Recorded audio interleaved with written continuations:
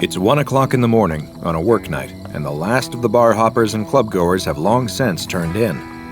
At the end of the street, the last bar is finally closing down for the night. Or it would, except that the bartender is having trouble getting rid of a customer. Sitting at the bar, an old derelict is demanding yet another drink. The bartender grumbles in annoyance. This derelict is sloppy drunk, and the bartender just wants to go home. "Closing time," growls the bartender. "Just one more," protests the derelict, shaking his empty glass for emphasis. "I've got money." He laughs at his own words, his giggles ending with a loud belch that blows a cloud of aromatic vapor into the bartender's face. That's it. This derelict has been hanging out at this bar causing trouble all night, and the bartender has had enough. "Get out of here," says the bartender as he hustles the wobbling derelict out the door. "You're done." The derelict creaks and totters as he stumbles out into the street. The night's festivities are really hitting him. It isn't so often that he's got the money to burn, but when he does, he likes to spend it here. The prices are right, and the conversation is minimal, which is just the way that he likes it. The derelict turns around, fire in his eyes. He's raring to fight, and he doesn't care that the bartender is quite a bit larger than he is. Right now, all he can see is red. "Don't tell me when I've had enough," he slurs, raising his fists as he prepares to lash out. But the bartender has already slammed the door in his face. Defeated, the derelict turns his back on the closed bar and starts a slow stumble down the street. "Stupid bartender," mutters the derelict, turning up his collar against the cold bite of the night air. He wishes that he just had one more drink to warm his stomach against the chill. He's so out of it that he doesn't stop to think that the bartender did him a favor by refusing to fight. There is no way that the derelict would have won that battle. Even if he was in his physical prime, even if the bartender wasn't twice his size, the derelict is in no shape to fight. His vision is blurry and his head is swimming.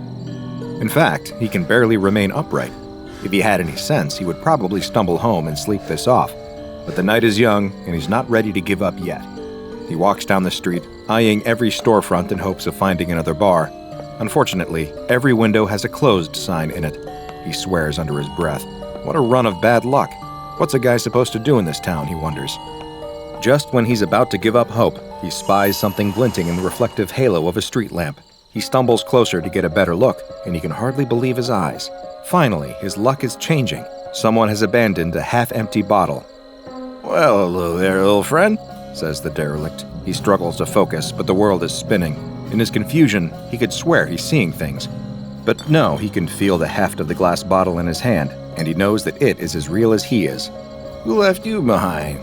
Who would leave a perfectly good bottle just sitting out here?" He recognizes this brand. There's only about 3 fingers of liquid left, but that's better than nothing.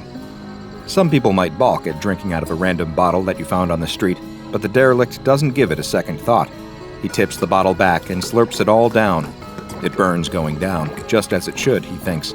He sighs in contentment as he feels the harsh liquid warm his stomach. Perfect. That really hit the spot. But what happens next surprises him so much that he can't believe his eyes. There's still liquid in the bottle. He blinks, wondering if maybe his adult brain is playing tricks on him, but he shakes the bottle cautiously and is rewarded with a telltale swish of liquid. That's no illusion. He takes another swig, guzzling it down. Normally, he'd drop the bottle to the ground and stumble on, but something makes him pause. He maintains his grip on the bottleneck and raises it again to take another look. And sure enough, there's still more left in the bottle. The derelict cannot believe his luck. He feels like he must have won the lottery. He's found a never-ending bottle. Already his mind is reeling with possibilities. "That bartender really thinks he's so smart," he mutters to himself as he weaves unsteadily.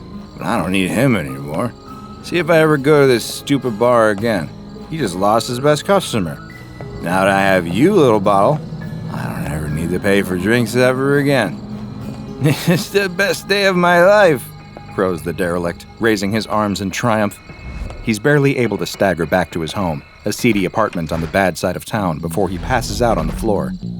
The morning sun rouses the slumbering derelict, and he rises with a groan. His whole body aches, and his mouth feels dry and parched. That's par for the course after a night of drinking, but somehow this hangover feels different. He puts that thought out of his mind as his mind returns to the strange, never-empty bottle that he discovered the night before. It's lying on its side on the floor next to him. He reaches for the mysterious bottle, only to find that, in fact, the previous night was not a dream. The bottle still contains just as much as it did the night before. He can't explain it, but the derelict isn't about to question his good fortune. He lifts himself to his feet and walks slowly into the bathroom. He's feeling a hangover like he's never felt before. His head is pounding and his throat is dry. His tongue feels swollen and sluggish inside his mouth, but he knows how to handle it.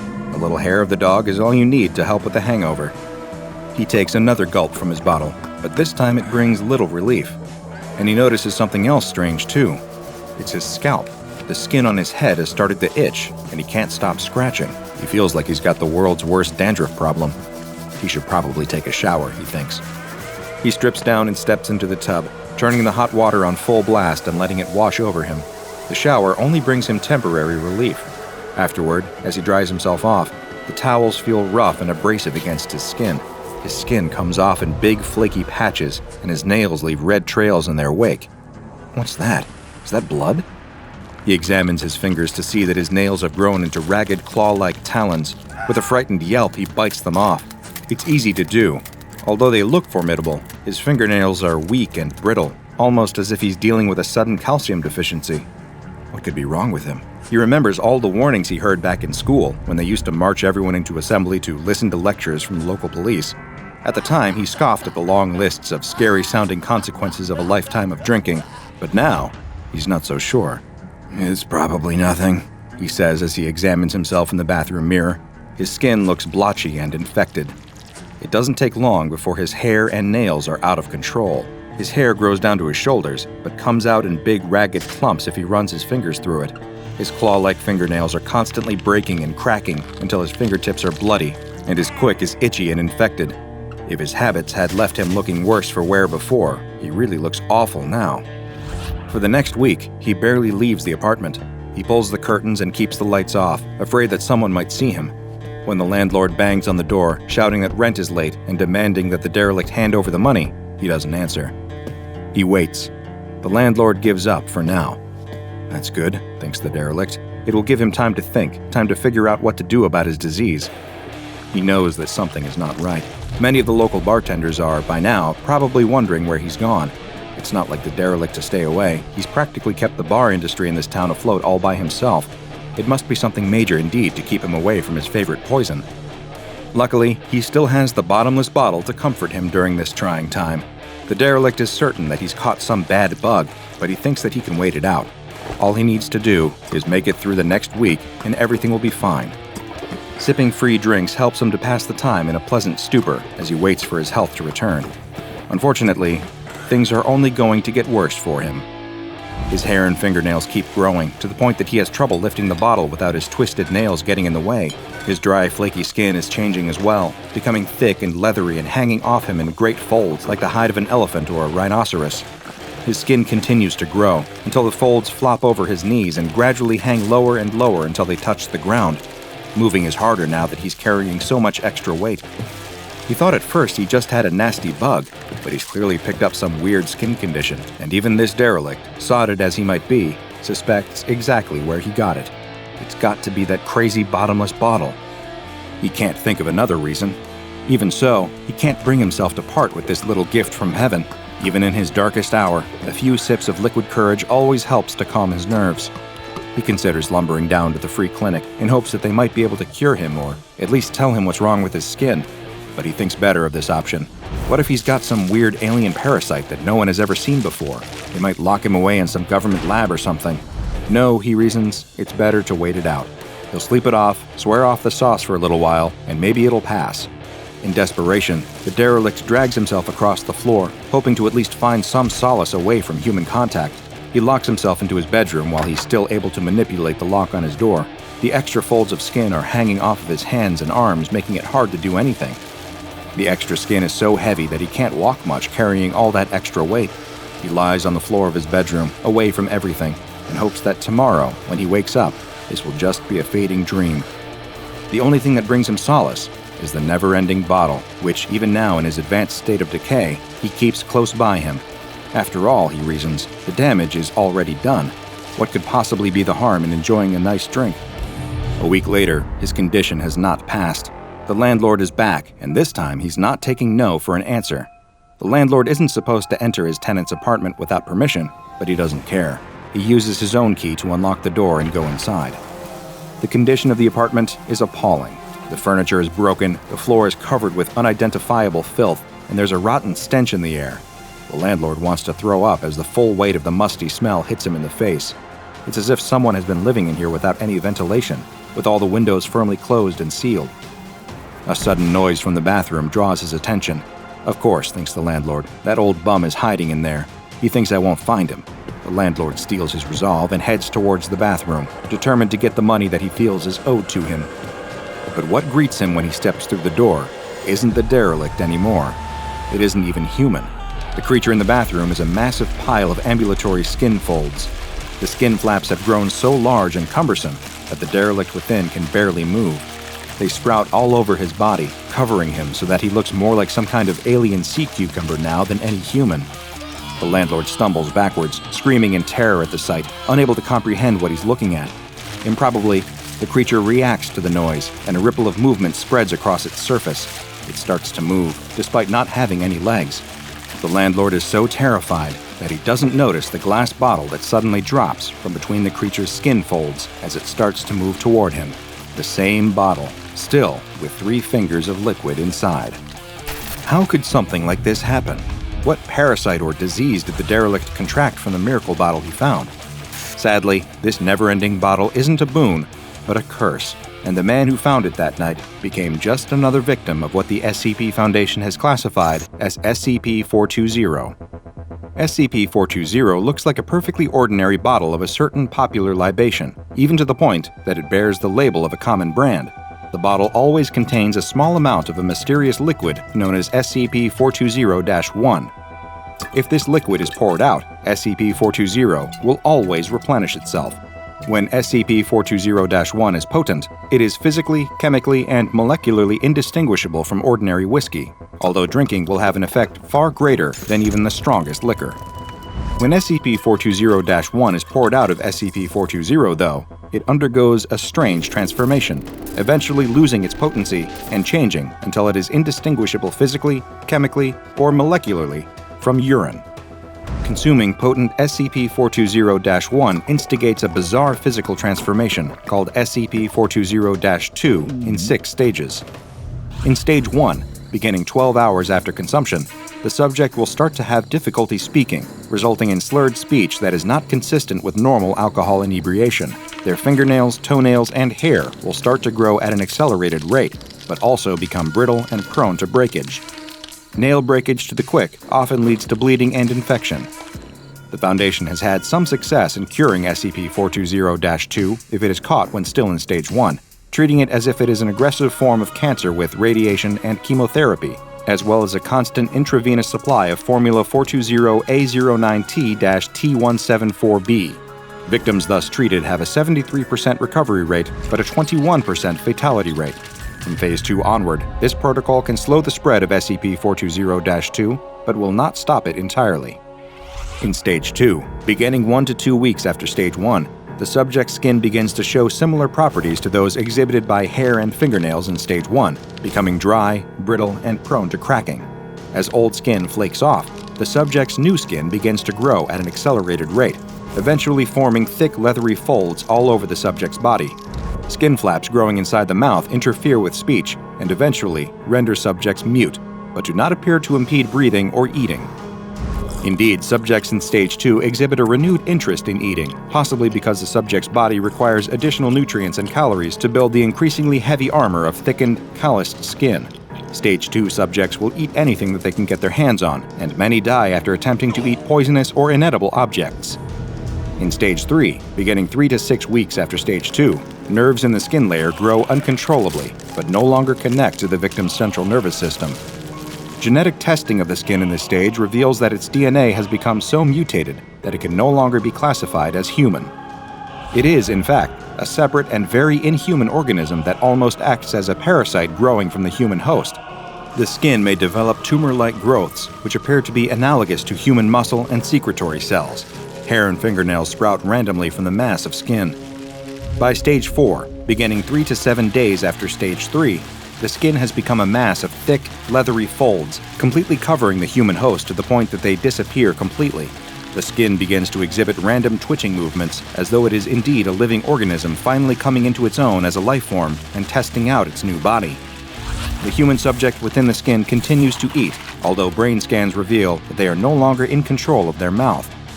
Instead, the skin entity forces the mouth to move by moving the attached skin. Small holes begin to form in the skin, eventually growing into narrow tunnels or throats that lead back to the now trapped body of the helpless subject. The subject is still consumed with a ravenous hunger and will eat anything that they can get in their mouth. In Stage 5, beginning 1 to 2 days after Stage 4, the skin begins to move in patterns indicating rudimentary intelligence. The skin, although still attached to the original subject, is now completely and distinctly non-human. It is its own organism. It can move of its own accord, dragging the trapped host along for the ride, and it moves and feeds much in the manner of an extremely large amoeba. It feeds by excreting a digestive enzyme onto foodstuffs and then enveloping the nutrients with its skin folds, again like an amoeba surrounding its food. The food is taken into the throats.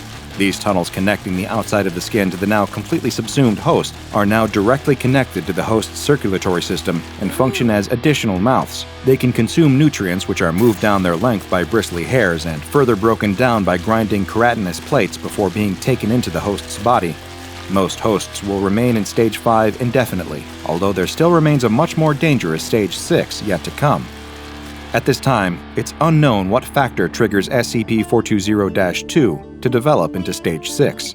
Little information about Stage 6 is available at this time, although it is known that it involves even more accelerated skin and keratin growth, resulting in a sudden increase in size and mass. Perhaps the most terrifying part of the entire transformation is that the host remains alive for the duration of the process, and sometimes even after SCP-420-2 has settled comfortably into its new life at Stage 5. Mercifully, most hosts will have completely succumbed to insanity by this point, although some are shown by brain scans to still be self-aware and quite calm, perhaps fading into a Zen-like state as they accept the inevitability of their fate.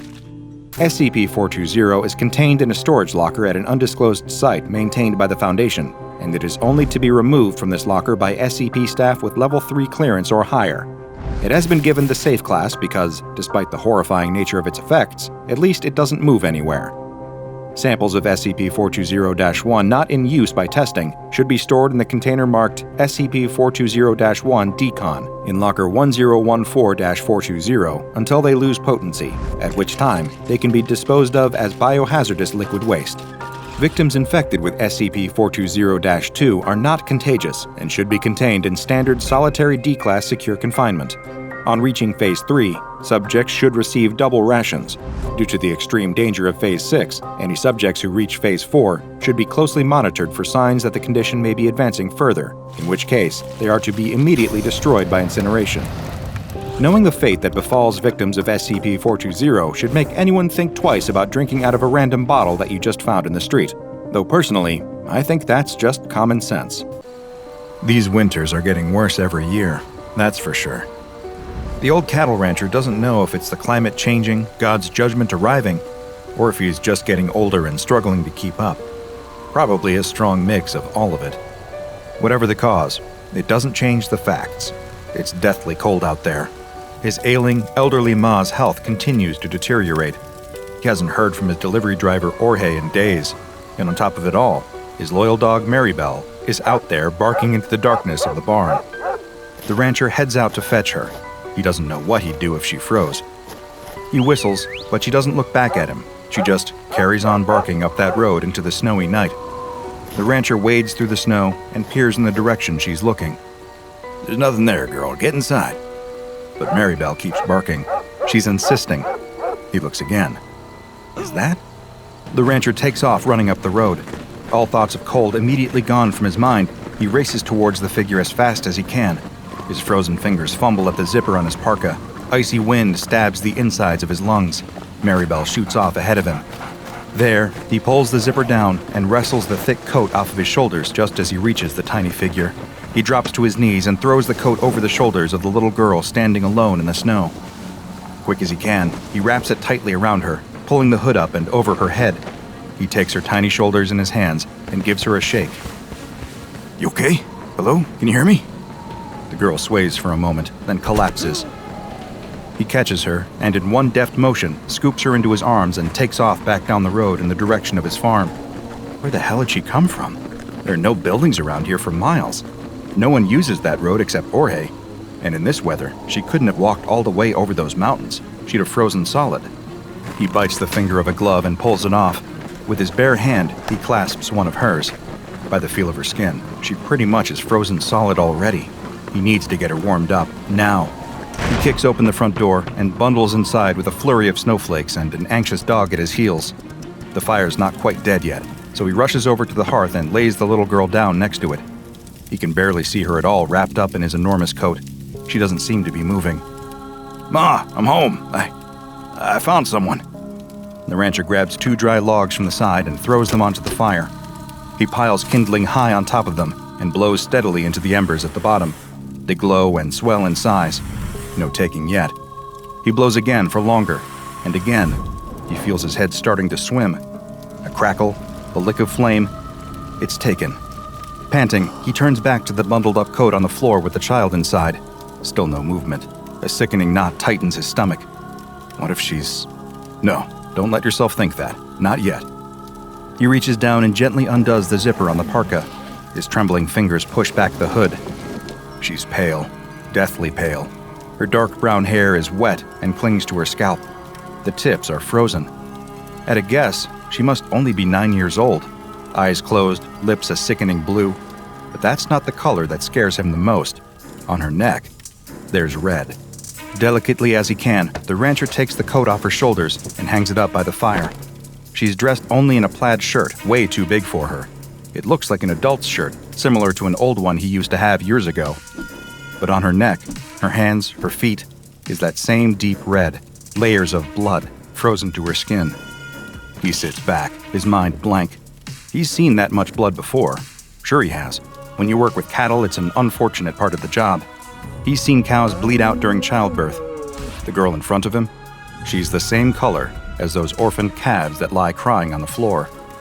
A groaning sound fills the room. The rancher looks across at the armchair where his ma sits. She doesn't look at him, doesn't look at the girl on the floor. She just stares into the fire, same way she always does. Ma groans again, trying to express something she doesn't understand, being in a world without living in it. "Ma, it's okay. Sorry if I startled you. We have a guest with us." But she just keeps on groaning and staring into the fire. The rancher buries his head in his hands and lets out a deep breath. Only the sound of his breath is joined by another, a tiny breath rattling and rasping through a damaged child's throat, trying its best to keep its host alive. The rancher opens his eyes and stares at the child. She isn't conscious, not by a long shot, but she's breathing, a little at a time. The icicles in her hair have turned into rounded droplets of water that glow by the heat of the fire. He snaps back to his senses. He's not doing her much if she's just lying there soaking wet. He runs off upstairs and grabs some towels and a fresh flannel shirt to wear. After several minutes of drying her off, he's confident enough that he's got most of the water off. There's still a lot of blood caked to her skin, but as far as he can tell, there's no wound anywhere that it could have come from. Brow furrowed, he leaves her under a bundle of blankets and fills up the kettle with water.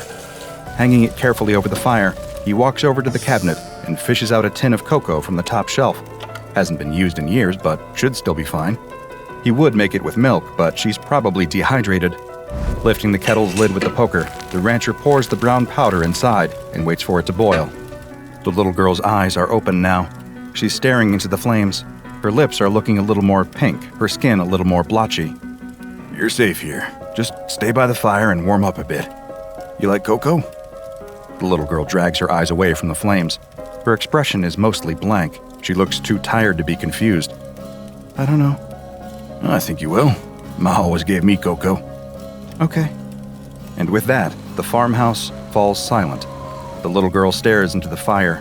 The rancher watches her, finally feeling the wave of exhaustion crashing over him. His ma has fallen asleep in her armchair.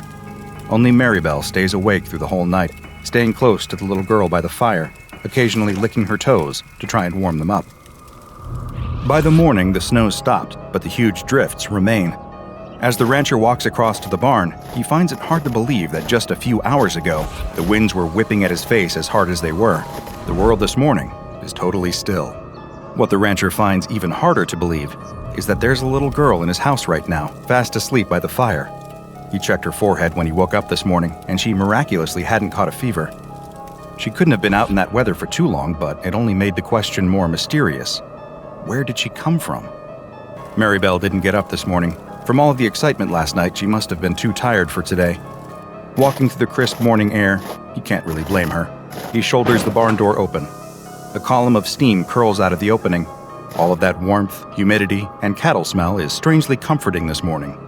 But as the rancher goes around checking on all the cows inside, he very quickly discovers a problem.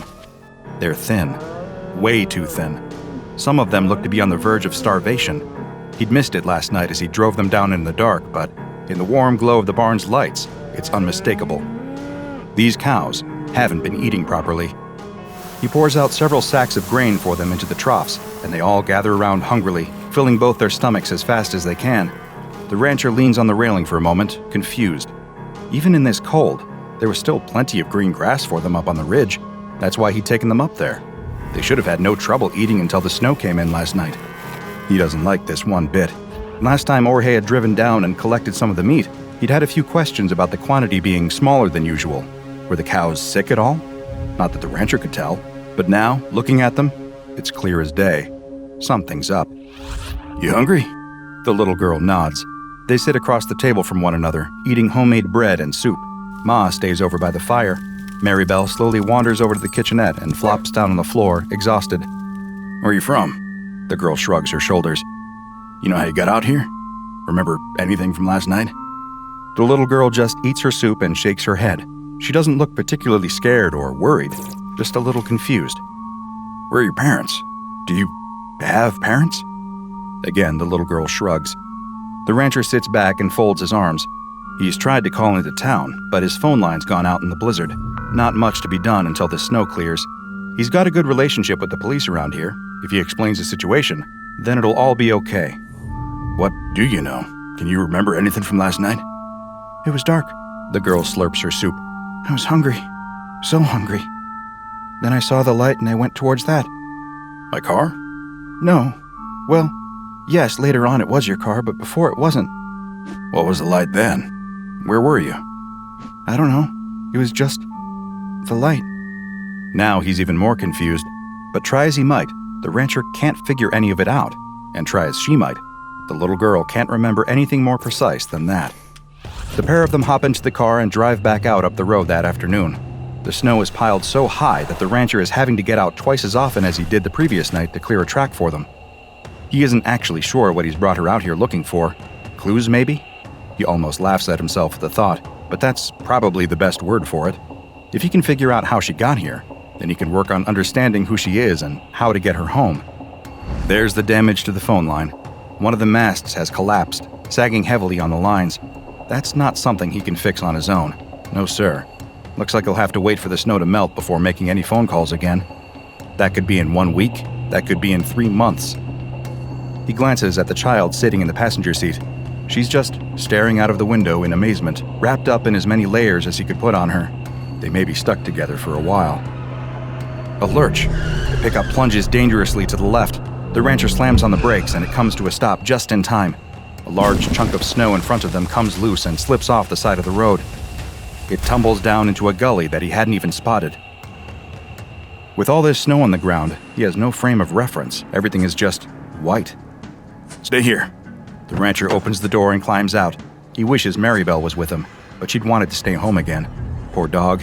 She must really be going through it if she wasn't even up for a ride in the pickup. Carefully as he can, testing every step before making it, the rancher creeps over to the edge of the gully. It's bigger than he thought, much bigger. It continues down, more and more sharply for a few hundred feet, all the way down into a... Oh no. There's a semi down there, a big rig, warped and bent, lying on the rocks. Just a glance is enough to tell the rancher it's Jorge's, but he just keeps staring at it in disbelief. Can't be. But it is. Stay in the car. The rancher reaches past the little girl and into the back seat. Grabbing a pair of crampons and some rope, he straightens up and looks at the girl. She knows it's serious. He can see the concern on her face. Stay in the car, he repeats. By the time the rancher makes it down to the truck, his legs and back are killing him. All this work over the last 24 hours is going to start taking its toll sooner or later, but some things have to be done. He pauses by the semi. It's on its side. He'll have to climb up onto it and try to open the door. Some things have to be done. He hoists himself up and manages to clamber onto the metal door. It's badly crumpled, and the window is smashed in. He doesn't fancy his chances of being able to get it open. One look through the window shows him that he won't want to do that anyway. Blood coats every inch of the inside of Jorge's truck. The cabin that the rancher is so used to seeing and sitting in is almost unrecognizable. Smashed glass is sprinkled across every surface with a dark brownish-red layer of gore frozen into everything else. There, in the midst of it all, still wearing a seatbelt, is Jorge's body. It dangles like a limp carcass at a butcher shop, like the cows he hangs in the slaughterhouse. And like those cows, a large chunk of Jorge is missing. His fat stomach is gone, not just cut open, but gone. The tops of his thighs, too, and much of his chest. So much of him is just missing. Open arteries and lifeless nerves dangle in place. That must have been a hell of a crash. The rancher reaches over and pulls Jorge's cap down over his eyes. Not much else to be done right now. No way he can clean this mess up by himself. But as the rancher climbs up the valley, his mind starts to connect some dots that leave a sick feeling in his stomach. He's seen that much blood somewhere else, or rather, on someone else, just last night. He slams the door to the pickup shut and starts to drive back down the track. Since the snow stopped, all of the drifts that he'd cleared earlier remain clear. It's only a few minutes' drive back down to the farm. He doesn't say a word the whole way, and neither does the little girl. She clearly senses something's up. The sick feeling in his stomach remains. He pulls up the handbrake, and the two of them sit in silence outside the farmhouse. There's a truck in that valley. Did you know that? Yes. Is that where you came from last night? I don't remember. Was he... The rancher stops. Jorge didn't have any kids. What were you doing in his truck? I don't know. Was he... The rancher can't bring himself to accuse his best friend of the words that almost left his mouth. Do you think you might not remember because something bad happened to you? I don't know. The rancher closes his eyes for a long moment. Silence fills the pickup. Come on, let's get inside. But inside wasn't the safe haven he'd been hoping for. Ma's been throwing up.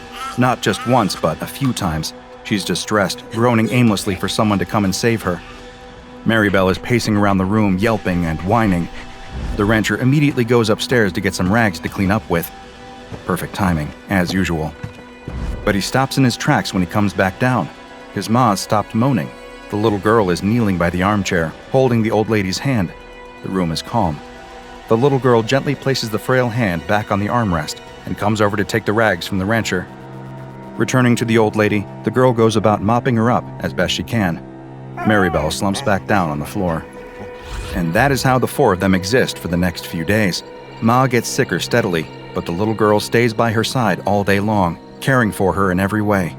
The rancher's glad of that. It gives him the time he needs to help his cows outside. None of them are in a good shape. Whatever it is, they're still getting thinner. He feeds them all the grain they'd normally need, and then some, and they always finish it off. Yet none of them are getting any fatter. The rancher leans on the railing, trusty dog by his side. His energy is starting to really lag behind what he needs.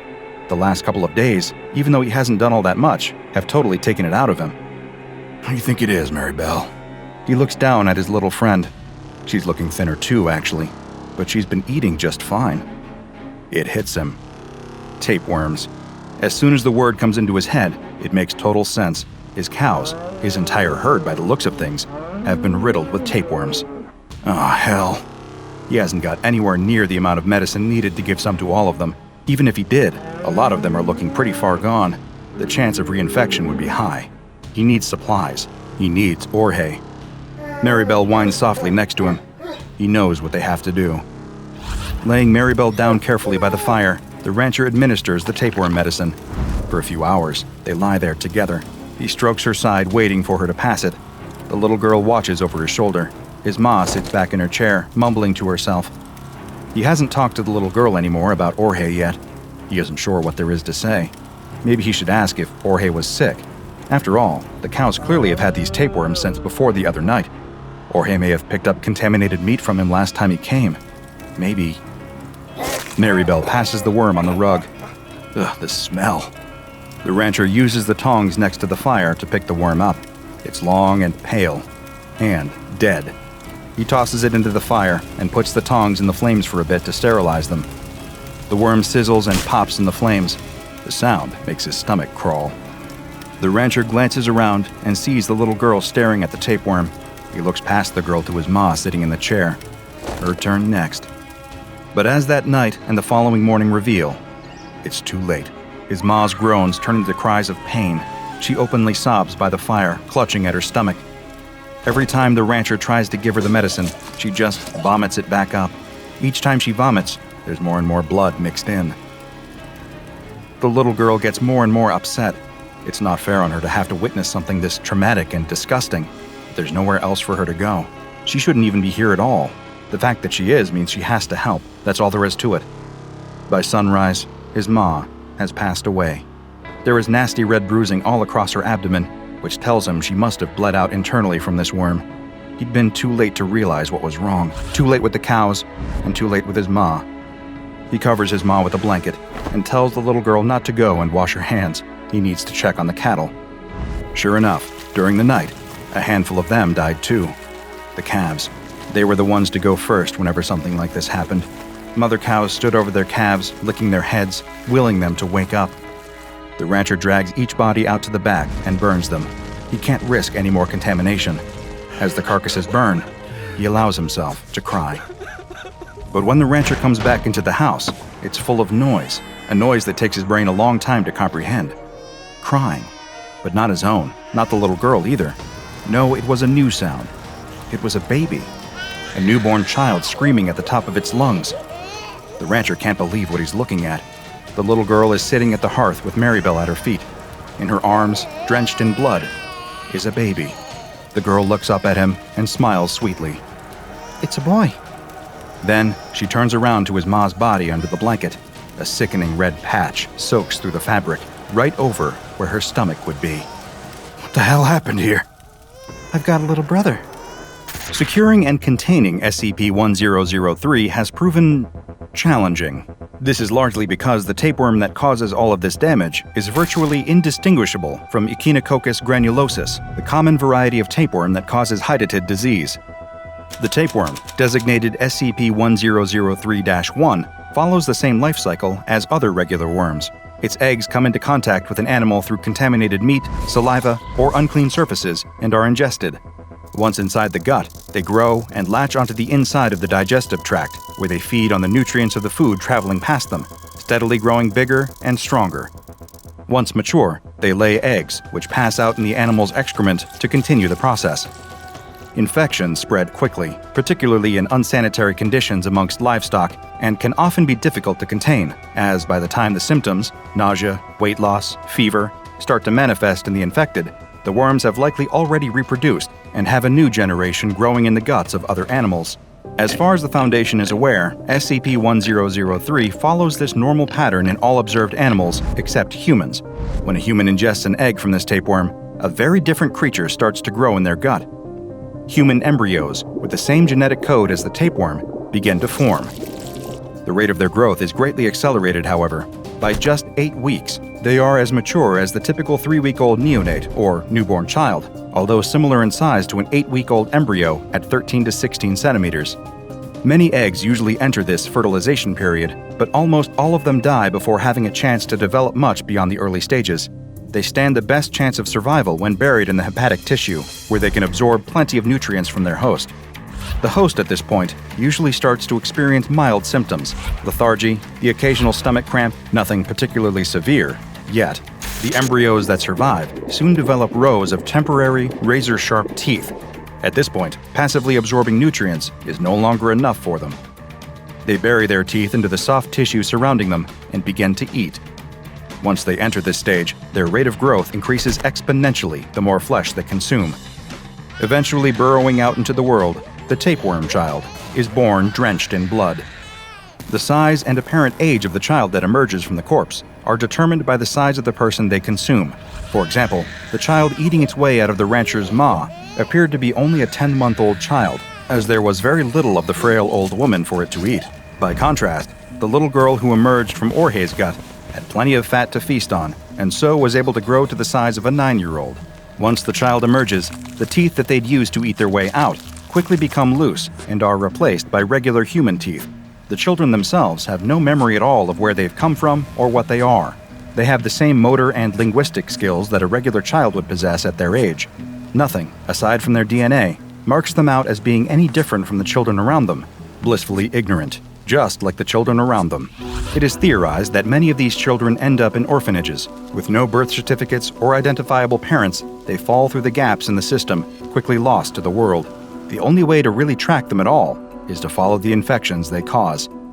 You see, these tapeworm children have one final curse they must live with. Their bodily fluids, their saliva, and sweat contain the same tapeworm protoscolex that will develop into SCP-1003-1 as soon as it is ingested by another creature, making the cycle start all over again. If you want to track down a tapeworm child, and I highly advise that you don't, all you have to do is follow the trail of nasty stomach infections, internal bleeding, and freak pregnancies amongst the outcasts of society. It, unfortunately, will not take long. There are currently 10 instances of SCP-1003-2 in containment. The children live in Bioresearch Area 13 under strict supervision.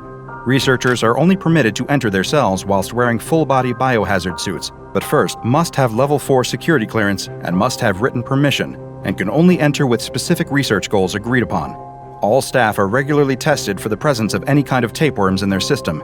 No other animals are permitted in this facility. A man opens his mouth to bite a hot dog and suddenly freezes. His eyes widen, and the hot dog drops from his hand, falling to the ground. Ahead, a stampede of people is running toward him, screaming, crying out for help. Behind them, a man walks at an ordinary, casual pace, but something is off. His eyes have a glazed, unfocused look to them, and he keeps shoveling random items into his open mouth, swallowing them down.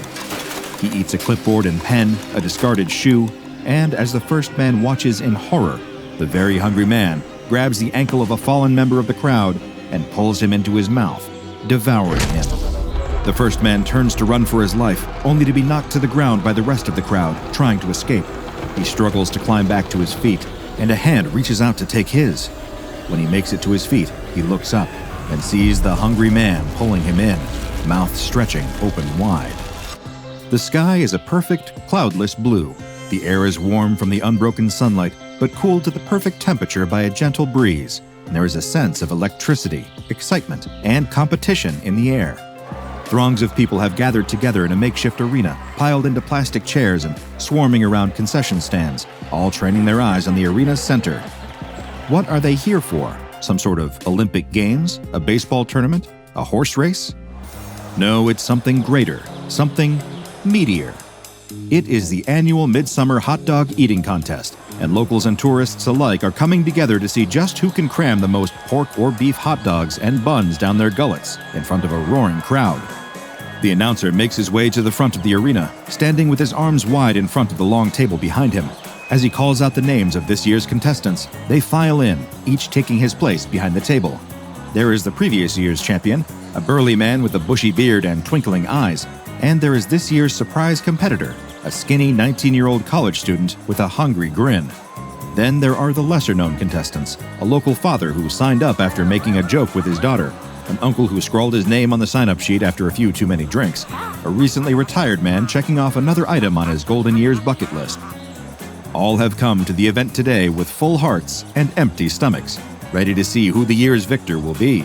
The announcer riles up the crowd, encouraging them to cheer as loudly as possible to spur on their chosen competitor.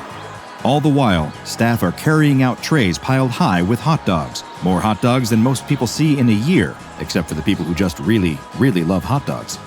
Each contestant receives a tray of hot dogs, a bucket of water, and an additional empty bucket, just in case, well, you get the idea. With the supplies and competitors all in place, it is time to begin the countdown. The announcer holds up his favorite air horn and calls out, 3, 2, 1, eat! At the sound of the air horn's blast, the men leap into action, seizing hot dogs from plates and each engaging in their unique competitive eating technique. The previous year's champion employs the method of famous hot dog eating champion Joey Chestnut, dunking his entire hot dog sloppily into his water, then swallowing it as quickly as possible. The new challenger, on the other hand, employs the Solomon method, named for King Solomon. Much like the fabled king suggested doing with a stolen infant, eaters using the Solomon method break the focus of their feasting in half before polishing it off.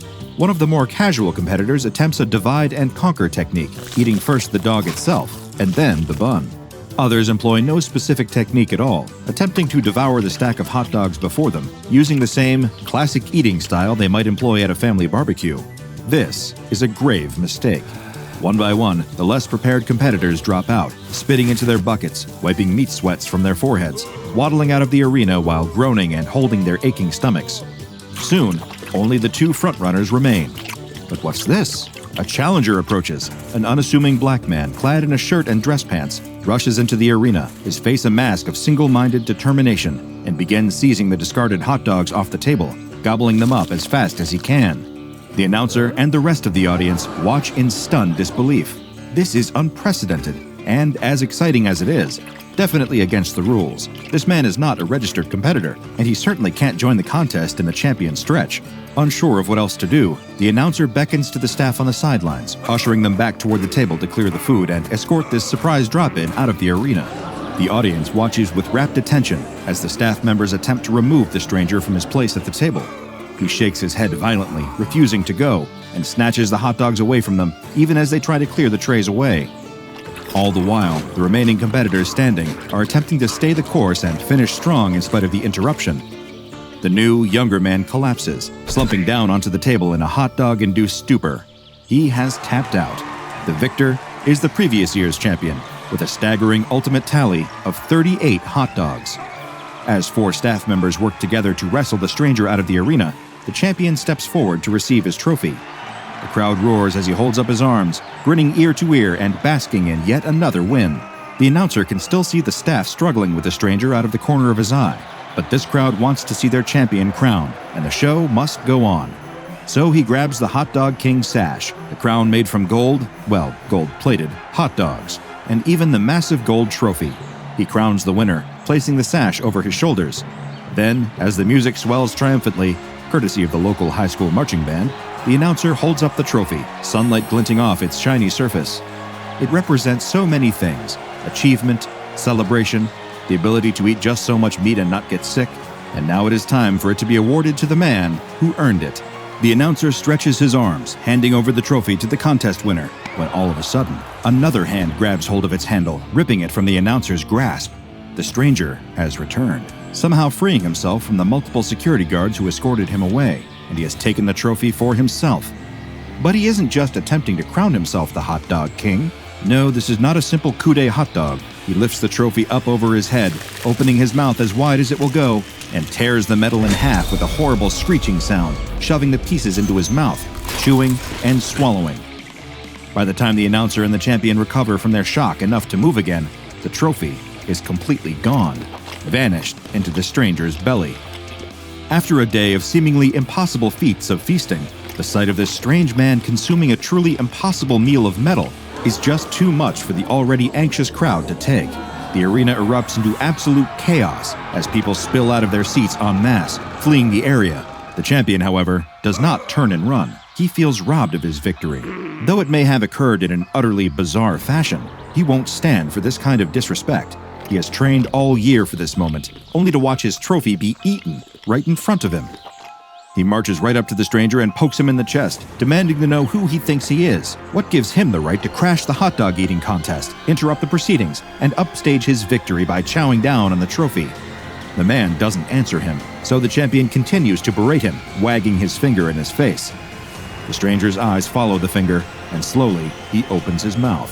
There is a sudden chomp, and the champion screams, holding his hand to his chest, using his shirt to stem the bleeding. He turns to run with the rest of the crowd, but it's too late. The stranger's hand clamps down on his shoulder, holding him in place with a surprising strength. The only thing he sees before his life is snuffed out is the stranger's wide-open mouth, before everything goes dark with another sickening chomp.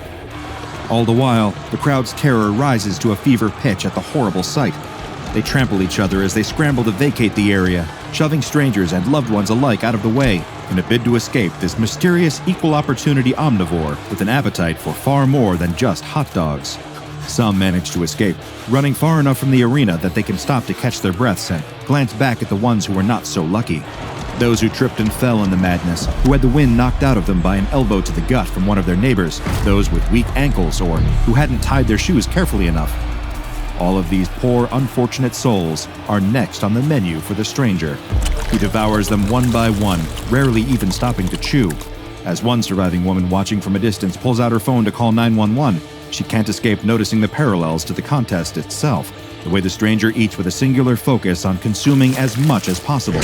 There's no pause to enjoy the meal, but there is no sadism or malice in the act either, just the sheer, undeniable drive to keep eating. The woman's call to the police is one of the strangest moments of her life and utterly baffles the local police department. Ma'am, please calm down, one officer repeats again and again. What do you mean there's a man eating people? I mean exactly what I said, she shouts. A man showed up at the hot dog contest and started eating people. Please, you have to do something. I think this is above our pay grade, miss, another officer chimes in. You think we should call, the first officer trails off. Who? The woman demands, but the line goes dead before she can ask another question. The police are clearly no help, and she isn't about to stick around and see just how big this stranger's appetite is. She tried to save the others, but now she needs to save herself. She runs all the way home without another glance back. Meanwhile, the local police did make that mysterious call, and an SCP Foundation mobile task force is currently en route to the scene. By the time they arrive, the park is a ghost town, with nothing but the blood-stained grass and abandoned arena to suggest that something horrible ever happened here at all. But these aren't some bumbling local police officers who have no idea what to do with a man-eating anomaly. This team has seen enough bizarre sights to fill a lifetime, and another lifetime after that. They spy a trail of sticky red footprints leading away from the arena. At first, they assume that the substance is blood, but a closer examination reveals that it is, in fact, ketchup. They track the savory footprints away from the scene of the day's unsavory events, following them to a nearby warehouse. Judging from the scattered wooden beams, rustling metal, and boarded-up windows, this place has been abandoned for some time. The perfect place for an anomaly to hide away. If they weren't certain, the sound of someone inside biting through sheets of metal is plenty of indication that this is the right place. With no time to waste, they break down the door of the warehouse, weapons drawn and ready. They follow the sound of the chewing, splitting up to apprehend the subject from all available directions. The shriek of tearing metal echoes through the building, bouncing off the walls and creating a cacophony that is difficult to track. They do their best to follow the sound, but quickly veer off in separate directions in an attempt to cover as much ground as possible.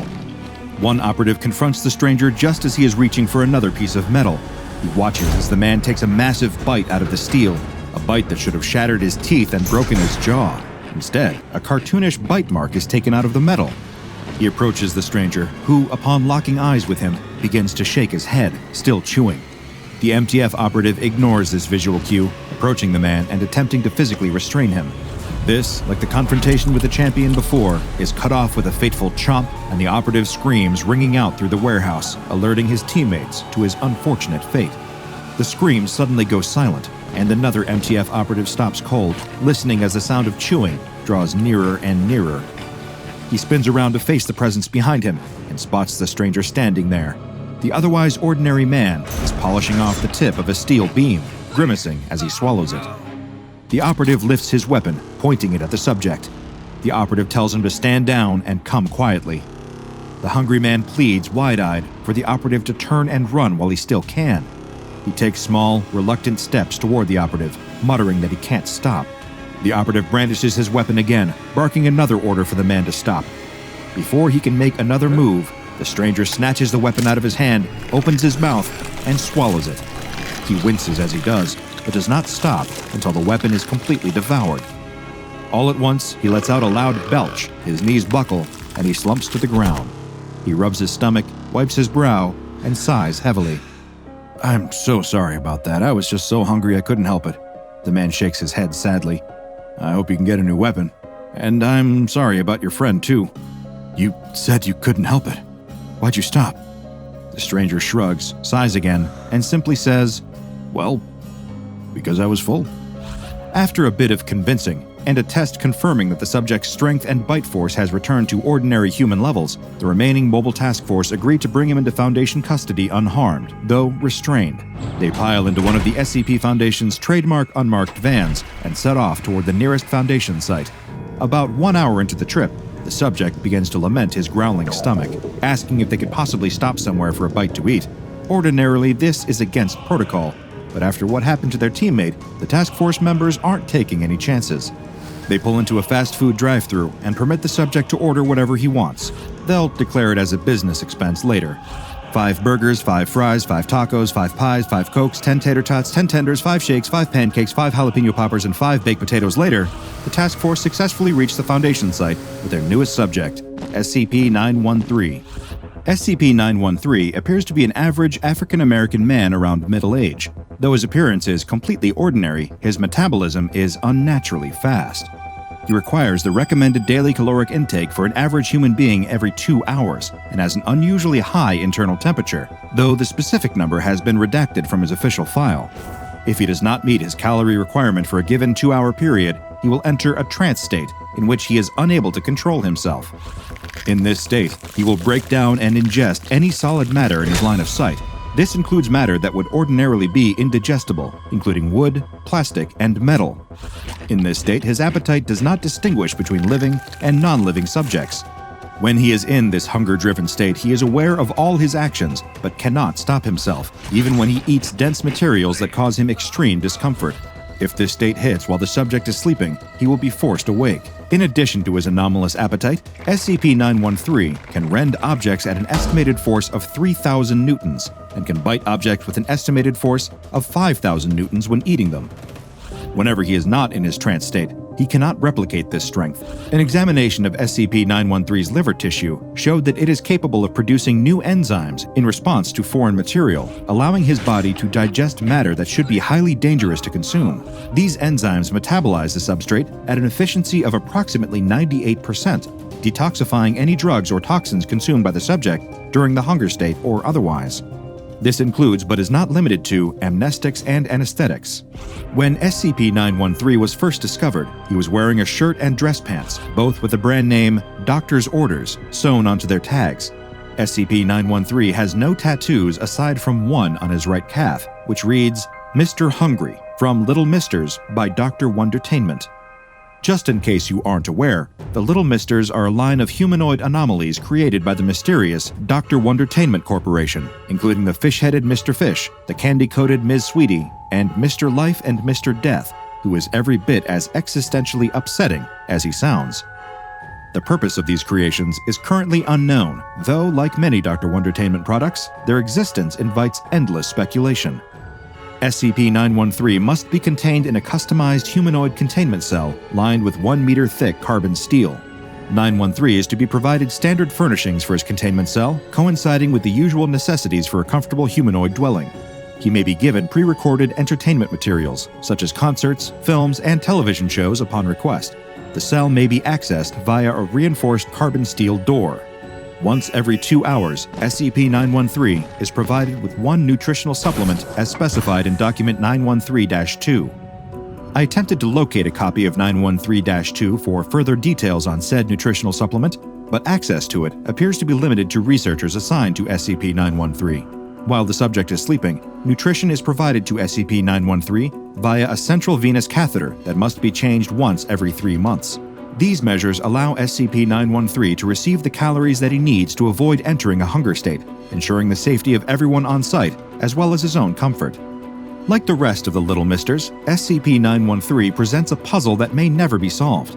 I could spend my limited time on this Earth wondering why Dr. Wondertainment would create a being that seems to serve no purpose other than eating as much as possible, lest he unwillingly destroy the environment around him. But I believe that would be a waste of time.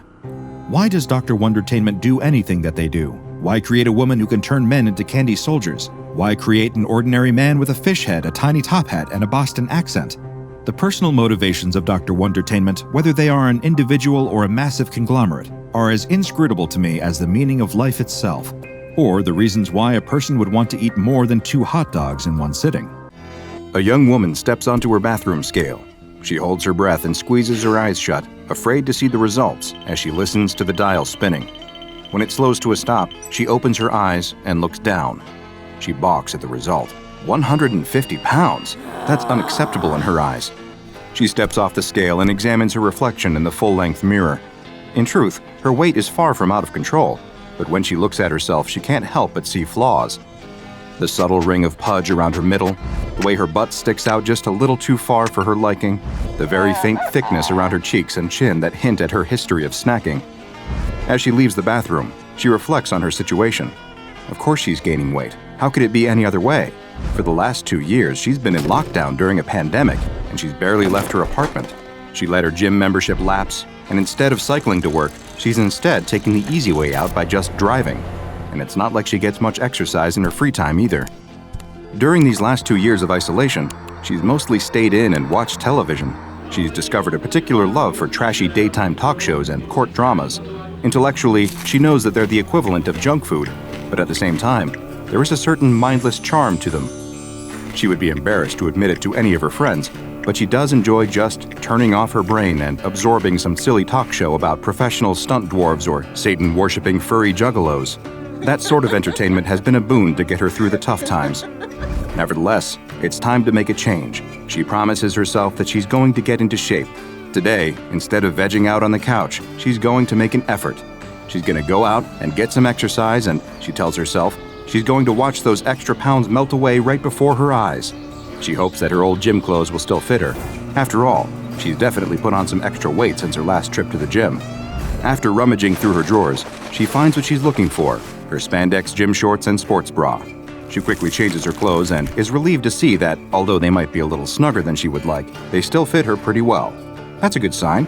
She probably won't even have to work very hard to get herself down to her ideal weight. It's all a matter of willpower, she tells herself. I was fit before, so that means I should be able to do it again. All I have to do is avoid temptation. I'll just have to make sure I stay active instead of watching trash TV all day. After all, I don't want to rot my brain too much. On the first day, she actually does an admirable job of sticking to her plan. She cycles to work, enjoying the fresh air and the reassuring post-workout burn in her legs that let her know that she's making progress. She throws away all the junk food in her refrigerator and goes shopping for healthy fruits and vegetables. And, most important of all, she limits her television time. She knows that trashy TV is probably her biggest addiction, even more than junk food, so she needs to be careful of that. On the second day, though, she notices something strange. She starts off with a simple, healthy breakfast, just some granola and a glass of juice. It's barely enough to satisfy her, but she knows that she has to make sacrifices if she expects to actually lose any weight. After breakfast, she decides to go out for a jog. As she's out on the street, she's overcome with sudden hunger. Of course, that's to be expected. She's on a diet now, so it's going to take some time to adjust to these smaller meals. She puts her hand to her rumbling stomach and grimaces. She's never felt this hungry before. If she didn't know better, she would think that she hadn't eaten for a week with the amount of pain that she's feeling. In fact, she's actually starting to feel a little woozy, and she has to lean against a light post to keep from fainting. She shakes her head to clear her thoughts. Okay, she thinks, I must have misjudged how many calories I need to get me through a morning. Her eyes stray to a nearby coffee shop. She sighs in relief. She thinks to herself, I'll just pop in there and get myself a small snack, just a little something to keep my blood sugar up. She walks into the cafe and gets in line. As she waits, she can't help but stare at the rows of pastries on display under the glass. They all look delicious, and she is really hungry. She fully intends to only get a bagel with a little smear of cream cheese, but when she gets to the counter, she finds herself ordering way too much food. I'd like 2 scones, 3 danishes, and a bear claw, she says. Also a large super raspberry frappuccino with extra syrup and whipped cream. The words just tumble out of her mouth, almost as if it's not her saying them, but rather some other voice speaking through her mouth. What the? I didn't say that, she stammers. The clerk behind the counter eyes her strangely, and the young woman feels too embarrassed to protest further. She steps aside and waits for her order, pondering the strange event that just happened. Is she possessed? She's not a superstitious person, but she can't think of any other explanation for what just happened. She can admit to herself that she has broken down and lost to temptation over a tasty snack in the past, but this is ridiculous. Eventually, when the clerk hands her the order, she rationalizes the whole thing away. I must just be having a hunger hallucination, she says to herself. Obviously, I need to be a little more careful about not being so strict about my diet. I'm sure if I just eat sensibly, I won't have an experience like that again. Her stomach grumbles again, reminding her of the original reason why she stepped into this coffee shop. She retreats to a table in the corner and tears open the bag. She wolfs down her pastries with gusto and slurps at her rich, creamy drink. When she's finished, she sighs in satisfaction, although the uncomfortable full feeling in her belly reminds her of her predicament. She only meant to eat enough to keep her from fainting, but instead, she's eating herself silly, and it's only day 2 of the diet. This does not bode well. Okay, she tells herself, this is my last cheat. From now on, I'm going to be serious about this diet. She stands up and leaves the cafe, ready to complete the rest of her jog. But then, something even stranger happens.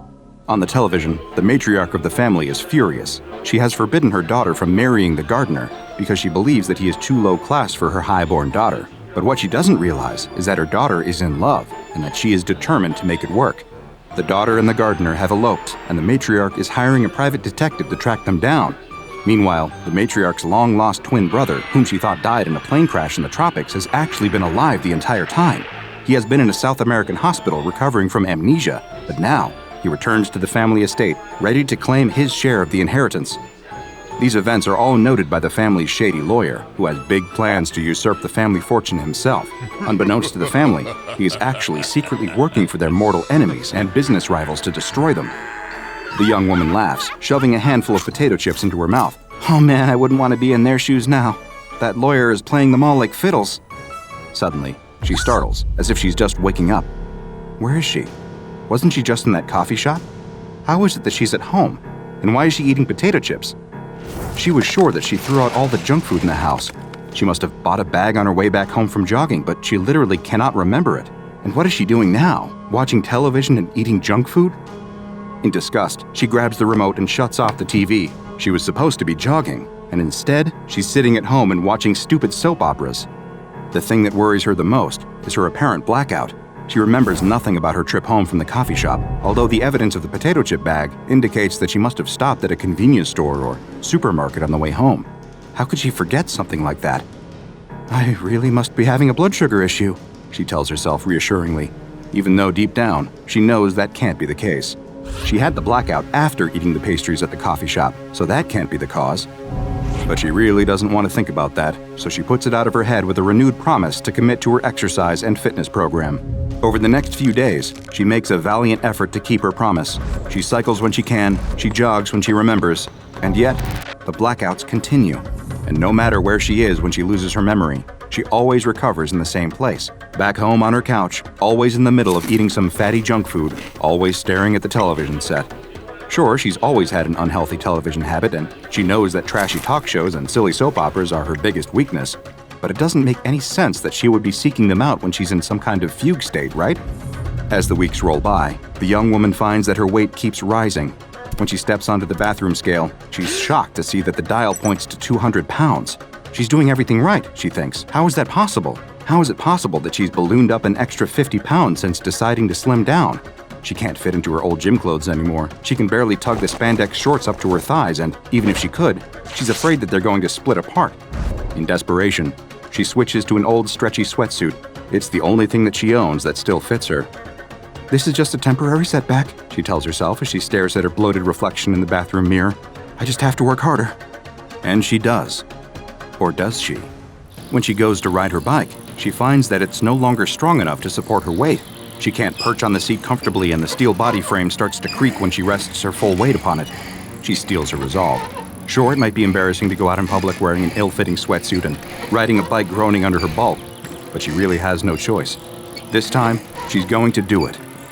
And she probably did ride her bike to work, right? She's not sure. The next thing that she knows, she's back at home, spread across the couch, basking in the comforting glow of the television. The floor is covered in empty bags and cartons, and her face is slathered with crumbs and sauce. The last thing that she remembers is that she was just about to go for a bike ride, but now she's back at home, and it looks like she just completely ruined her diet. She lifts her arm with some effort and stares at her watch. She's lost almost a whole day. That's the longest blackout yet. She must have gone out cycling and made her way home, where she decided to reward herself for her strenuous efforts with a little snack. That's the only logical explanation. She tries to reassure herself that maybe she's past the worst of it, but she finds that these mysterious blackouts keep happening. They happen while she's at work, while she's at the gym, while she's out cycling, but she always comes to in the same place, sitting on her sofa at home, in front of the TV, surrounded by the debris of a massive meal. Again, she wonders if maybe she's having some sort of reaction to her new low-calorie diet. Maybe she's been cutting back so far on her food intake that she's starting to have fainting spells. Maybe her diet food is tainted in some way. But that doesn't explain why she keeps gaining weight. The scale in her bathroom doesn't lie. It keeps reporting higher and higher numbers, and as much as she tries to reassure herself that it must just be broken, her ever-tightening clothes and ever-widening reflection tell her otherwise. Her trips to the gym become less and less frequent, as she finds that other patrons have started to stare and whisper about her. Are they laughing at her for not being able to control her weight? Are they whispering about how her new flab is spilling from the confines of her sweatsuit? She can't even run on the treadmill for more than a few minutes without being completely winded, and she's too wide to balance on her bike now. The young woman has grown absolutely massive, to the point that she completely fills the whole couch. She chews her way through yet another bag of potato chips, her eyes never straying from the ever-chattering television set. She barely moves from the spot, her tremendous girth sinking into a permanent groove in the cushions as the couch springs groan. She barely notices, however, because she's much too intent on enjoying herself.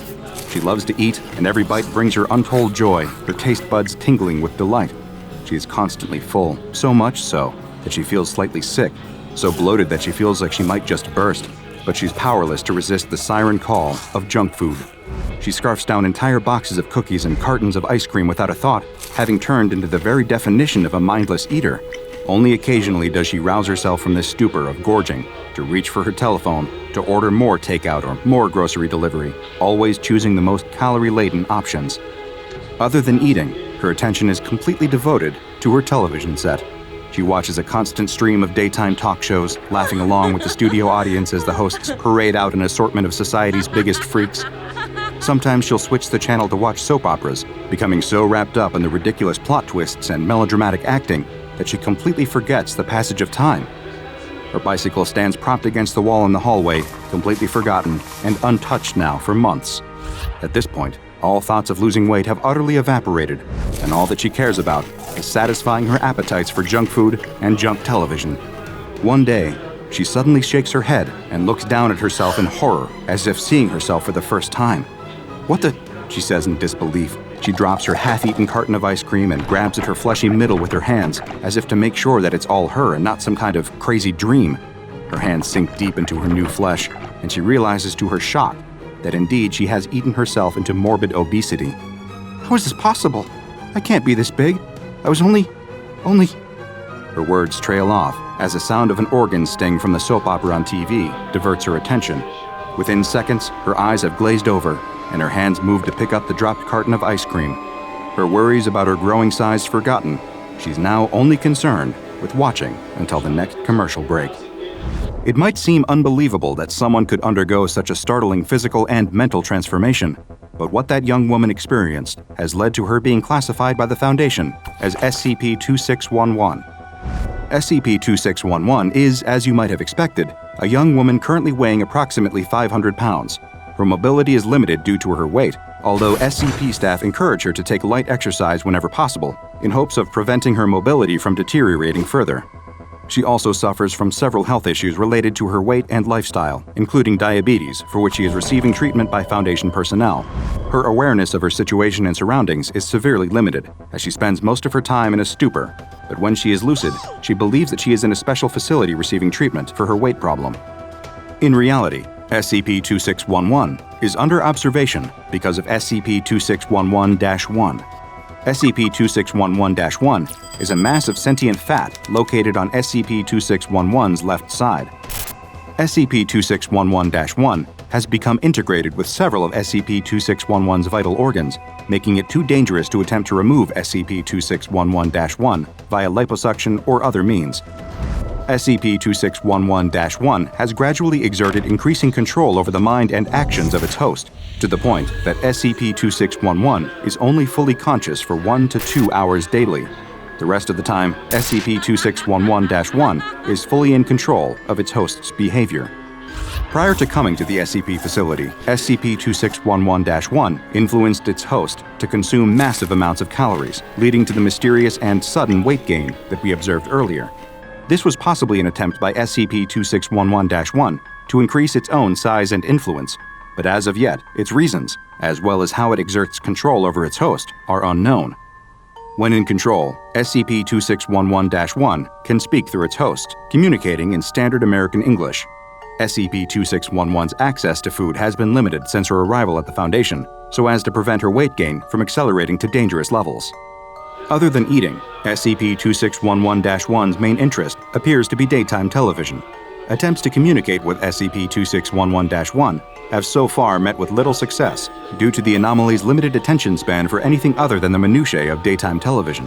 In a conversation with one researcher, however, SCP-2611-1 let slip that it preferred daytime television to the programming watched by, quote, that other guy, suggesting that it lived inside a different host before it eventually took up residence within the body of SCP-2611. At another point, while in the middle of a conversation about a court drama, SCP-2611-1 suddenly announced, kill it now, I don't care if I die." Staff believe that this might not have been SCP-2611-1 at all, but rather the voice of SCP-2611 trying to break through the hypnotic control of her parasite to call for help. At this time, no drastic action is recommended until further observations can be made. SCP-2611-1 does not appear to be contagious, and the way that it bonds with the host is unknown, so it is currently classified as safe. At the moment, SCP-2611-1 is the only known instance of its kind. However, considering rising levels of obesity worldwide, it is not unfathomable to think that there could be countless other instances influencing the behavior of other hosts to dedicate their lives to consuming food and television. Who knows? It's not like most of us would need that much convincing. A bear mauling you to death, being stalked by cougars in the dead of night, only to be eaten in your sleep. Wandering off the path and getting lost for days, the elements slowly withering you away to nothingness. There are plenty of ways you can die in the wilderness, but few would expect death to come as a result of a simple bodily function with a decidedly anomalous twist. Springtime in the Sierra Nevada is undeniably beautiful. The unpredictable storms of winter are a thing of the past, but the oppressive heat of summer hasn't yet crept in. The highest peaks of the mountains are still spotted with snow, but in the foothills, the wildflowers sprout from the earth, blooming in a tapestry of yellow, pink, purple, and orange.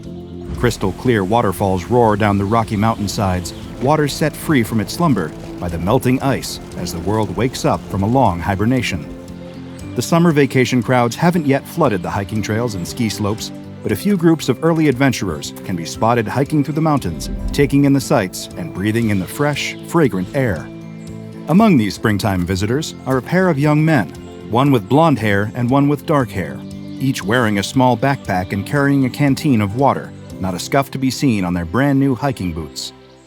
These two young men are on their senior spring break from college, gleefully taking the hiking trip they have been talking about since they were paired up as roommates their freshman year. Neither of these young men is especially experienced in hiking, but they have both spent dozens of hours in the library reading up on wilderness survival, on the best ways to pitch a tent and start a fire with nothing more than a stick and 2 rocks. The lighter-haired of the two especially prides himself on his knowledge of foraging for edible wild plants, a skill he is excited to put to the test on this trip. His dark-haired companion is a bit more suspicious of wild plants, frightened by the stories of foraging gone wrong and unfortunate explorers confusing a delicious mushroom for one that stops the heart in minutes. He has filled his bag with provisions, with granola and jerky, dried fruits, and cans of beans that he hopes his friend will share with him, rather than risking his safety by gambling on a wild root or berry. Still, his concerns about foraging are soon forgotten as the two proceed further along the trail, passing sparkling waterfalls, bighorn sheep grazing on wild plants, and a bird that just might be a bald eagle soaring by overhead. The two are lost in the majesty of nature, so lost, in fact, that they forget to eat until the sun is dipping over the horizon and the world is growing dark around them. Out here in the mountains, with no light pollution to speak of, dark is dark. Even with the help of the lanterns they brought, the two men can scarcely see well enough to put up their tents and build a small fire. Still, they remember all of their reading and manage to set up a modest camp for the night. The dark-haired man pulls a bag of beans from his backpack and begins to heat them over the flame. He offers some to his companion, but he refuses. The blonde man has found a shrub that he recognizes, weighed down with ripe fruit.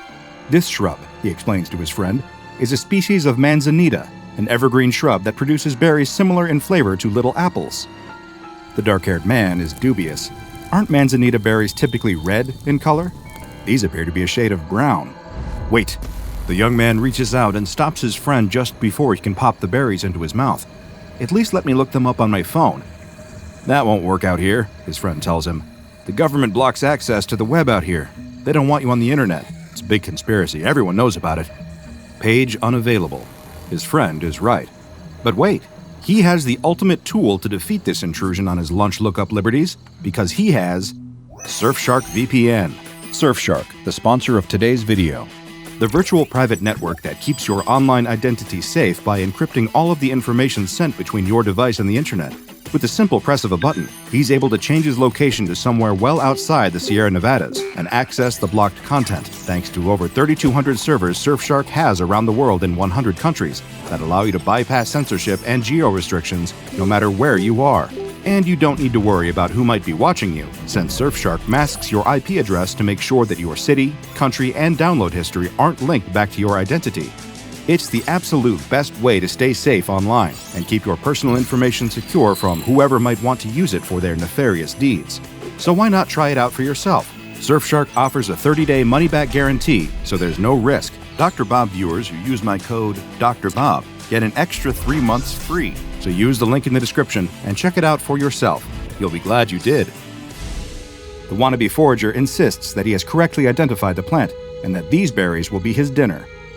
The dark-haired man shrugs and treats himself to a meal of beans and dried apples, while his friend munches on handfuls of the brown berries. He has no complaints about the taste and does not immediately drop dead upon eating them, so perhaps he was right, and these are manzanitas after all. As soon as the thought crosses the dark-haired man's mind, he sees his friend double over, clutching at his stomach in discomfort. Afraid for his friend's safety, he rushes to his side, only to be met with a long, loud fart. The two share a laugh, the tension broken by the sudden smelly outburst, but the humor soon fades as the blonde man farts again, and again, and again. All through the night, he continues to emit loud, excruciatingly smelly farts. The smell permeates the campsite, seeping into the dark-haired man's tent no matter how he tries to cover his nose with his sleeping bag. He doesn't get a wink of sleep, spending the night wide awake, staring at the ceiling of his tent, and silently wishing for the relentless stream of gas to stop. But it doesn't. It just carries on until the dark-haired man can scarcely remember a time when he wasn't listening to the maddening sound. Again and again and again, the endless farts. He clenches his fists until the knuckles turn white, clenches his jaw, and grinds his teeth. It's enough to drive a man insane. The next morning, it is still happening. The blonde man expresses embarrassment, but does not apologize for ignoring his friend's warnings about the berries. He tries to laugh it off, but the dark-haired man does not join him in his laughter. If he had only listened, they wouldn't be in this situation. They wouldn't be about to continue their hike with this rancid, gaseous albatross around their necks. As they pack up camp, the dark-haired man glances down at the tent pole in his hand. One good swing, and he could put a stop to the madness. No, that's ridiculous. He shakes his head, clearing the impulse from his mind. The gastrointestinal distress will pass soon, and they will be able to continue the trip like they planned. But it doesn't pass. Nothing passes, but the gas itself. The blonde man asks if they can stop for water before they've even been hiking for an hour. He isn't feeling very well, he explains. He woke up dizzy and nauseated, disoriented from lying there all night, breathing in the fumes. The dark-haired man wants to say something, to retort that he too was suffering all night. But he doesn't. He just lets his friend stop to drink some water, and they proceed with the hike. Gone is the magic of the previous day, the time before the cursed berries. The men can no longer smell the wildflowers, the crisp mountain air. There are no wild animals to be found, not a single ground squirrel or little bird. Up ahead on the trail, the dark-haired man catches the barest glimpse of a tail vanishing into the brush as a mountain lion runs the other way. Is it fleeing from them? From the stench? He wouldn't blame the beast if it was. They have 5 more days of this planned, and he can feel his resolve beginning to fade. Maybe he can turn back, ask to cut the trip short now, but why should he have to suffer just because his friend made a mistake identifying a wild berry? It isn't fair. If he could just get a moment to think without the incessant farting, if he could just have 1 second of peace, maybe he could come up with a solution. But no respite comes. If anything, it only seems to get worse. The smell burns his nostrils, the sound rings in his ears. The blonde man tries to speak over it, to clear the air with pleasant conversation, but the dark-haired man brushes him off with grunts and shrugs. His eyes sting and water. He chokes on the stench. He knows in his heart that he can't take much more of this. When the men make camp for the night again, the dark-haired man's thoughts turn dark. He could just leave in the dead of night while his friend is sleeping, rush off into the wilderness and abandon his companion there, freeing himself from the farts. He tries to justify it to himself. They both have the survival skills to make it. He'll be fine. His thoughts of leaving his friend alone in the woods are interrupted by the sound of chewing.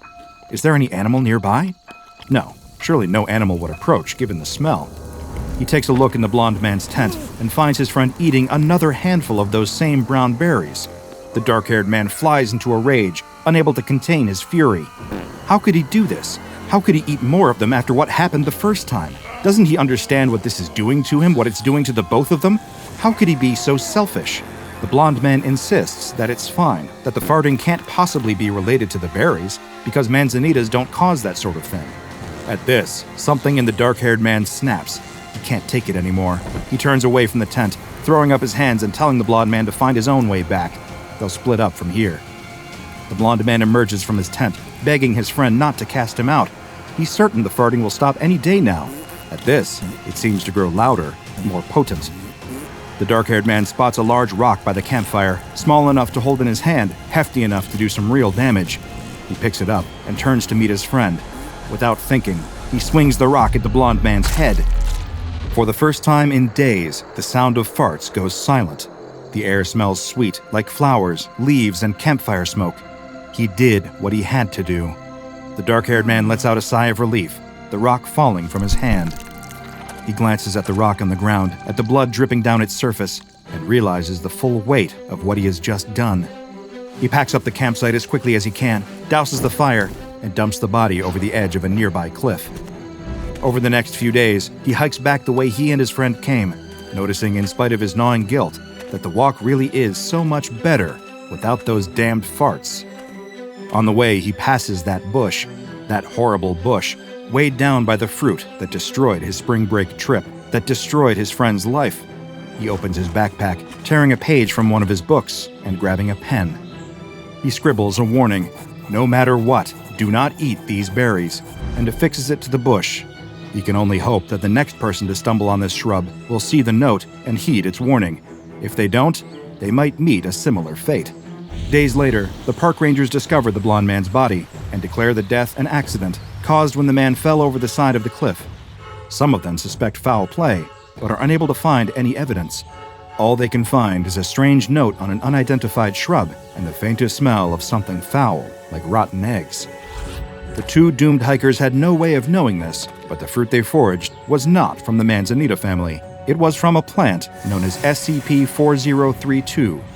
SCP-4032 is a wide, deciduous shrub characterized by a rounded crown and wider base. It produces a distinct, small, round brown fruit that has been designated SCP-4032-1. Whenever any animal or human consumes an instance of SCP-4032-1, this meal will result in intense gastrointestinal distress. I will try to describe this as delicately as I possibly can, but as I have learned over the years in my line of work, the truth is rarely delicate or polite. 1 hour following the consumption of an SCP-4032-1 instance, the person or animal will begin to emit an excessive amount of flatulence, consisting of elevated hydrogen sulfide levels and a small but detectable amount of methane gas. Perhaps you are familiar with an old rhyming song about the wonders of beans, the magical fruit. These berries function quite similarly. The more one eats, the more one does, in fact, for want of a better word, toot. However, unlike the second part of the bean-based rhyme, these fruits do not cause their unfortunate consumers to feel better, nor should they be eaten at every or any meal. The Foundation first discovered SCP-4032 on April 2, 2018, after a man named Anthony Green happened upon the plant in the foothills of Northern California. Hungry enough to forget his better judgment, Anthony ate some of the fruit and became immediately concerned for his physical well-being as SCP-4032's effects began to take hold. Fearing he had unknowingly consumed a poisonous plant, he made a distress call to the local search and rescue team. This call was intercepted by Foundation operatives, who swiftly arrived at the scene to bring both Anthony and the plant itself into custody. The affected individual will continue to produce this flatulence until they have expired. Both starvation and dehydration have no impact on the flatulence, and no identifiable source of the gaseous output has been detected via endoscopy. If an affected individual finds themselves in an area without adequate ventilation, they will gradually begin to experience symptoms brought on by hydrogen sulfide poisoning, including but not limited to conjunctivitis, respiratory irritation and coughing, loss of smell, and eventually pulmonary edema and death. Shortly following SCP-4032's discovery, Dr. Logari began conducting a thorough observation of Anthony Green, referred to as D14478 for the purposes of official documentation, as he suffered from the effects of consuming SCP-4032-1. First, he was brought in for observation and placed in cell 14B on the outside of Site-88. Dr. Logari noted copious amounts of flatulence being emitted by the subject, with high levels of hydrogen sulfide and methane. 5 hours later, the subject was complaining about gas buildup in his cell, and the interior venting hood was activated. 3 hours and over 50 complaints later, the maintenance staff deactivated the interior venting hood and opened exterior windows. In an attempt to quell some of the relentless flatulence, D14478 was placed on an intravenous diet. After 2 days on the intravenous diet and no changes to the subject's gas emissions, medical staff conducted an endoscopy, which revealed that the colon was clear and there were no visible signs of rectal gas. The following day, a staff meeting was held in order to discuss the impact of D14478's condition on the quality of life at the facility. Both residents and researchers alike had complained about the persistent smell, which they were unable to escape, and was permeating the air outside as well as throughout the interior of the building. Several options were proposed, including relocation, treatment, and failing all else, termination of the subject. A resolution was passed to house D14478 in an outdoor facility until proper filtering equipment could be installed. A little over a week later, Foundation agents intercepted reports from nearby environmental watch groups concerning an increase in airborne pollution in the central Alabama area around Site-88, with D14478's condition threatening not only the morale at Site-88, but the environment itself. An additional resolution was passed in order to transfer D14478 into an experimental air filtering cell. The cell had not yet passed a safety inspection, but those with objections were overruled by the vote of the majority. The following day, subject D14478 was found dead in his cell. An investigation into the cause of death determined that the primary filter was improperly constructed, and both it and its associated sensor had malfunctioned. There was one silver lining to this unfortunate incident, however. The effects of SCP-4032-1 mercifully ceased following the subject's death. The post-mortem report was filed with the Ethics Committee, and Dr. Logari was placed on temporary administrative leave. Meanwhile, a large order of scented candles was placed by the staff of Site-88, and soon, the unpleasant odor was replaced with the smells of lavender, vanilla, sugar, and pine. In Dr. Logari's absence, Dr. Carlisle was appointed to the position of lead researcher on SCP-4032. Following the approval of the Ethics Committee, Dr. Carlisle began conducting a series of animal tests using SCP-4032. The first test subject selected was the Araucanian herring. An instance of SCP-4032-1 was crushed and added to a mix of copepods and krill, which were then fed to a small school of herring. 15 minutes after the consumption of SCP-4032-1, the herring's usual flatus production increased dramatically. This caused great distress to the school of fish, as this species ordinarily uses flatulence as a means of communication. Samples of the flatus were taken and analyzed, and were found to contain hydrogen sulfide and methane, though the levels of both were lower than they had been in human subjects. 3 hours after their initial feeding, the herring were euthanized and taken for autopsy and chemical analysis. There was no post-mortem evidence found of SCP-4032-1's effects. Next, a flock of chickens was selected for testing. They were offered a handful of SCP-4032-1 directly, which they refused to taste. The fruit was then crushed and added to chicken feed, which was fed to the chickens with great success. 2 hours after eating SCP-4032-1, all of the chickens began to emit gas containing low levels of methane and hydrogen sulfide. The chickens were promptly euthanized and taken for analysis, where an autopsy determined that the bird's short intestinal tracts were distended. This marked the first recorded visible sign of the fruit's impact on a test subject. The next animals selected for testing were brown-throated three-toed sloths. This particular species was chosen due to its lack of flatulence, as these sloths tend to absorb flatus and release it through their lungs rather than rectally. The fruit was offered directly at first, but the sloths rejected it. The fruit was then crushed and ground with a mixture of tree leaves and fed to the sloths. Whatever happened next has been redacted from the official Foundation file, but it was disturbing enough to bring a grinding halt to any and all future testing of SCP-4032 on large mammals. Any potential animal experiments involving SCP-4032 must be approved by the Ethics Committee in order to prevent another, quote, sloth incident. SCP-4032 has been contained in a cordoned-off portion of the research gardens at Site-67, which consists of the area around SCP-4032's original location. This land was purchased by the Foundation, and a research facility disguised as a personal estate was constructed there. SCP-4032, along with several other anomalous plants, is kept in the garden portion of the site. All instances of SCP-4032-1 are to be gathered from the ground on a daily basis and incinerated on-site. Any employees found to be using the berries for unapproved personal purposes will be suspended or terminated from their positions. If any animals wander onto the grounds and consume the berries, they must be captured and euthanized, and their bodies incinerated. Though there is currently only one known specimen of SCP-4032, the Foundation has a contingency plan in place should any additional specimens be discovered. If this happens, Mobile Task Force Alpha 67 Weed Whackers will be dispatched to the specimen's location, where they will uproot it and bring it back to Site-67 to be contained. Any humans that consume an instance of SCP-4032-1 must be contained in holding cells B1 through B5 along the outer perimeter of Site-67. Each of these cells is equipped with 3 air filters containing Thiobacillus thioparus, chemolithoatrophic sulfur-oxidizing bacteria, embedded in a mixture of peat and polyurethane. Each filter also contains sensors intended to detect hydrogen sulfide and methane. When the sensors are activated, members of Mobile Task Force Alpha 13, Odor Eaters, are dispatched to escort the affected individual outside until the filters in their cell can be repaired. Currently, the Foundation does not believe there to be any additional specimens of SCP-4032 in the wild. However, there is no way to be certain of this, due to the plant's relatively unassuming appearance and the lack of any information on its origins. It is entirely possible that there are more of these shrubs just waiting to be discovered by an unfortunate hiker wandering off the beaten path. So if you find yourself out in nature with an empty stomach, make sure that you have accurately identified any of the wild plants you consume. If you don't, you may be met with a fate that is silent but deadly. Faces flush, palms sweat, hearts race, butterflies flutter their way through stomachs, all at the mere sight of that one special person. There's nothing in the world quite like that first blush of young love.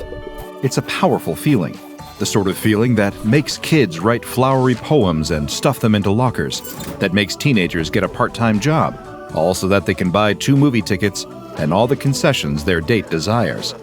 And on this particular Friday night, one young man is cooking a full dinner for the first time in an attempt to impress his new girlfriend. Well, she's not just his new girlfriend. She's his first girlfriend, the girl he's loved since they were little kids running through sprinklers together. He got up the courage to confess his feelings and ask her out, and much to his delighted surprise, she said yes. His parents are out of town for the weekend, and it's the perfect time to have her over. So now, with his mom's recipe book in hand and determination in his heart, he's giving fettuccine Alfredo his best shot. Suddenly, he hears the doorbell ring. She's here. She's early. He throws the cookbook onto the counter and rushes to the door. He opens it and finds his date standing there wearing a new dress. She looks beautiful, and his heart leaps into his throat at the sight. He stammers, barely able to get the words out. Then, the smoke alarm begins to screech from the kitchen. The pasta! He sprints to the kitchen, but it's too late. It's all gone up in smoke, and the promise of a perfect date with it. He turns to apologize, but she just laughs. Not in a mocking way, but like the disaster is just a private joke the two of them can share. In 30 minutes or less, the two young lovers are splitting a pizza, and the night is saved. The conversation slows to a lull, and they just look at each other. This is the moment, the sort of moment people write songs about. It's now or never. He leans in, she closes her eyes, he closes his. Their lips touch, and he swears that he can see fireworks. Wait, that's not in his imagination. He opens his eyes just in time to see a bright light, the brightest light he's ever seen, flood the room. With it comes a searing pain, ripping through his body, causing him to cry out. Then, when the light fades, and the pain with it, he is sitting there, alone. The girl is gone, and all that remains is the dress she was wearing, crumpled in a heap on the floor. For a moment, the young man just sits there, staring at the place where his first love once sat. Then, the panic hits, overwhelming his senses. He grabs his phone and dials 911. When the operator answers, he struggles to explain exactly what happened. 1 minute, his girlfriend was sitting there. The next, she was just gone. As he sputters and sobs his way through the story, the operator gets the gist of it. There's a girl who's gone missing. An hour later, the police come knocking on his door. He tells them the same story, wiping the tears from his eyes as he recounts the impossible flash of light that stole her away. They take some notes, exchange a few raised eyebrows. They're going to talk to the girl's parents to see if anyone knows what could have happened. As they talk, they take notice of the girl's dress, abandoned on the floor. They ask to take it with them, and then they leave. The next day, the police come back, and instead of bringing any answers, they tell the young man he has a right to remain silent. Anything he says can be used against him in a court of law. As the cops lead him into the police car parked outside, he demands to know what is going on. He's being arrested, one officer explains, on suspicion of homicide. What? They think he killed her? That's impossible. He tries to tell them how he would never hurt her, how he loves her and wants them to find out what happened to her. But they won't listen. They drive him to the station, toss him in a holding cell, and let him use his one phone call to tell his parents what happened. They're going to drive back as fast as they can to call a lawyer to do something. They won't be able to get there until the next day. For now, the young man is on his own. He doesn't know how long he sits there in that empty holding cell, mind reeling. They took his phone when they brought him in, and there's no clock visible from here.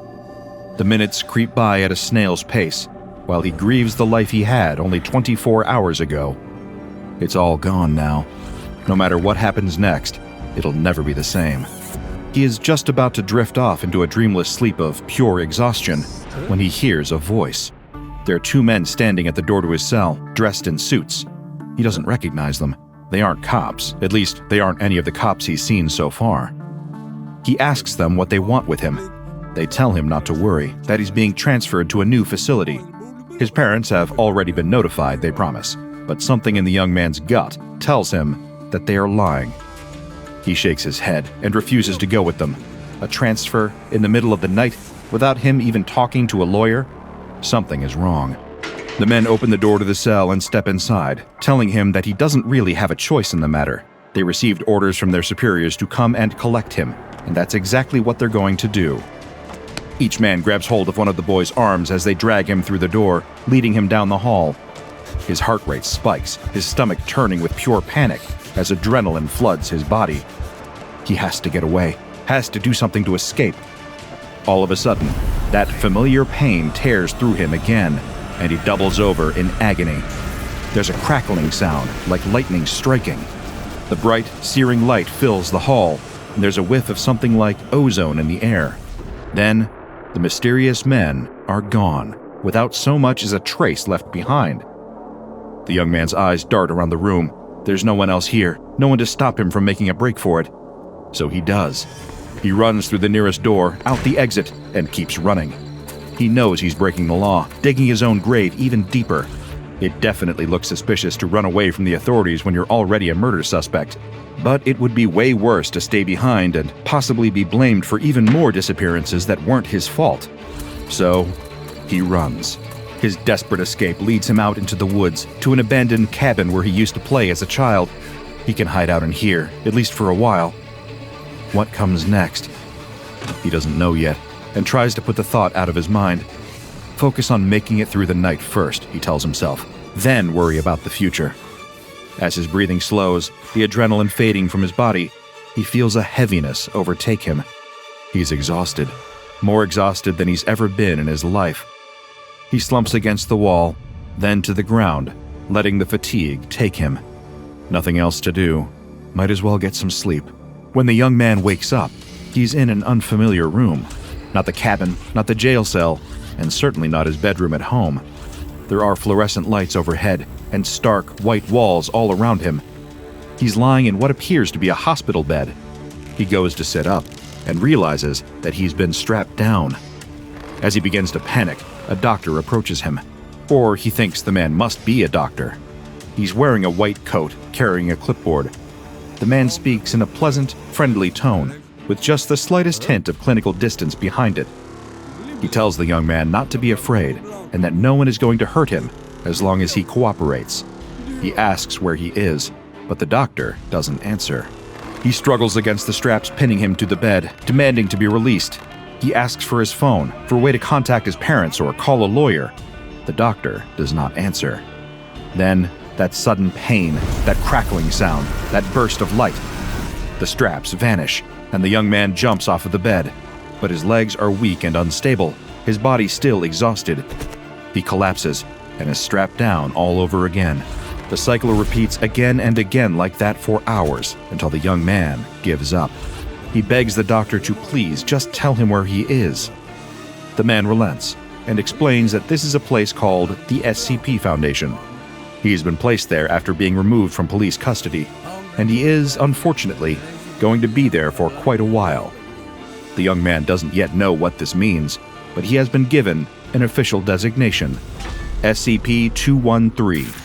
SCP-913 is an adolescent human male about 1.5 meters tall and weighing around 95 kilograms. SCP-913's most anomalous trait is his ability to forcefully sever the bonds between the atoms in any solid or semi-solid matter that he comes into physical contact with. When this effect manifests, it is accompanied by a blinding flash of light.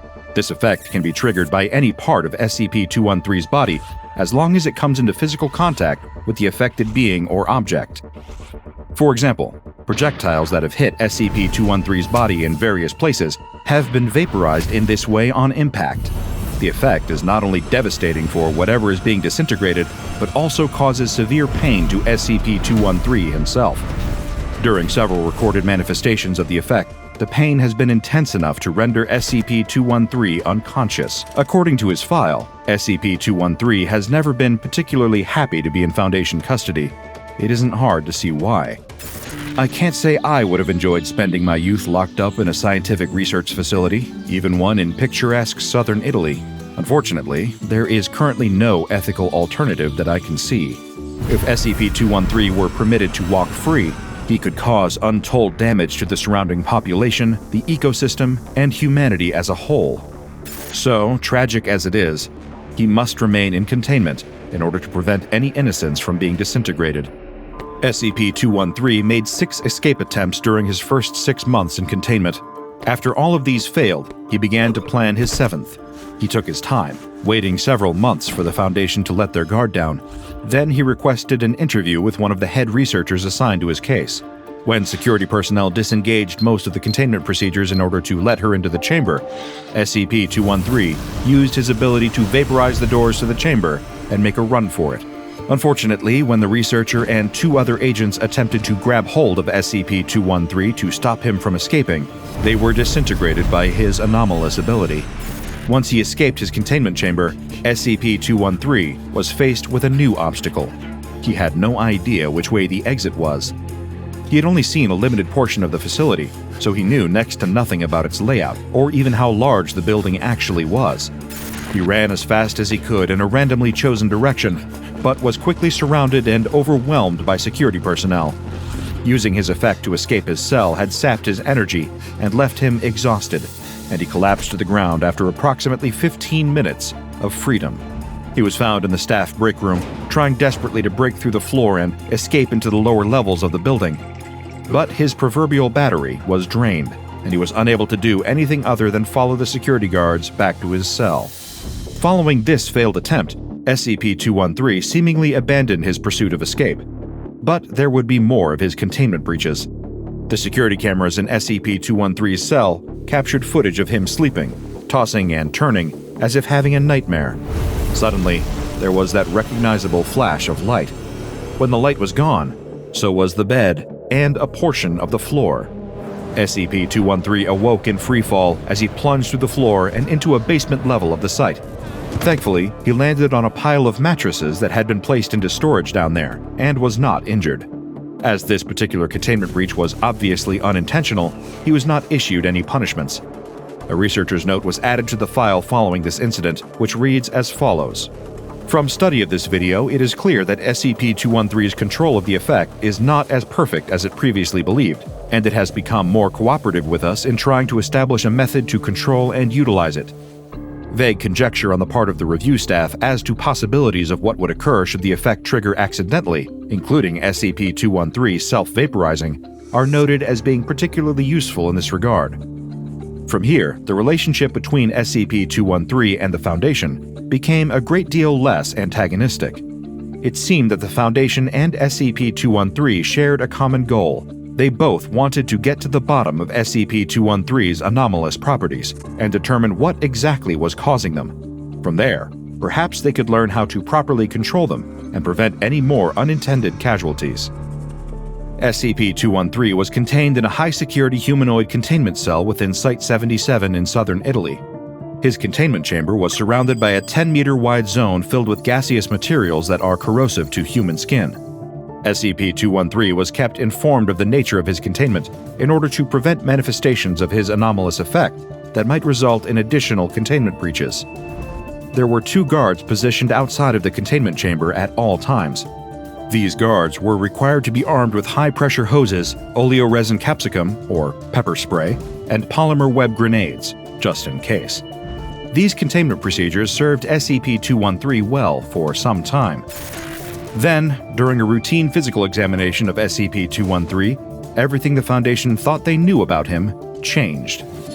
The exam was off to a perfectly ordinary start when the physician happened to notice some lesions on the young man's back.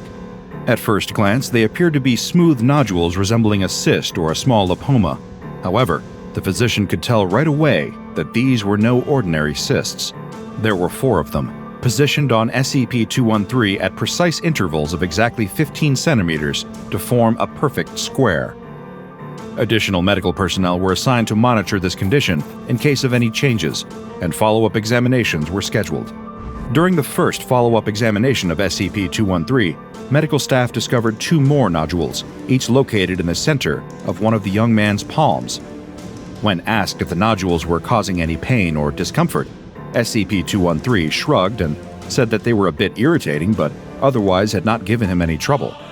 Next, the medical personnel attempted to prick one of the nodules with a scalpel. The physician held the patient's hand steady, then attempted to excise a sample using the scalpel. However, the scalpel was unable to cut into the flesh. After a few seconds of trying, there was a flash of light and the scalpel was vaporized. SCP-913 was questioned about this, of course, but insisted that he did not do it deliberately. Over the next few days, his energy levels dropped to a notable degree, and he began to complain of extreme pain in his back and stomach. The following week, security guards spotted SCP-913 having a seizure in his containment cell. He was immediately taken to intensive care. When he was examined, medical staff were disturbed to see an additional 10 nodules on his back, placed at exact 5-centimeter intervals. In spite of his complaints of stomach pain and the aforementioned seizure, SCP-913 continued to insist that he felt no pain from the nodules themselves. After the examination concluded and his vitals were found to be normal, he was sent back to his containment cell. Additional medical observers were assigned to monitor his condition alongside the guard staff already placed there. During the next follow-up examination, the medical examiner noted an unsettling change. All of the nodules, every single one, had vanished. In their place, SCP-913 was now covered with tiny incisions, less than 1 millimeter wide, wherever there had once been a nodule. Naturally, the examiner wanted to take a closer look. He started with the incision on SCP-913's left hand, lifting it close to his face to thoroughly inspect it. As he gazed into the medical mystery before him, the tiny little slit in SCP-913's palm opened. Something was gazing back. She gasped and dropped the young man's hand in shock. Further examination confirmed her worst fears. There was an eye behind each of the lesions on the young man's body. Something was living inside of him, and it was watching. He was placed in the medical wing for an extended stay as research staff scrambled to find an explanation. After several weeks, they managed to arrive at a conclusion. SCP-913 was infested with a parasite of unknown origin. Despite attempts by the Foundation to open a line of communication, the parasite inside of SCP-913 did not respond. It is unclear whether this was due to an inability to communicate or an unwillingness to do so. Whatever the case may be, whenever a person is in the vicinity of SCP-913, one of the lesions on his body will open, and one of those little alien eyes will peer out, observing the person until they are no longer in his presence. As you might expect, SCP-913's mental state has severely deteriorated since this revelation about his condition. He panics each time he spots one of the eyes opening, and has submitted multiple requests that the entity in his body be surgically removed. The requests have been denied, pending further research. An additional researcher's note was added to the file for SCP-913 following this development. It reads, "The organism inhabiting SCP-913 fails to show up on any medical scan we have at our disposal. The new hypothesis is that this effect actually serves to provide sustenance and self-defense, with repeated tests to determine the nature of the anomaly has led to increased growth. SCP-913 has been placed in a chemically induced coma until further research can be conducted regarding the nature of this parasite. Containment procedures slated for major revision." I feel a great deal of sympathy for SCP-913. The poor fellow has not had the best lot in life, has he? He accidentally vaporized his first love, was taken into custody by a mysterious secret organization, and now has been placed into a coma for the foreseeable future. All because of something he never chose, something he never had control over. Some entity with atom-splitting levels of power needed to hitch a ride and chose his body as the vehicle of choice. Where did it come from? What does it want? Will a normal life ever be possible for SCP-913? Right now, only the parasite knows. And it doesn't seem to feel like talking. A man wakes up with a start. Did something just bite him? He looks down at his hand. Something definitely bit him. He can see the red welt already forming. He looks around for the culprit, but can't find it anywhere. He really hopes he doesn't have bed bugs. That's the last thing he needs right now. He'll have to keep his eyes open for potential pests.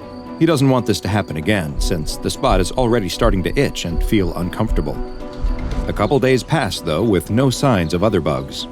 It must have just been a random insect that came inside his house to escape the winter cold. The spot on his hand felt a little rough for a day or two, but now he's pretty much forgotten all about it. Now what he really needs is some coffee before sitting down to another coding session. The man is in his kitchen trying to make a fresh pot of coffee, but finds he's having a hard time.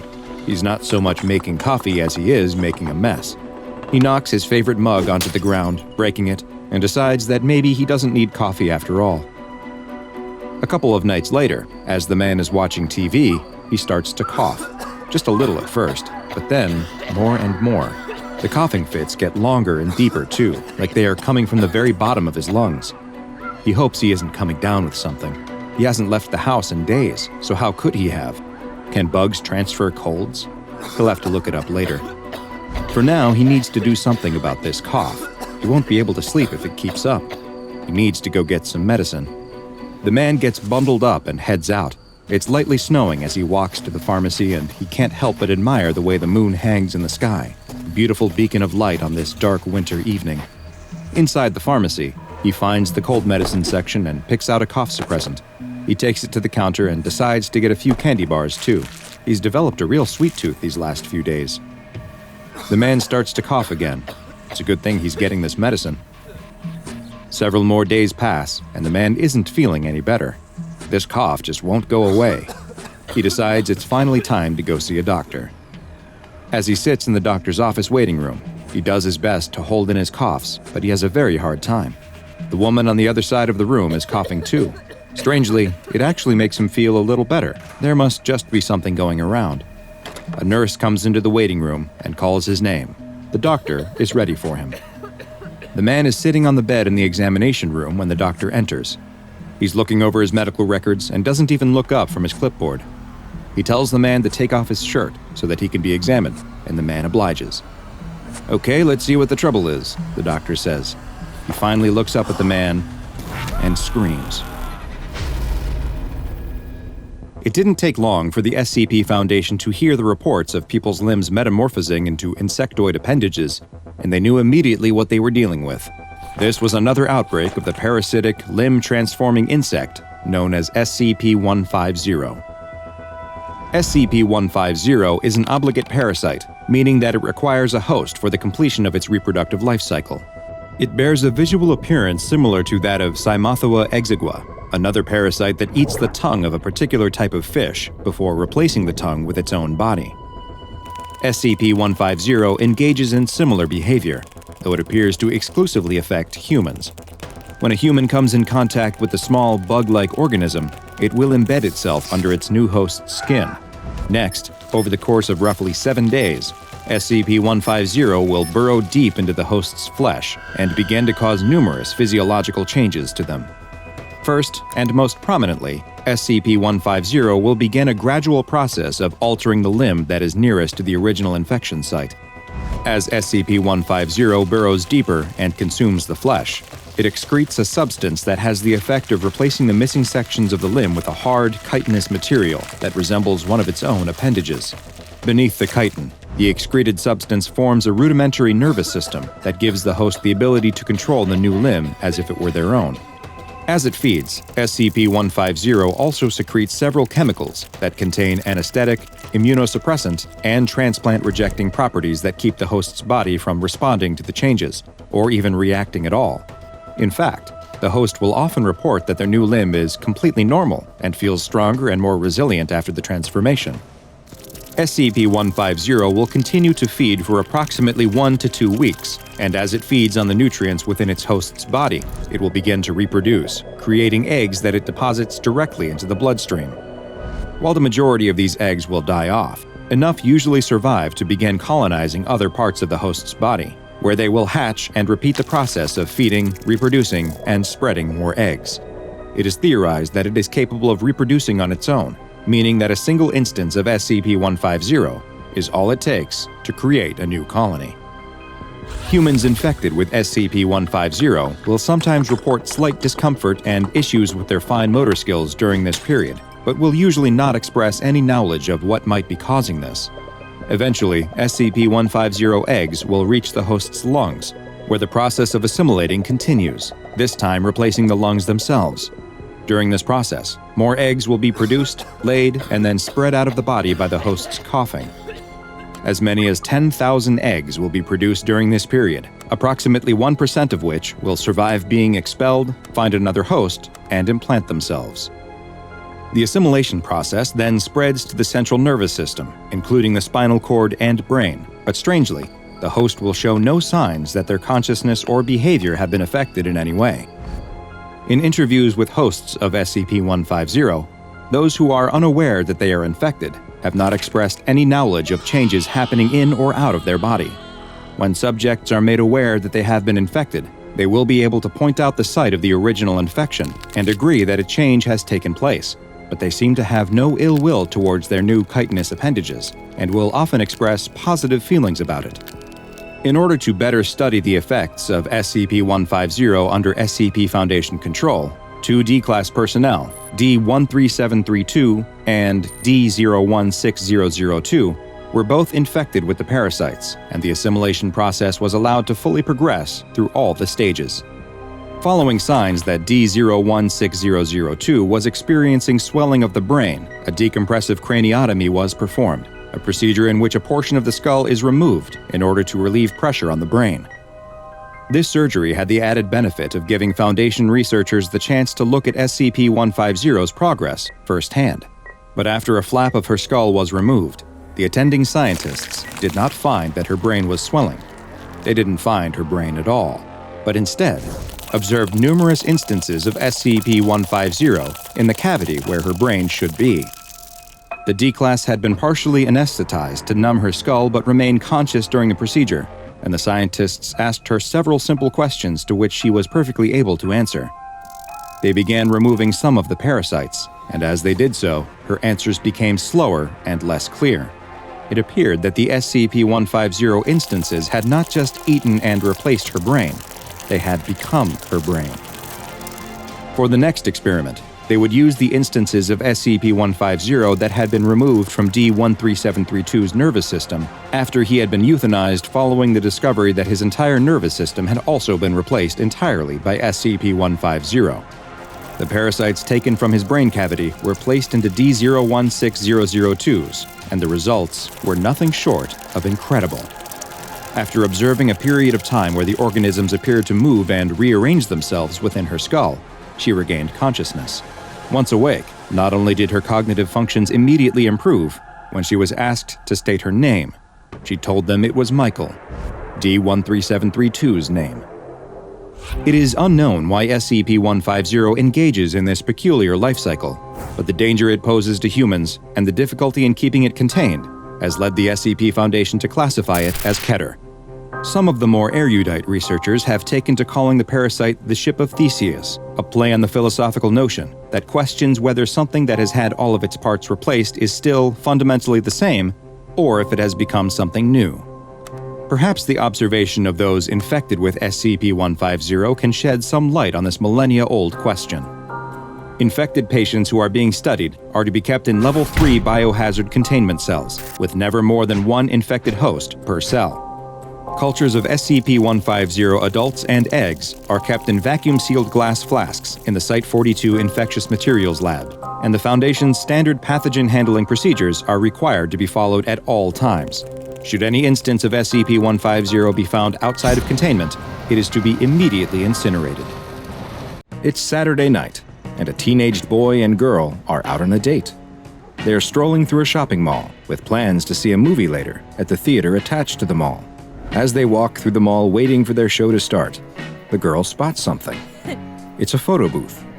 She excitedly grabs the boy's hand and pulls him inside. They close the curtain, insert a coin, and the machine comes to life, snapping a series of photos. The two exit the booth, but both seem to be a little off. It's getting close to showtime, though, so they start making their way to the movie theater. Meanwhile, unbeknownst to the mall patrons, something is happening deep below the ground. The boy and girl exit the theater and walk arm in arm through the alley back toward the parking lot where the boy left his car. It's late now. The sun has long since set, and they're all alone. But they don't hear the footsteps behind them, or sense the pair of bodies that are following them, getting closer and closer. They get to the car. It's the only one left in the parking lot, and the boy takes out his keys to unlock the car when he fumbles and drops them to the ground. As he bends over to pick them up, he finally sees who has been following them. It's them, a pair of doppelgangers coming straight towards them. They look exactly like the boy and girl, except for their faces, which are horribly distorted, with strange lumps and no eyes or mouths. They look as though they were a drawing of a face that was somehow smudged out. The boy quickly gets the keys and grabs the girl, dragging her away from the creatures, who are now reaching for the boy and girl, grasping and clawing at their faces as they try to moan through their skin-covered mouths. He gets the car unlocked, and both manage to get inside. As the creatures bang on the windows, the boy starts the engine and drives away, leaving the abominations behind. Hi, I'm Dr. Bob, and this is SCP-715, also known as My Face That I May Be. SCP-715 is a take-your-own-photo brand photo booth, a product of the Sony Corporation made in the 1970s. This is a standard-looking photo booth, bearing a close resemblance to the many thousands of others that were in operation around the world at the time, with no anomalous visual characteristics at all. The only detail setting this machine apart from its countless brethren is a small metal tag which has been added to the back of the machine at some point, but a significant amount of wear has made it impossible to read what, if anything, was ever stamped on the tag. SCP-715's basic operation is also not anomalous in appearance.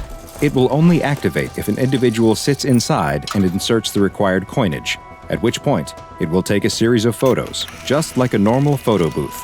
The photos will also appear normal, though often some will be heavily distorted and obscure the subject's face in various ways. What truly sets this photo booth apart, however, is what happens outside of the booth when the pictures are taken.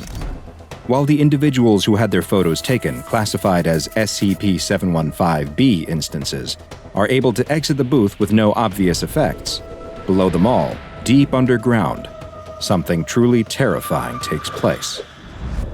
Underneath the mall is Site-81715, an extra-dimensional space which is accessible through a mall maintenance service door located in Sub-Basement 3, a door that does not appear on any of the mall's structural blueprints or in other records.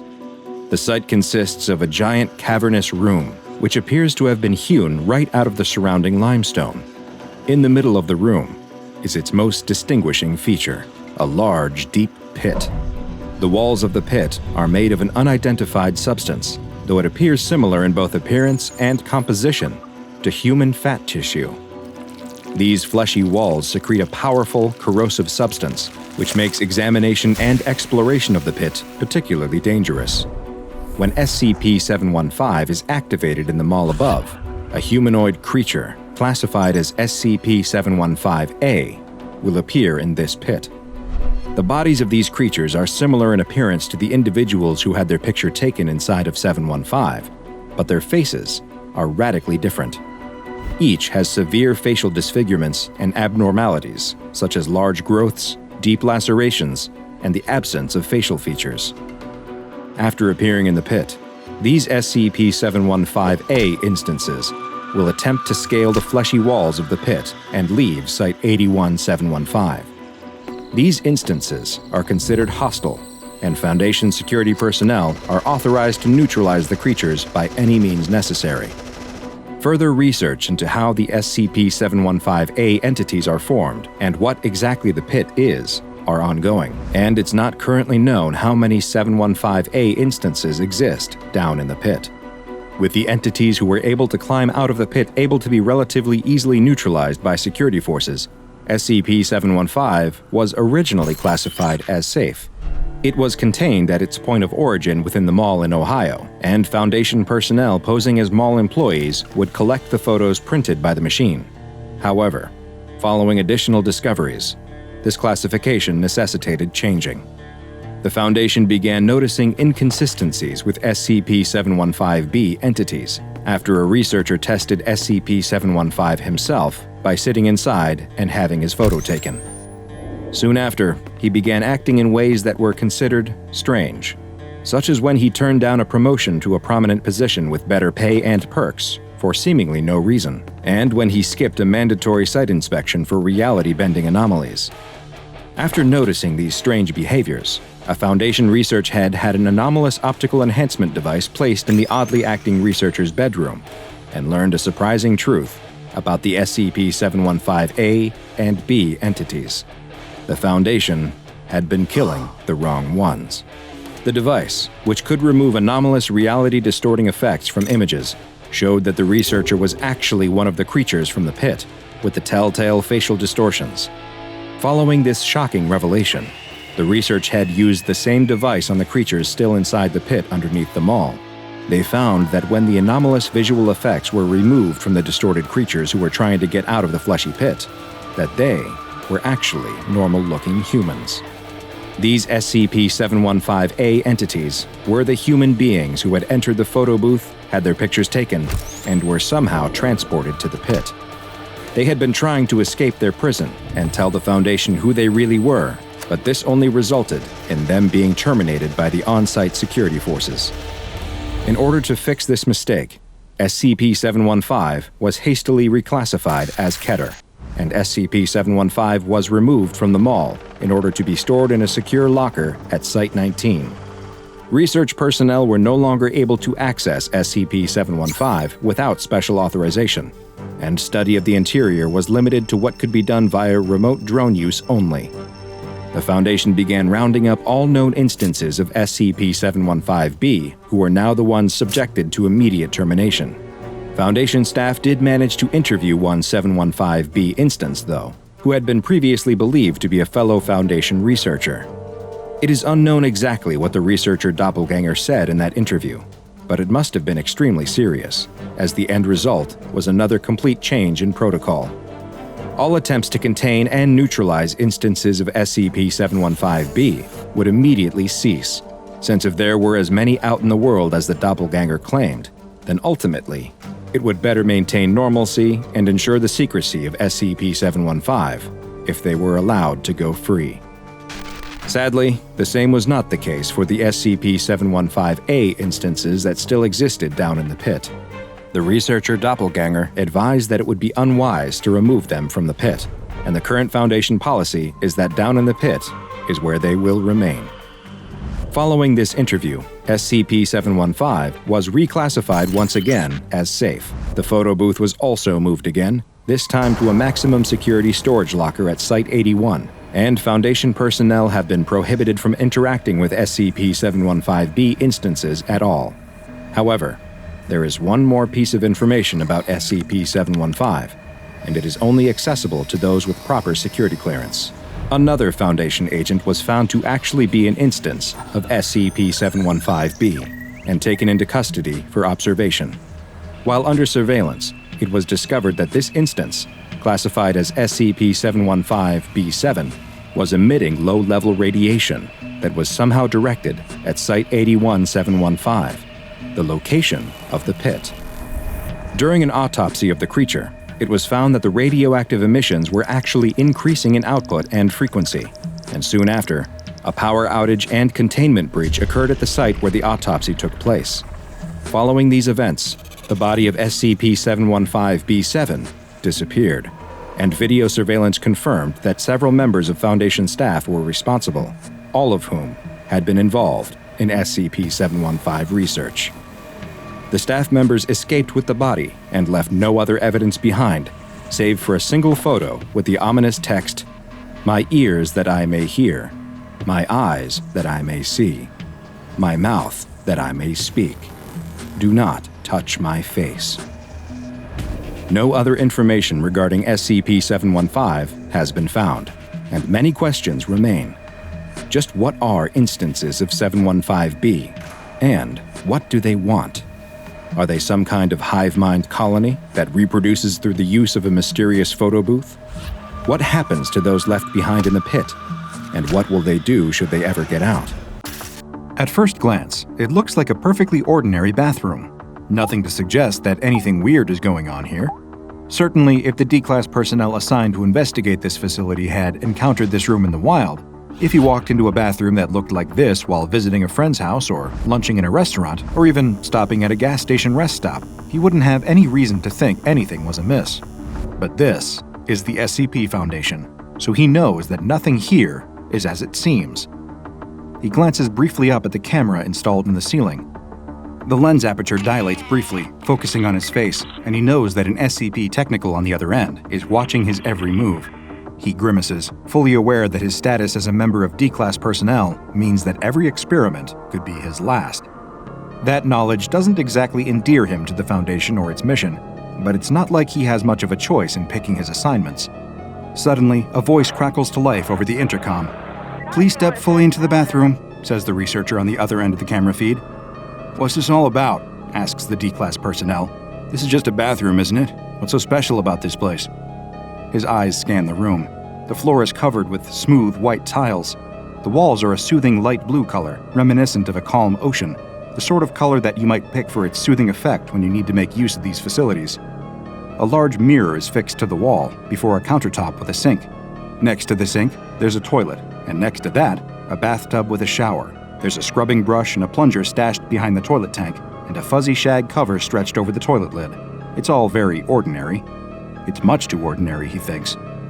A sudden horrible thought occurs to him. "You're not gonna watch me use the toilet?" he asks, a slight edge of panic in his voice. That's absurd, of course, but here at the SCP Foundation, there's nothing that he would put past these people.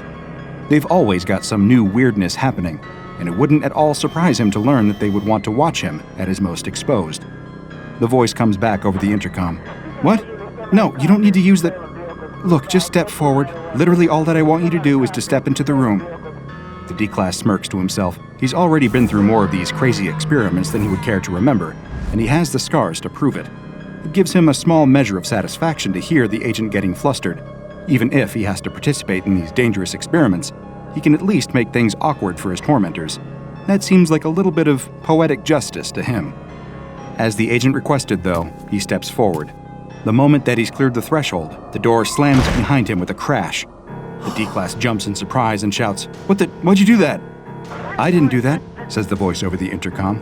Of course, thinks the D-Class personnel. He should have expected this. He grabs the doorknob and tries to yank the door open, but the door is stuck fast.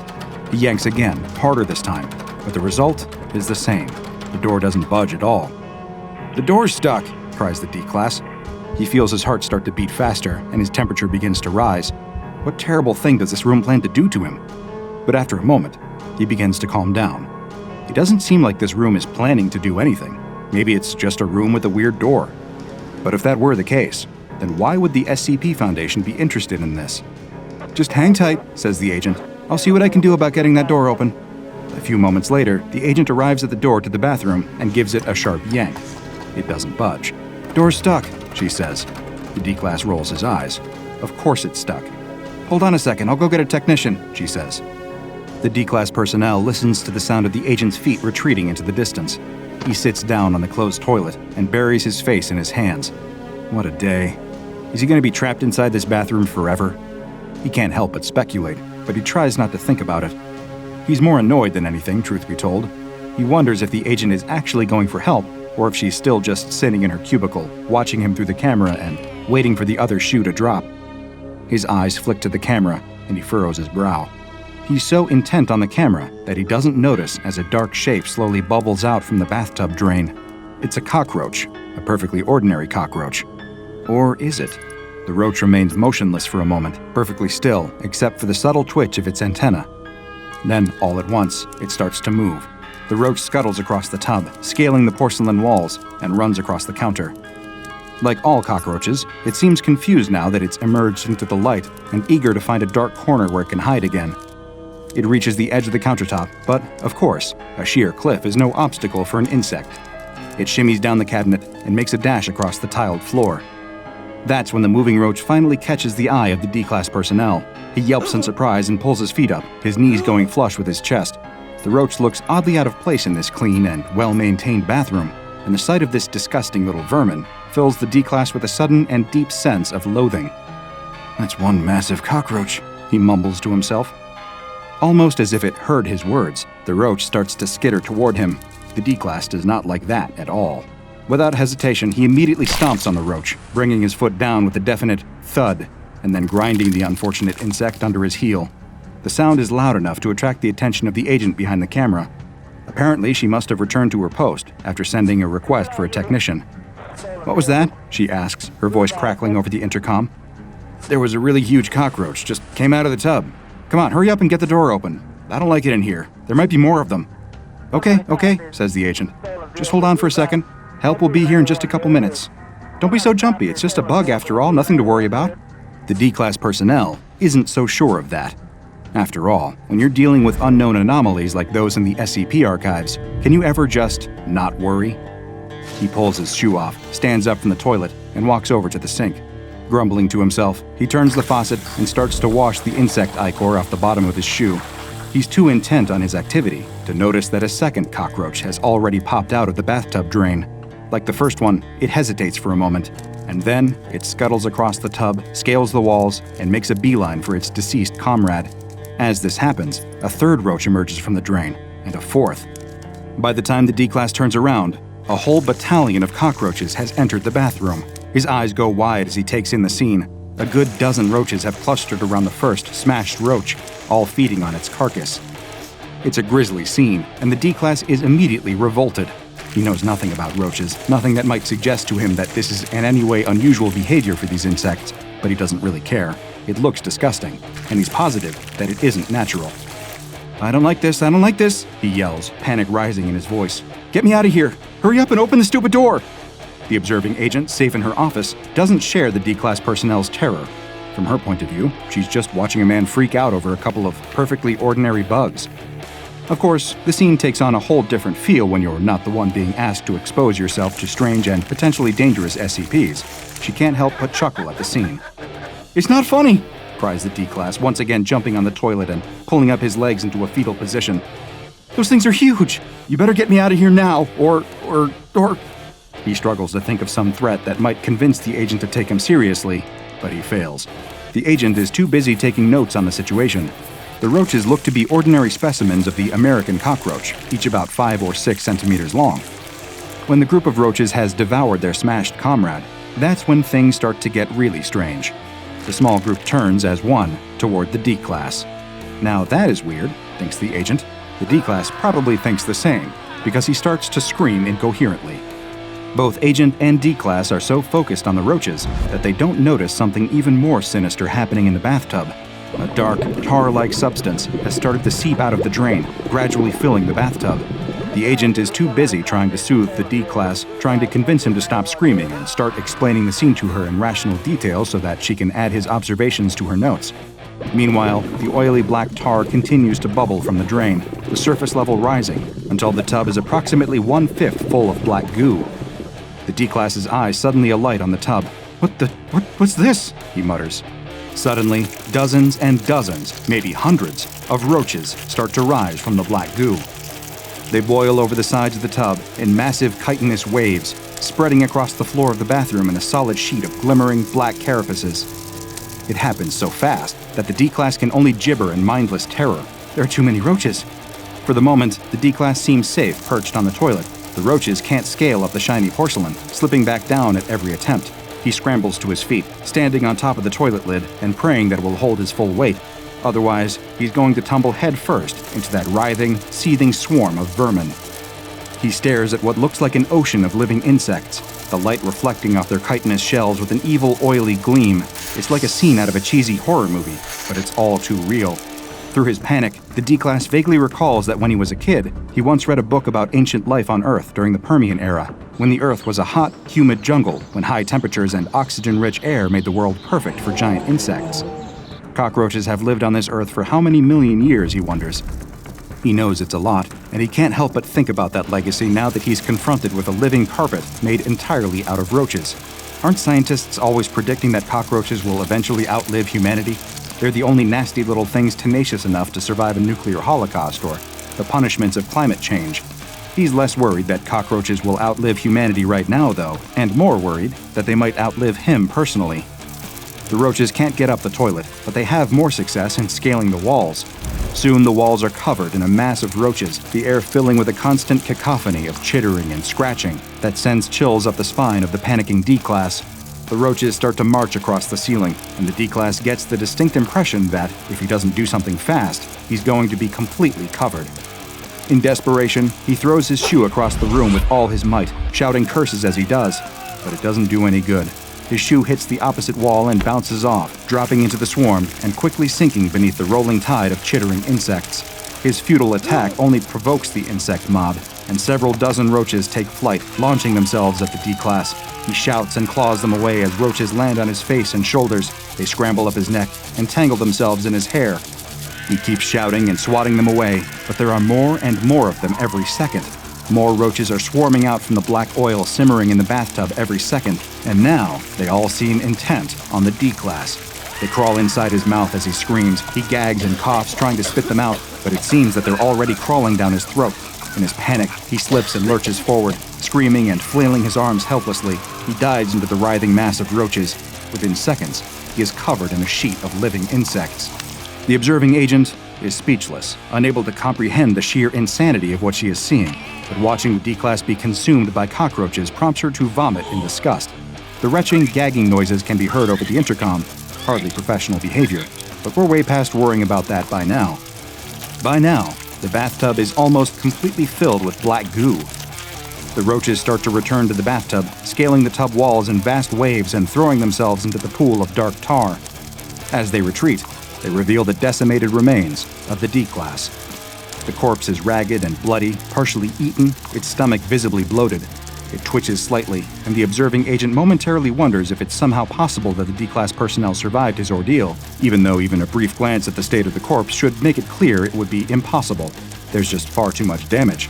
It's obvious, in fact, that the twitching is caused by roaches that have burrowed into the body, squirming beneath its skin. Suddenly, something else begins to rise from the bathtub. It's another corpse, one in a much more advanced state of decomposition, to the point that it's nearly skeletal, but there's still enough flesh clinging to its bones that you might be able to recognize it for the person it used to be. Under the black ooze, there's still a ghost of a face clinging to the skull, liquefying eyeballs still rolling around loosely in its dark sockets, tattered lips hanging off of stained teeth. Its eyes swivel toward the prone body of the D-Class with malevolent intention. Black tar drips from its arms and skull. It places one hand against the rim of the bathtub, the other against the blue wallpapered wall, and slowly hoists itself up and out of the pool of black tar, displacing another few dozen cockroaches with its movements. The corpse slowly stumbles to its feet, dribbling black ichor, and steps out of the bathtub. It staggers across the room with sticky, uncertain steps, leaving a trail of roaches and black goo. When it reaches the body of the D-Class, it grabs it by the leg and then drags it back across the bathroom floor toward the tub. The skeletal corpse pulls the body of the D-Class personnel into the tub, and both of them submerge into the black goo. The remaining cockroaches follow suit, jumping into the black oil and slowly sinking below the surface. At the same time, the level of the black substance begins to fall as it starts to swirl away down the drain. After several minutes, the black goo has completely drained away, leaving no trace that it ever existed. The roaches, the strange living cadaver, and the corpse of the D-Class have all completely vanished, so that by the time the door of the bathroom clicks open again, there's nothing to suggest that there's anything at all strange about this room. Too late, the agent bursts into the room, flinging open the now unlocked door with all her might. She scans the room in confusion, knowing that just moments ago, it was the scene of grisly carnage. There's no evidence of that now, but just the memory, the sight of the D-Class's bloated corpse, the sound of thousands of cockroaches marching and scuttling in unison, is enough to make the bile rise in her throat. She leans forward, hands on her knees, and vomits again. She's seen a lot as an SCP Foundation agent, but this SCP is definitely not one for the faint of heart, or the sick of stomach. What just happened here? Unfortunately, this is far from an unusual occurrence when you're dealing with SCP-6698. SCP-6698 is to all appearances a perfectly ordinary bathroom. Until it started to manifest anomalous behavior, it existed as a second-story bathroom in a private residence somewhere in Alabama in the United States. The first instance of anomalous behavior happened the day after a resident of the household, a 16-year-old male, reported killing an unusually large cockroach in the bathroom. The following night, when using the same bathroom, that same resident was overheard yelling in fright. His screams were followed by sounds described as a sink breaking and then a body falling against a crunchy and wet surface. Other members of the family attempted to respond to these sounds, but found that the door to the bathroom refused to open. Once the noises subsided, they found the door suddenly quite pliable, but when they checked inside, they could not find any evidence of the bathroom's teenage victim. The SCP Foundation quickly responded to the incident, amnesticizing the family and planting a suggestion that the missing teenager simply ran away from home into their subconscious. The family was moved from the residence, which was then purchased by a Foundation shell company to allow for further testing. When a human enters the room, the door to the bathroom immediately closes and locks. The door will remain locked until the event is completed. Attempts to physically damage the door when it is in its locked state have all met with failure. A recording camera was installed in the bathroom to allow agents to observe the event as it unfolds. Victims who unknowingly wander into SCP-6698 will find themselves trapped. Moments after the door locks, cockroaches will start to emerge from the drain of the bathtub. Once the swarm has reached sufficient mass, the roaches will attack and feed upon the victim. At the same time, a black oil will start to fill the tub, laying the stage for the emergence of the mysterious tar zombie, which then removes the corpse of the victim from the scene. The observing agent noted that the skeletal corpse she saw emerge from the tub bore a superficial resemblance to the missing 16-year-old male, raising questions about how SCP-6698 might have bonded with its original victim. Testing was suspended following the death of the D-Class personnel, so it is currently unclear if the same tar zombie appears during every instance, or if perhaps SCP-6698 pulls from a rotating roster of previous victims during its manifestations. At this moment, the relationship between the tar zombie, the black ooze, and the legions of carnivorous cockroaches is unclear, but large amounts of spectral energy have been detected in the room, leading to an assumption that the event must be supernatural in nature and to the involvement of the Department of Spectral Phenomena. Since SCP-6698 only attacks victims who enter the bathroom and does not appear to be capable of manifestation once the door is open, the SCP Foundation has attached a special apparatus to prevent the door from closing of its own accord, and assigned SCP-6698 a designation of safe. One thing that is for sure, though, is that of all the ways that deadly SCP anomalies might choose to do away with their victims, being eaten alive from the inside by a swarm of scuttling cockroaches probably ranks up there as one of the worst. So that's something to think about the next time that you're looking for a little privacy in the bathroom. A young man and his girlfriend enter the apartment they share. She tosses her keys on the entryway table as the man checks the time on his phone. He reminds the young woman that they will need to leave soon if they don't want to miss the movie they have purchased tickets for. The woman agrees, but she wants to take a quick shower before they leave. As she goes to freshen up, the man sits down at his computer to get in a quick round or two of his favorite online squad-based first-person shooter. He puts on his headset and jumps into a game. Before he knows it, he's just finished his third round. He checks the time on his phone again and realizes that they were running late. He takes off his headphones and is confused when he hears what sounds like the shower still running.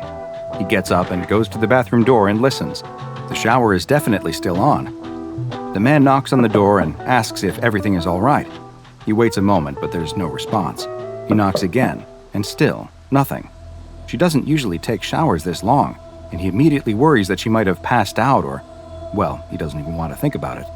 "I'm coming in, okay?" he announces as he opens the door to check on her. The man immediately notices how steamy the room is. The hot water must have been running for a while, and he's worried she really did pass out from the heat. "What's going on? Are you okay?" he asks, and when there's no response again, he pulls open the shower curtain to find nothing. Just an empty tub. There's no sign of his girlfriend anywhere. The man is beyond confused. He turns off the water and goes to the bedroom, but she isn't in there either. He runs to the front door, but it's still locked, and her keys are sitting on the table. He unlocks the door and sticks his head out into the hallway anyway, but nothing is out there. What is going on? He checks the bedroom again, then the bathroom, but she hasn't suddenly reappeared in either. He's in complete shock, unsure of what could be happening. He sits down on the toilet and puts his head in his hands. His head is spinning as it feels like the world is suddenly falling down all around him. The police are immediately suspicious of the man's story. His girlfriend simply vanished while taking a shower? "You expect us to believe that?" the detective asks. The man has no answer, though. It's as if she simply blinked out of existence. He's convinced she must still be in the building somewhere, that she somehow slipped out without him noticing. But none of the security footage from inside the building shows anything abnormal. There's footage from the cameras in the lobby of them entering the building, but nothing after that of her leaving. Just as in every missing person case like this, the boyfriend is the #1 suspect. But without any evidence, they can't hold him any longer. After many long hours of interviews, they finally allow him to leave, but not back to the apartment, since it's an active crime scene. The man has no family to speak of, and his few friends seem to have the same suspicions as the police and want nothing to do with him. His girlfriend was the only person he truly had in the world, and now she's gone. He's put up in a shabby motel, and days pass, then weeks, then months, but no evidence of the missing woman ever turns up. The man replays the memory of that day over and over in his head, searching for some kind of answer, but try as he might, he can't remember anything helpful. No clue as to what could have happened. The case is completely cold, and has been from the very start. The police eventually have to move on to newer, more solvable cases, and they finally allow the man to return home. He's overwhelmed with emotion the first time he enters the apartment. The place is a mess. It looks like the police turned it inside out looking for clues. Not knowing what else to do, he starts the long process of cleaning up the apartment. After hours of putting things away, he eventually gathers the strength to go to the one room he's been avoiding, the bathroom. He opens the door to the last place he's certain his girlfriend was. He enters to find that it looks like the rest of the apartment, as if someone has looked at every single object. But just like him, the police never found any trace of where she went. After straightening up this last room, he decides that he should take a shower and go to bed. It fills him with dread to think about standing in the last place he knows where she was. But he's had months to grieve the loss of his girlfriend, and he's decided that he needs to move on, whatever that means when someone goes missing without a trace. He turns on the shower and lets the water heat up before stepping in. Once he's in, every thought he has is about her. He wonders if she ever actually got in the shower at all, or somehow used it as a diversion to slip out unseen. He just can't figure out how. The day's events race through his mind, just as they have 1,000 times before, but his thoughts are interrupted when he notices that the water has started to pool around his feet. He looks down and sees that the drain cover looks normal. Maybe there's a clog, though. Do showers clog when they're not used? He has no idea. He bends down to get a closer look. The long, black creature emerges from the drain in the blink of an eye and latches onto his mouth, muffling him before he even has a chance to scream. He struggles and pulls down the curtain on top of him as he falls back onto the shower floor. But it's already too late. And in a matter of minutes, he too will be gone without a trace. Is there anything more comforting after a hard day than a nice, long, hot shower? The answer to that is no, there is nothing better. But that relaxing shower might just be the last you ever take when, unbeknownst to you, your pipes are home to an instance of SCP-913, also known as drain worms. SCP-913 refers to a species that resembles the common nematode, or roundworm, consisting of a long, thin body with a large mouth on one end. While some roundworms can grow to as large as a meter long, which is in itself a disturbing thought, SCP-913 instances can be much, much larger, and it is estimated that they can reach up to nearly 10 meters in length, though it is hypothesized that some instances in the wild may grow even longer. These worm-like creatures will feed off of any available organic material. However, their favorite form of sustenance is fresh animal tissue, and they appear to have an especially strong predilection towards human flesh. In order to satiate their desire to feed on their preferred prey, SCP-913 has developed a rather unique predatory style that perfectly suits its elongated body structure. While it is unknown just where they originate, they are most often found in the pipes of sewer and drainage systems. 153 instances will swim up those pipes, seeking out ones that lead to people's homes, and especially those that connect to showers and bathtubs. Once they reach the end of the pipe, SCP-913 will latch onto the drain cover and begin secreting an acidic substance. The acid quickly dissolves the drain cover, and SCP-953 will position its own mouth in its place, which it then is able to camouflage as the missing drain cover almost perfectly. Once SCP-953 has taken this position, it is virtually impossible to distinguish it from the original or discern that anything has changed. SCP-953 will then lie in wait until it detects that someone has entered the shower or bathtub. Once the unsuspecting person has begun to bathe, it will very quickly emerge from the drain, latching onto the victim's face, most likely in order to prevent them from calling for help. It then begins to rapidly secrete more of the same acid that it used to dissolve the drain cover. With how effectively it was able to dissolve metal, it's no surprise that SCP-953 is able to quickly produce the same effect on its victim. Their skin, muscle, and bone will all be almost immediately liquefied, allowing SCP-953 to feed on the slurry. And the drain worms feed extremely quickly as well. After just several minutes, basically nothing will remain of the person who stepped into the shower, and 153 will retreat back into the drain, leaving no signs that it was ever there, save for the missing drain cover. The SCP Foundation became aware of this anomaly following multiple mysterious missing person cases that all had one key element in common. Each was reported as having disappeared after entering a bathroom to either shower or take a bath. The Foundation soon discovered that large populations of SCP-913 instances were living in the sewers beneath several major American cities, and immediately began enacting containment procedures. The Foundation collected as many specimens as they could, and brought them to Bioresearch Area 12, where they keep them contained in 10 by 10 by 5 meter tanks that are kept partially filled with sewage and other organic material for them to feed on. Of course, it is of the utmost importance that these containers are never connected to any other plumbing systems, either internal or external.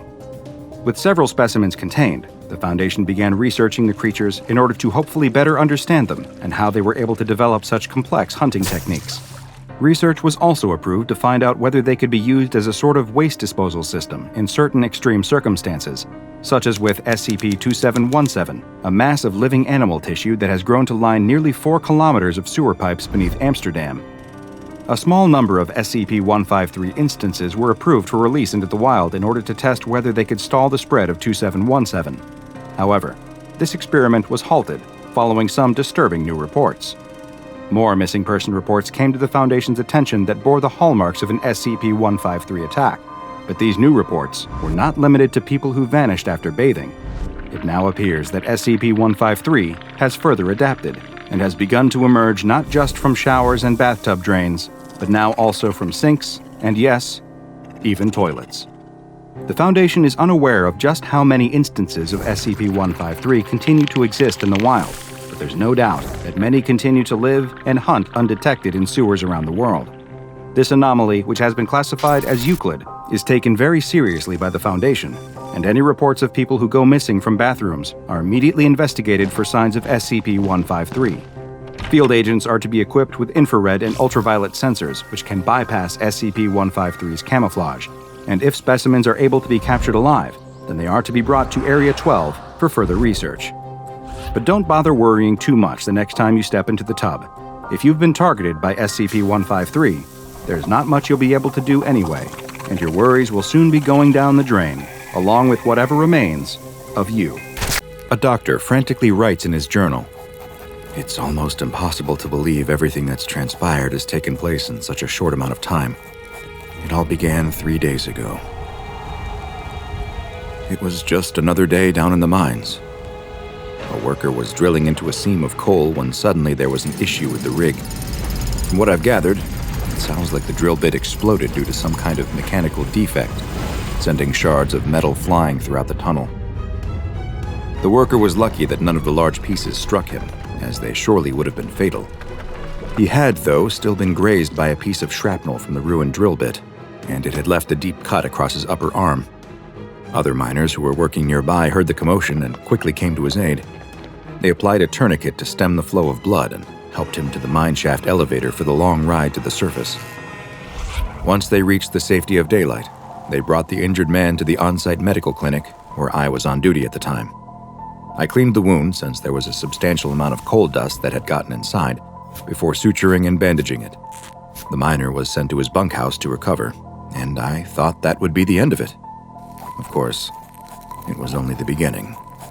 Roughly 24 hours later, the same miner presented himself to me once again. I asked about his injury, and he explained that while his arm was fine, he now felt like he might be coming down with an illness. His symptoms included a runny nose, a cough, and body aches, so my assumption was that he'd simply had some bad luck and caught a cold that just so happened to coincide with being injured on the job. I sent him to his bunk once again, telling him that he wouldn't be able to work and should instead use the day to rest and recover. The next day, I was once again in the clinic when my phone rang. It wasn't the sick miner, but instead his supervisor. The miner hadn't shown up for his shift that morning, and he asked for me to go check on him since he knew he hadn't been feeling well. I agreed that it was strange that neither of us had heard anything else from the miner and went to see him straight away. I entered the bunkhouse where many of the workers stay while on site at this remote mine. It was empty, except for the injured miner who was still in his bed. As I approached, I could immediately tell something was very wrong. The man was curled up in the fetal position and was sweating profusely while also shivering. A quick touch of his forehead revealed that the man had a high fever, too. He was practically incoherent, seemingly delirious from his high temperature. The miner was moved to the empty bed inside the clinic so I could better observe and tend to him, but very carefully since I assumed now that he was actually suffering from influenza and didn't want to risk an outbreak at the mine. I was getting ready to administer fluids to the miner, who was still mumbling incomprehensibly, when I noticed something on his face. It appeared that he was crying, but the tears that ran down his cheeks weren't made of water. They were blood. I hadn't seen anything like it before. There was no reason why influenza should be causing this man to cry tears of blood. I could see the veins in his forehead starting to pulse, as if his blood pressure had suddenly skyrocketed. And just as I was leaning in to get a closer look, something horrible happened. The miner suddenly opened his mouth and expelled an enormous stream of blood. The blast of blood struck me in the face and knocked me backwards in fright as the man continued expelling more and more blood from his mouth, which soon covered the walls of the clinic. With seemingly all the blood having been discharged from his body, the man then went limp. I attempted to resuscitate him, but strangely, there was no need. The man was comatose, but he was alive. There I was, standing in the middle of the clinic over the man, both he, myself, as well as the room completely covered in blood. It was one of the worst things I'd ever experienced as a doctor, and yet somehow, it was about to get even worse. I was still in shock from what had just happened when I heard the door to the clinic open behind me. I turned around to see a group of half a dozen more miners from the site, each one coughing, sweating, and shivering. One held a cloth to his ear that was stained red, while another attempted to stop his nose from bleeding. Whatever had infected the first patient wasn't a one-off medical event. This had the makings of an epidemic. I knew that I was in way over my head. I was just a general practitioner, not an infectious disease specialist, and I called the Center for Disease Control to get their guidance. I was told to quarantine the sick men as best I could, and that a rapid response team would be sent who were better equipped to deal with potential outbreaks. While I waited for the CDC to arrive, I began moving the afflicted men to a bunkhouse that had been designated for quarantining. Several more also began expelling huge amounts of blood, though unlike the first patient, none of the others survived the traumatic event. As I was putting the final infected man into a bed, I noticed something, though. There was a huge amount of heat radiating off of his lower body, and when I pulled down the blankets, I discovered something that even with all of the strange happenings, I still couldn't believe. There were huge lumps growing on his legs, each of which looked to be filled with some kind of fluid or gas, and they were extremely hot to the touch, as if the chemicals inside the lumps were creating a source of heat. As I was investigating the bizarre growths, I suddenly looked up to see that the man was no longer in a state of delirium. Instead, a crazed look had come over his eyes, and he suddenly leapt out of bed, flailing and clawing at me as if he wanted to kill me. I don't know how, but I was able to fight off the man and run out of the bunkhouse. He gave chase, though, and with no other option, I ran into a nearby storage shed. The man was beating and scratching at the door, but I was able to barricade it by dragging a heavy shelf in front of it. After several minutes of trying to break inside, he finally gave up and left. And here I remain. I'm too afraid to go back out. It seems that if the disease won't kill me, then whatever it is turning people into will. All I can do is wait for the CDC team to get here and hopefully know how to deal with whatever this situation has become. The doctor closes his small notebook and notices a drop of something fall onto the cover. He reaches up and wipes his hand across his mouth. It comes back, covered in blood. The doctor didn't know what the disease was that had so rapidly spread through the workers at the mine, nor did the CDC response team when they arrived. No, it wasn't until the SCP Foundation caught word of the mysterious outbreak that someone would finally determine what was happening with what would soon be called SCP-913, which is also known as the Sentient Micro-Organism. SCP-913 is a blood-borne pathogen that was first discovered after a worker at a remote mine was injured while drilling into a coal seam deep beneath the earth. It is theorized that coal dust entered the wound, dust which perhaps carried dormant spores of what would become SCP-913. Over the next several days, all of the remaining employees at the mine were infected, as was the CDC crisis team that was sent to the mine to investigate the outbreak of what was potentially an undiscovered pathogen. Following the CDC's inability to deal with the disease, the SCP Foundation took over the site and quickly terminated all affected personnel in order to prevent further spread. The first infected person, Patient 0, was taken into Foundation custody for further investigation, and the mine shaft itself was collapsed by an explosive device in order to seal it off. After studying Patient 0, the Foundation learned a great deal about just what they were dealing with. What they found was that SCP-913 has an incubation period that can vary wildly from just 24 hours to as long as 2 years, with the length appearing to be dependent on the number of other potential human hosts in the immediate area. Once symptoms begin to present in an individual, they will at first look to be quite similar to the common cold. They can include coughing, a runny nose, itchy eyes, and body aches. Roughly 48 hours after the first symptoms, the infected person will experience a form of hemorrhagic fever similar to the Ebola virus, which causes a small amount of bleeding in the lungs. This leads to the infected blood becoming aspirated, most likely in order to better spread through the air. The third stage of the disease leads to the host crashing and bleeding out as they start to bleed profusely from multiple body orifices, including the nose, tear ducts, mouth, and even through the pores of their skin. Their blood pressure will also skyrocket during this final stage, and in some cases have vomited blood as far as 5 meters.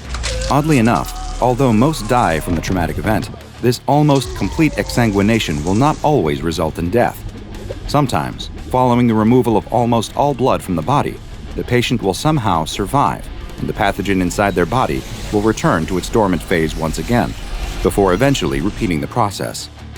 But SCP-913 is more than just a rapid and often deadly blood-borne disease, as you will soon see. As SCP researchers studied the disease, what they discovered was that it had a very strange property that sets it apart from other hemorrhagic fevers like Ebola and the Marburg virus. What they found was that when someone infected with SCP-913 is placed into a high-stress situation, such as one where their life is being threatened, SCP-016 will transition from rapidly reproducing inside of its host's body to instead begin rewriting their host's actual DNA. This genetic manipulation, combined with the stimulation of rapid cell division, leads to the host undergoing major physiological changes and in extremely small amounts of time. In just 24 hours, the host can begin showing physical changes to their body, and a complete bodily reconstruction can occur in less than 2 weeks. Most of the hosts who begin to undergo physical changes will not survive the process, due to how heavily the transformation stresses the body, but those that do will be changed in more than just physical ways. They'll exhibit hyper-aggressive behaviors, not dissimilar to those infected by rabies. And it's theorized that the pathogen may cause this behavior in order to better spread the virus. When the Foundation realized that SCP-016 was capable of these transformative effects, they immediately undertook a number of experiments on D-Class personnel in order to better understand their full extent. In the first test, a D-Class was infected with SCP-016, and as soon as they began showing symptoms, their cell was slowly flooded with water in order to stimulate the life-threatening situation needed to trigger the transformation process. Over the next 24 hours, researchers watched as the subject appeared to develop gills, which would allow it to survive in the now water-filled cell. The transformations didn't stop there, though, and over the next 2 weeks, the subject also had their limbs change into fins, their eyesight deteriorated, and their sense of hearing increased as they developed an echolocation ability very similar to the one employed by whales and dolphins. The experiment was concluded by removing all of the water from the cell, leading to the death of the subject from asphyxiation, as they could no longer breathe in the open air. A similar experiment was performed on another D-Class, but this time, instead of taking on aquatic animal properties, the D-Class experienced rapid muscle growth and their knuckles grew bone-like protrusions. It attempted to use both of these to break through the door of their flooding cell, but they were unable to breach the reinforced steel and soon died from drowning. The Foundation now knew that the virus could react in different ways to the same situation. The same experiment was run a third time, but in this instance, the infected D-Class exhibited an entirely different means of trying to escape. The subject had a massive growth appear on its chest, which seemed to be fed from 2 different tubes of flesh, also emanating from the subject's body. Fearing what it planned to do, the Foundation ended the experiment early and terminated the subject. An autopsy revealed that the growth was actually a hollow chamber that was being fed by the tubes with oxygen and acetylene gas, which when combined in sufficient amounts would cause a massive combustion event. In other words, SCP-016 was turning the subject into a living bomb. Moving on from flooded cell tests, the researchers next left a D-Class inside of a room with no stressing elements, and instead told them to focus on growing a pair of wings. Without any reason to begin the transformation process, SCP-016 went through its normal stages, and the subject died from blood loss without any other changes occurring. In the final test, a D-Class was placed inside of an acrylic box that was suspended over a mine shaft, with a timer attached indicating the time when the bottom of the box would open and drop the D-Class into the 1,000-foot deep shaft. This D-Class was also told to focus on growing wings that would allow them to survive the plunge. The subject began to transform over the next 24 hours, but rather than grow wings, they instead developed a tentacle-like appendage on their arm that was capable of producing silk similar to a spider's spinneret. They used the silk-producing organ to secure themselves to the box, showing that subjects did not appear to be able to control the way in which SCP-016 would alter their bodies. This experiment concluded when the timer reached 0 and the bomb attached to it detonated, as had been the plan all along. Following this last test, SCP-016 samples were placed into containment, and access to the sample for experimental purposes is only allowed with prior authorization from Level 4 or 05 personnel, with full documentation of the proposed experiment required beforehand. Failure to follow any of these procedures will lead to the offending personnel being reassigned to D-Class duty or terminated. SCP-016 has been classified as Keter, and the only existing sample is kept in a petri dish which is under extreme lockdown inside of a 5x5 by 5 meter room, where the temperature is kept below 0 degrees Celsius at all times. Should an outbreak of SCP-016 occur, all infected personnel are to be immediately terminated on site, and if the infection cannot be contained within 48 hours, then the on-site nuclear device is to be detonated prior to any additional personnel being evacuated. While the containment procedures may sound callous, unfortunately, when it comes to anomalous pathogens as dangerous as SCP-016, no chances can be taken. It's never a nice feeling waking up lying amongst shards of broken glass in the middle of the road. The dawn sky above the biker looks almost peaceful. It's as if nothing had gone wrong at all, as if everything is right in the world. But slowly, the throbbing pain washes into his helmeted head, and the sound of the traffic surrounding him rises in his ears. A sea of onlookers gathers around as the cars blast their horns. Through the cracked visor of his helmet, the biker can see concerned faces, people calling emergency services, and a few women crying. His paramedic bike is toppled on its side about 40 feet from him. There are long black tire marks running up to where it lies, smoking slightly on its side. With a groan, the biker sits himself up and shakes his head. Bad idea. Looking around, though, it seems he's the only one injured. His bike had gone into the front of a car at the junction. The occupants of the car stand by nervously, offering him whatever little assistance they can. But there's no time for that, the biker suddenly realizes. He looks down at his watch frantically. It's 12:03 p.m. There's not enough time. He rushes over to the bike as fast as he can and lifts it back upright. A couple of onlookers try to grab his arms, trying to sit down to rest, but he can't. There's no time. He has just 3 minutes to get to St. Mary's Hospital in central London. Right now, he's at the junction outside Baker Street Station. He can still make it on time if he gets on his bike and goes now. The biker swings his leg onto the bike and kicks it into life. He takes a deep gulp and looks over his shoulder at the box on the back of his bike. He can't risk opening it here. The damage may already be done. But if the heart is still alive in that box, it is the only chance that a 10-year-old boy has for a normal life.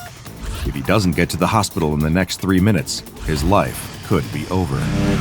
The school children stand in a circle, looking down at the dead bird with a morbid fascination. Do you think it's alive? No way. The boy in the middle of the group goes to pick up a stick. With an air of false confidence, he walks up to the bird and gives it a prod. It makes a squelching noise. The other kids all reel in shock, making retching noises and laughing about it. It's only when their teacher comes out to call them inside that the group disperses, leaving the animal carcass alone, sitting at the edge of the playground, outside the view of boring adults. Each passing day, the kids wander over to the bird's body. It's kind of the best biology lesson they've ever had as they watch the animal slowly decompose. At first, its body just shrinks, goes flat almost. The feathers start falling out, and it loses all of its color. Then it starts to get puffy. Different parts of its flesh bulge out in weird places, as if they're being inflated like a balloon animal at someone's birthday party. But then, the maggots come. There are only a couple of tiny white crawling wrigglers in the bird's body at first, but a couple of days after that, it's infested with them. The creepy crawlies wriggle all over the body. But as the boy looks down at the dead bird, he spots something very peculiar, something they haven't seen in a biology class before. There's a red maggot, wriggling and crawling in amongst the rest of the creepy crawlies. It squirms like the rest of them, but even over the course of the school day, it quickly grows larger than any of the others. What do you think it is? The boy stares at it. It looks like a worm. And a worm is exactly what it was. The next day, when the kids return, they see that the red maggot is now much larger than any of the others feasting on the bird. With a slightly translucent body, cherry red coloring, and small white speckles on its skin, it looks unlike anything they've ever seen before. Actually, not unlike anything they've ever seen before. It looks exactly like something that all the kids recognize very well.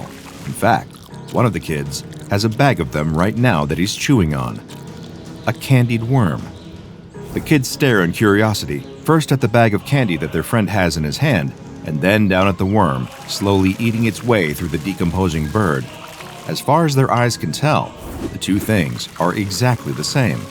Except, of course, that the one eating the bird seems to be alive.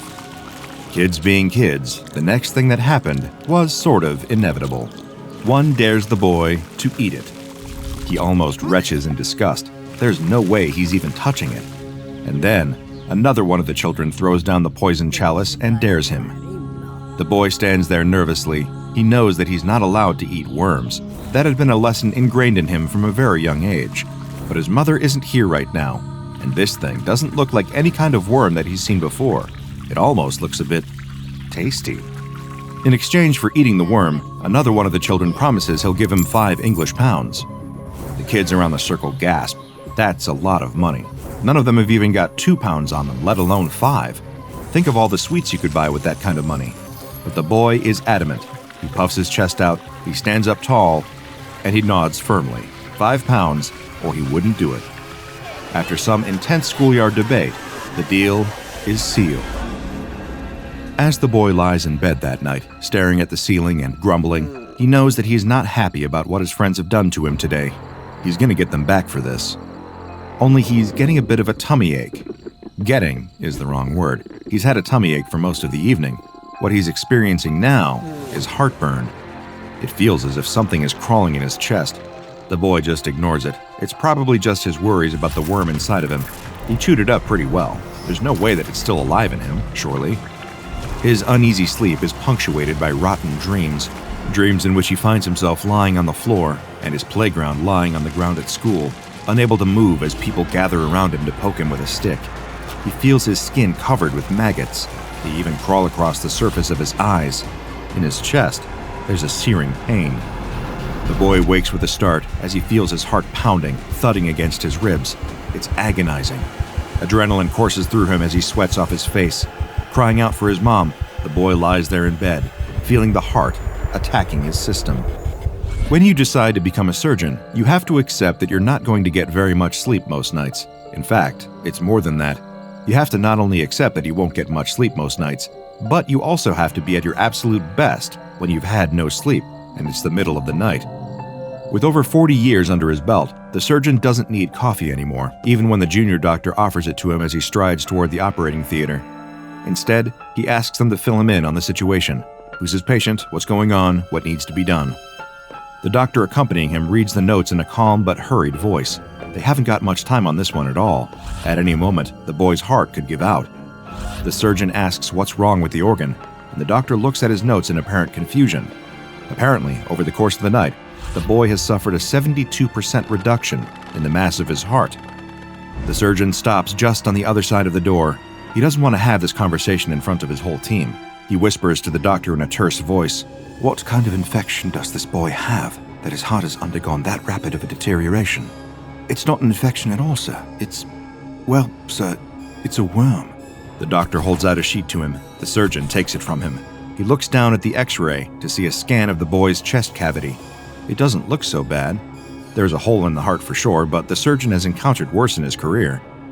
This was taken when the boy was first admitted. The doctor hands the surgeon a second x-ray. And this was taken just 1 hour later.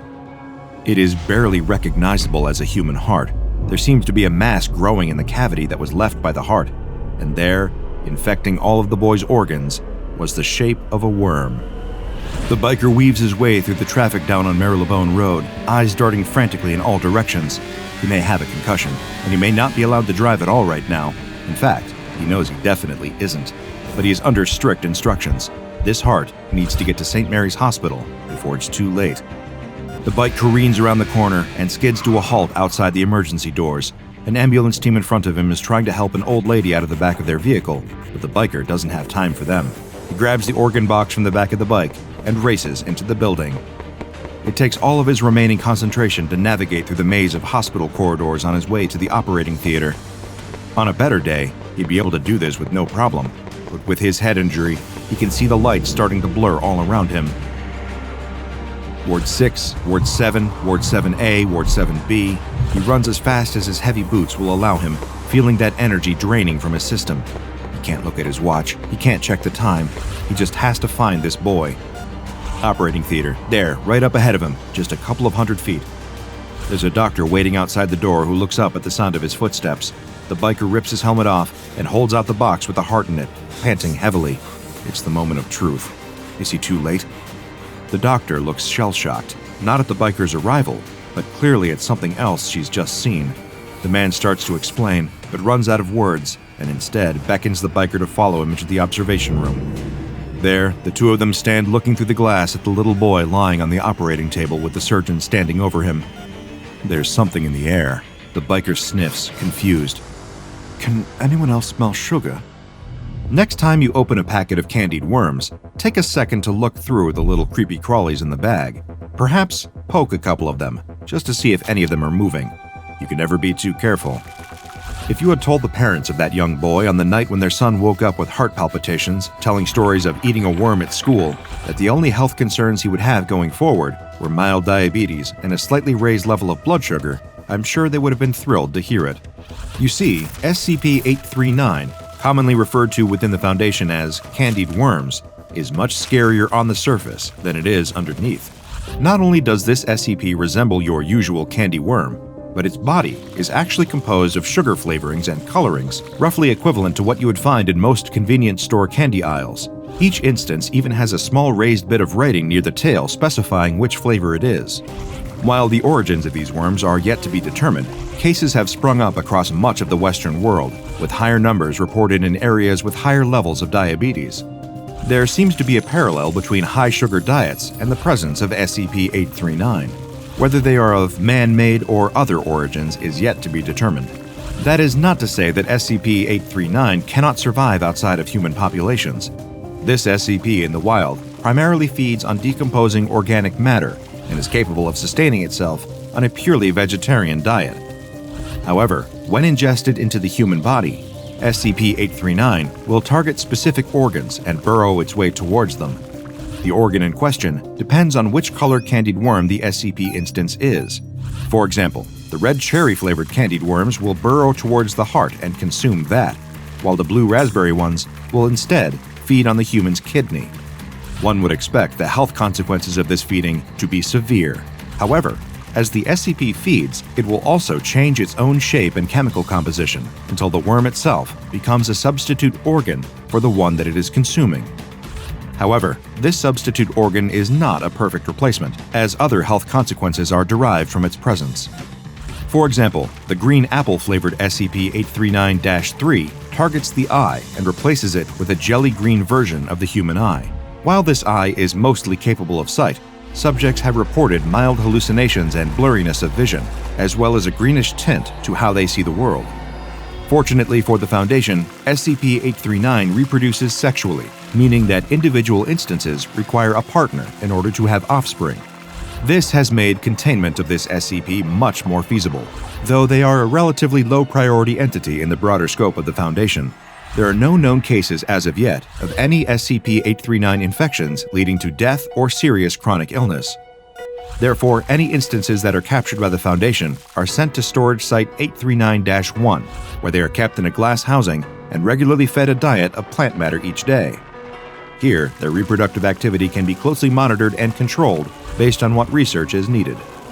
Those infected with SCP-839 instances can continue to live long and healthy lives, with only minor health complications arising.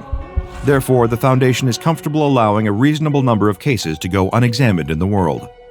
So, like I said, for next time you open up a bag of candied worms, maybe just give them a quick poke.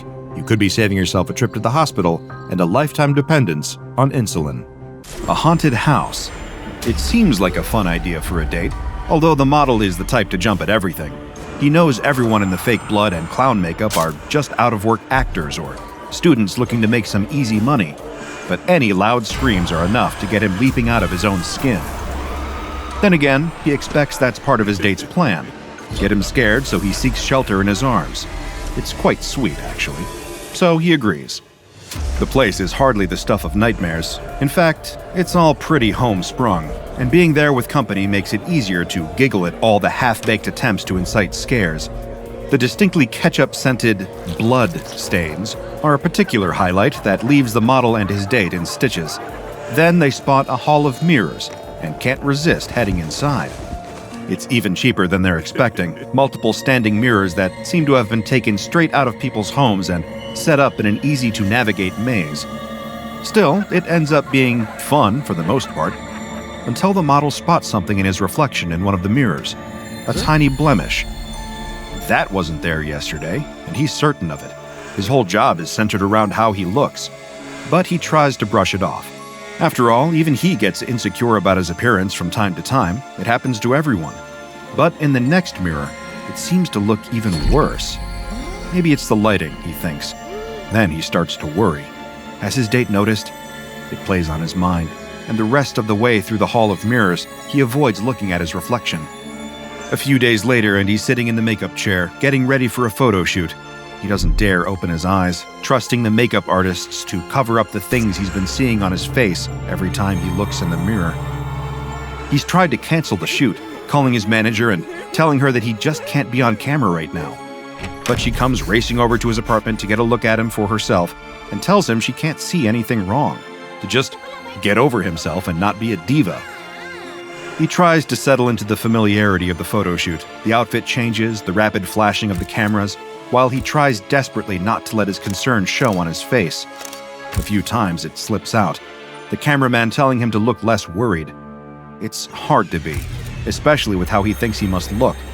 Seeing the photos afterwards, it's even worse than he thought. It barely looks like him. The person in the pictures is unrecognizable to the model. He argues with the cameraman and manager, telling them they need to Photoshop the images. Neither of them can see what's wrong with them. A few more days pass, and the model is cowering in his apartment. The thing he sees in the mirror doesn't look like him anymore. He doesn't even look human. He's seen it everywhere. Looking back at him in the glass pane of windows, out of the corner of his eye in the TV, shuffling in the place where his own reflection should be. It creeps into every photo, takes his place, standing in the spots he's supposed to be. The model's even started having nightmares about seeing whatever he's become. There's something very wrong with all this, and it all started in that Hall of Mirrors.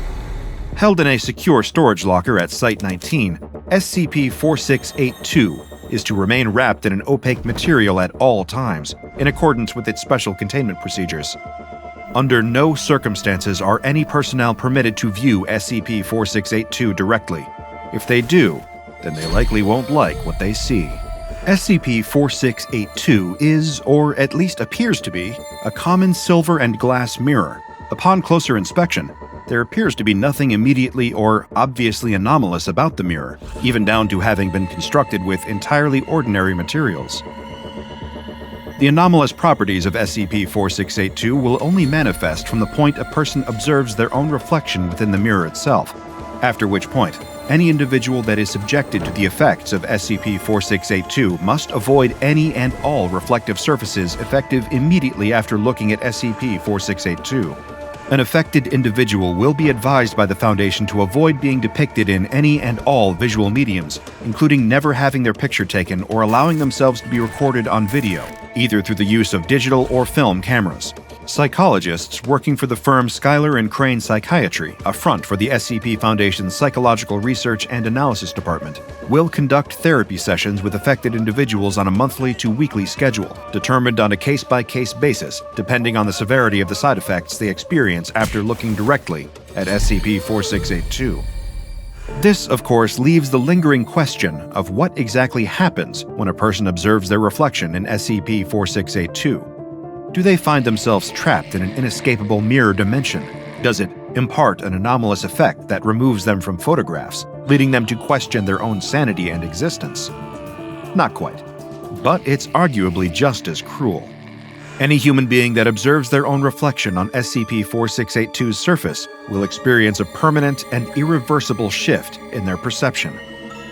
Whenever viewing themselves in SCP-4682, they will immediately notice physical differences that are not actually present on their real face or body, but they only appear in the anomalous mirror. These have been known to include a mix of the following discrepancies in reflections.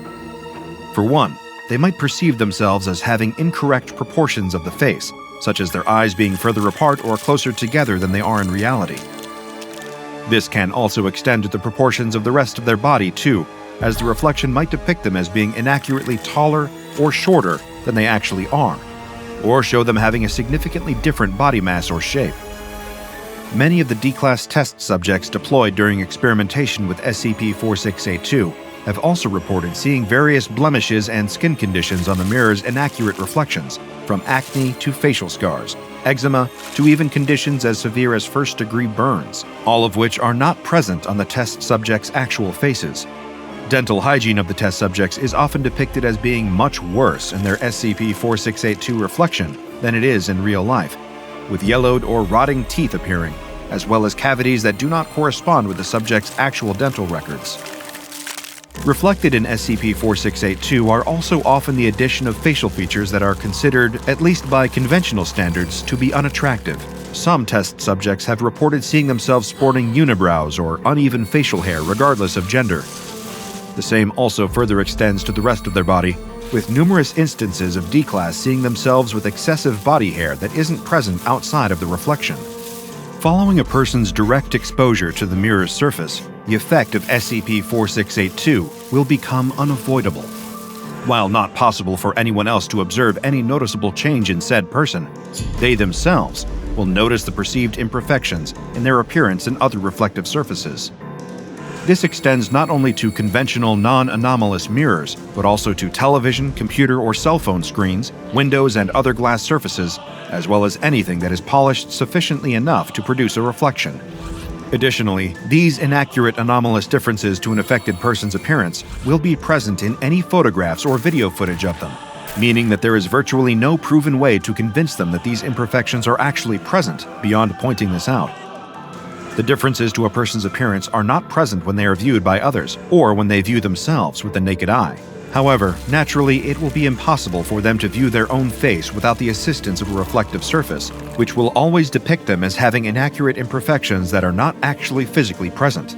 As if triggering this perceptual shift wasn't bad enough, SCP-4682's anomalous effect is also cumulative, as in, it only gets worse every time a person sees themselves again. When viewing their reflection after exposure to SCP-4682, whether using the anomalous mirror, a normal one, or any other method, another new imperfection will seemingly have appeared. Any reflective surface or method of visual recording around them will appear to make more and more differences present in their appearance. Anyone around that observes the altered reflection of the affected person, particularly on a surface or through photographs, will also be able to view the same imperfections that they perceive. However, they will be aware that these are not actually present when they view the person directly. There is currently no known way to circumvent or cure the perceptual anomaly caused by SCP-4682 or negate the lasting effect of it. Even the administering of memory-altering amnestics have no effect, as even if an affected subject forgets what they originally saw in SCP-4682, or even forgets the moment they looked into it to begin with, in some cases, using amnestics to treat exposure to SCP-4682's anomalous perceptual alteration can irreparably affect a person's view of themselves. One member of D-Class that was given amnestics after viewing SCP-4682 began believing the imperfections they saw in their reflection had always been part of their natural appearance. For a time, this led to a degree of acceptance in this individual. Being unable to recall their encounter with SCP-4682 meant they had no inclination that their reflection had previously appeared any differently before being altered by the mirror. However, they began to notice additional inaccuracies when subsequently viewing their reflection in the mirror above the faucet within their living quarters at the Foundation. The cumulative nature of SCP-4682 perceptual anomaly gradually led to this affected D-Class developing outlandish theories about their own identity. One such train of thought revolved around the belief that the Foundation had replaced their real self with some kind of clone, believing themselves to be a replica of the original, inaccurately mimicking their appearance and possessing all their memories.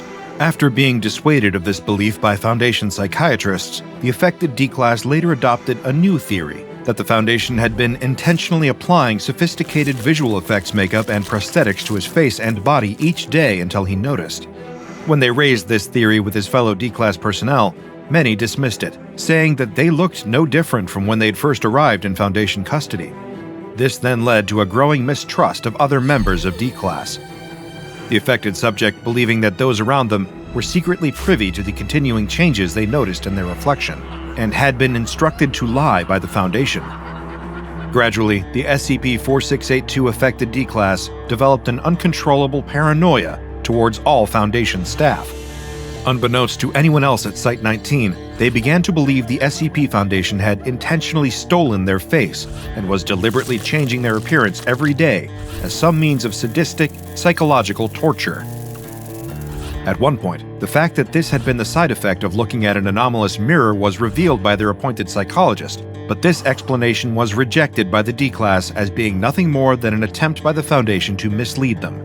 Having been drawing up an escape plan in secret, the affected individual eventually experienced a psychotic break and shattered the mirror in their holding cell, both to prevent them from being able to observe the continuously worsening changes in their reflection, and in order to hide one of the sharper fragments of glass on their person, in order to use it as a makeshift weapon. During recreational time, the D-Class caught a member of Foundation security by surprise and took them hostage, threatening their safety with the shard of the mirror. Holding it to the throat of their hostage, the D-Class was still able to catch momentary glimpses of their altered reflection in the glass. Additional Foundation security officers attempted to intervene, but could not get close enough to the D-Class without risking potential harm to their captured colleague. When asked by officers attempting to peacefully negotiate, the SCP-4682 affected D-Class made continuous requests for the Foundation to return their real face. Further attempts were made to explain the effects of SCP-4682 to the D-Class. However, they once again refused to believe what they were being told. Growing more and more agitated, witnesses state that the affected individual caught another glimpse of themselves reflected in one of the facility's tinted windows. Upon seeing further alterations to their reflection, they became enraged and released their hostage before attempting something drastic with the mirror shard to get rid of this false face. They were subsequently transferred to the medical wing of Site-19, where they remained alive but unconscious for several weeks. As a form of compensation for the mental anguish imposed on them by being made to look at SCP-4682 and then being forced to forget about it, the Foundation offered to perform facial reconstruction surgery on the affected D-Class, as well as applying skin grafts to repair some of the lasting facial trauma. However, the D-Class instead refused, opting to keep their face wrapped in bandages and sterile wound dressing indefinitely, requesting that the Foundation instead develop some method of preventing them from ever seeing their reflection again. At present, there are several proposals to re-engineer the technology behind the scramble goggles to serve this purpose. One includes developing electronic contact lenses that either blur or completely remove an individual's reflection from their vision in real time. However, these proposals are still awaiting review and approval by Foundation higher-ups. A number of other D-Class personnel used during testing of the anomalous mirror have reported suffering major psychological difficulty after witnessing their altered reflections. In particular, those who have seen the cumulative effects of multiple imperfections being added thanks to SCP-4682. Many report being unable to recall what they originally looked like before seeing the inaccurate changes in their reflections, with some even developing severe depression, anxiety, and insecurity connected to their appearance. In addition to this, there have been numerous documented cases of test subjects suffering from severe body dysmorphia following testing with the object. Given that this is one of the more common outcomes that can be caused by looking at SCP-4682, and in order to discourage personnel from doing so, the anomalous mirror is often widely referred to simply as the body dysmorphia mirror. The Foundation first encountered the mirror while investigating a missing persons case in Broken Bow, Oklahoma. A civilian, referred to simply as Rob, had reported to police that his boyfriend had been out of contact for a concerning amount of time, and an investigation into his whereabouts was subsequently launched.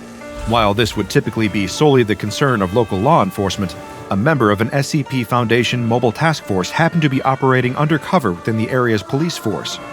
This agent belonged to MTF Iota-10.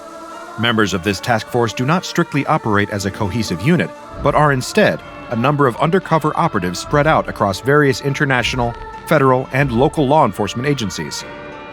This includes the Central Intelligence Agency, Federal Bureau of Investigation, Ministry of Intelligence, and various police departments. The primary goal of this mobile task force is transferring potentially anomalous evidence recovered during investigations into Foundation hands, as well as reporting any anomalies discovered in connection to criminal acts to the SCP Foundation. From there, they then allow Foundation response or containment teams to step in and take over jurisdiction of these cases from local law enforcement or federal agencies. This has led to MTF Iota-10 being more colloquially known by their nickname, the Damn Feds.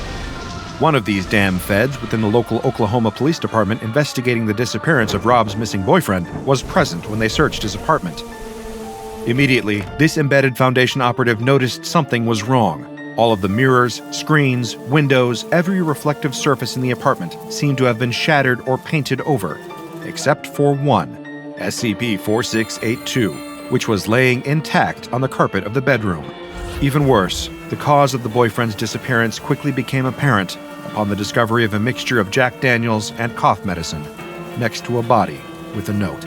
Believing the apartment to have been the site of a potential anomalous incursion, the undercover MTF Iota-10 operative contacted his superiors at the SCP Foundation and requested that members of Mobile Task Force Eta-10 be dispatched to assess the situation. The operative was commended for making an accurate assessment of the situation, especially in requesting MTF Eta-10, otherwise known as See No Evil. Of all the Foundation's numerous deployable task forces, Eta-10 specializes in the investigation, acquisition, and containment of anomalies that cause visual cognition hazards or mimetic effects. In short, anything that cannot or should not be directly observed in order to be safely handled. Through the use of anomalous means available to only MTF Eta-10, they were able to safely secure SCP-4682 and bring it to Foundation containment. Also recovered from the scene in the apartment was the note left by Rob's boyfriend. This note revealed little about how he had come to have SCP-4682 in his possession, nor shed any light on its origins, or when he first began to notice its anomalous effects. However, it did contain insights as to how the mirror functioned through the harrowing testimony of the man who had been found dead alongside it. He had reportedly started seeing his altered reflection more frequently, so much so that it had started affecting his day-to-day life. He recalled accidentally colliding with his neighbor's car after he hadn't been using his vehicle's rearview mirror because he couldn't stand the sight of his own eyes looking back at him. It had seemingly become so bad that he had smashed the bathroom mirror in his apartment, unable to look into it for more than a second. However, still being able to see himself in the broken fragments, he tried throwing them away, only to still catch his inaccurate reflection on the metallic surface of his dishwasher. Every time a reflective surface showed imperfections on his face thanks to SCP-4682, he destroyed it, smashing his phone when he saw his reflection in the glass screen protector. According to his note, he even took a hammer to a hand mirror that Rob had given him as a gift, destroying it so thoroughly that there were only tiny shards and splinters of glass left. And he could still see himself in those, too. Desperation had long since set in, and he was considering somehow inducing blindness in himself, before eventually deciding that there was only one way to be rid of the sight of his own face for good. He had been seeing himself with crooked teeth and chewed fingernails, and had started to believe that Rob's feelings had enabled him to look at his boyfriend with rose-tinted glasses. He felt unworthy of his partner's love, and felt that Rob deserved better, unaware that the imperfections he was seeing in himself weren't really there, and had only appeared as a result of looking into SCP-4682. This tragic outcome of the effects of the body dysmorphia mirror are a large part of the reason that the SCP Foundation have long since discontinued testing with it, opting to keep it in storage where it can no longer hurt the way people look at themselves. A perfect shot. The photographer holds up his camera, focusing on the deer. Then, the creature turns and stares down the photographer with the face of a human man. A long, elegant neck ending in a mutated abomination. The photographer drops the camera and runs away screaming. He won't be coming back to get it. He'd rather just buy a new one. A woman is walking her dog along the dirt road she's walked down every day for several years. It winds alongside a dense forest and past several large plots of land. Some are occupied by farms, some have been left abandoned. It's a pleasant walk, one she can always count on to be as quiet and peaceful as it is stimulating for her dog, with plenty to look at and smell. Occasionally, he gets distracted by a wild animal, but the odd squirrel or possum is nothing the dog hasn't seen before, and she can quickly get him back on the path with a whistle and a tug of his leash. As the two of them near a familiar bend toward the halfway point of the walk, she can't help but notice that something seems off about the dog's behavior today. His steps are anxious, and his hackles are up. He keeps sniffing the air, tugging at the leash, whining insistently, as if trying to tell her something. She soothes the dog, promising him that there's nothing over there. The area he keeps staring at, a low growl rumbling in his chest, is an abandoned farm. No one's been over there for years, but no matter what she does, he keeps staring at that abandoned farm in the distance. Suddenly, there's a rustling sound, some sort of unseen animal moving through the bushes toward the farm. The noise sets the dog off, and he jolts in its direction, yanking so hard and so abruptly on the leash that it flies out of his owner's hand. Free to pursue whatever had been aggravating him so much, the dog tears off toward the abandoned farm. The woman chases after him, desperate to catch her beloved pet before he gets himself attacked by a wild animal, or worse. She sprints after the dog for half a mile until they've passed the ruins of an old barn and reached a horse paddock that seems to be in surprisingly good condition. As the woman catches her breath, she spots a sign she'd never noticed before on the road. It reads, "The Miracle Farm." The paint is unchipped, vivid, even fresh. This doesn't look abandoned. Her dog barks sharply, and she follows the sound. There he is, crouched low to the ground, shaking and barking at a pair of horses. Wait. No, those aren't horses. They have the hooves, the haunches, the tails, but their upper bodies are all human torso, arms, head, and face. It shouldn't be possible, but her dog is barking at what appears to be a pair of centaurs. She grabs hold of his leash, urging him back from the strange beasts. As she backs away, she hears a sound behind her, like a person imitating the crow of a rooster. She spins around and sees a wide-eyed man with a bright red wattle on his face, feathers jutting out of his neck. He crows again, then stoops to peck at the ground. Just behind the rooster man, she sees even more impossible human-animal hybrids. Rotund, pink-fleshed children with pig noses roll in a puddle of mud. A woman coiled up on a rock stares straight ahead, forked tongue flitting in and out of her mouth as she hisses. This place isn't abandoned after all. There is still a farm here, but it's no ordinary farm.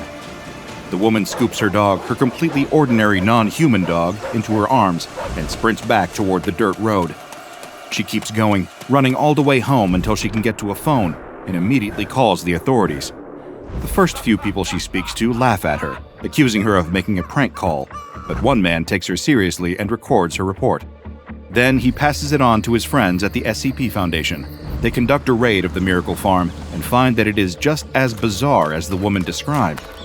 They uncover files in their office detailing that the property once belonged to Marshall, Carter, and Dark Limited, before its ownership passed to a private company that specializes in the finest in custom-ordered pets, prey, and companions. Mobile Task Force Theta 2, Moreau's morgue, is deployed to the scene, where they bring all on-hand personnel, clients, and living specimens into custody. Personnel and clients are questioned, then given Class A amnestics and released. The specimens are contained for further study, and the facility is destroyed.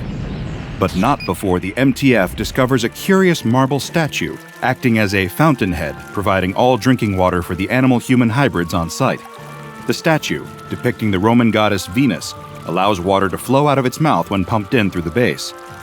Somehow, water flowing through it is causing ordinary animals to transform into these bizarre creations. But how? Before we tell you, first, I have a question directly for you. Is something interfering with your happiness or preventing you from achieving your goals? Regardless if you have a clinical mental health issue like depression or anxiety, or if you're just a human who lives in this world who's going through a hard time, therapy can give you tools to approach your life in a very different way. And that's why I'm excited to tell you about today's sponsor, BetterHelp. BetterHelp's mission is to make therapy more affordable and more accessible, and this is an important mission because finding a therapist can be really hard, especially when you're limited to the options in your area. BetterHelp is a platform that makes finding a therapist easier because it's online. It's remote, and by filling out a few questions, BetterHelp can match you to a professional therapist in as little as a few days.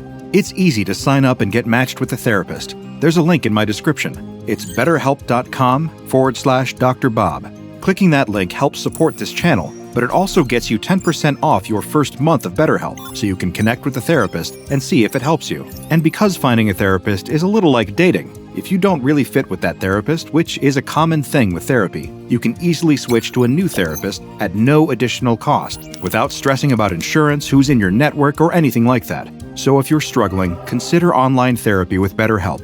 Click the link in the description or visit betterhelp.com/DrBob. Thank you again, BetterHelp, for supporting this channel. And now back to the strange marble statue. The fountain is quickly removed from the area and brought to the Foundation for further study.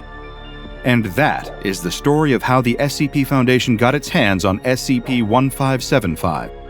As is frequently the case at the SCP Foundation, the research team quickly began conducting controlled experiments using SCP-1575. They exposed a variety of animal test subjects to water that had passed through the fountainhead.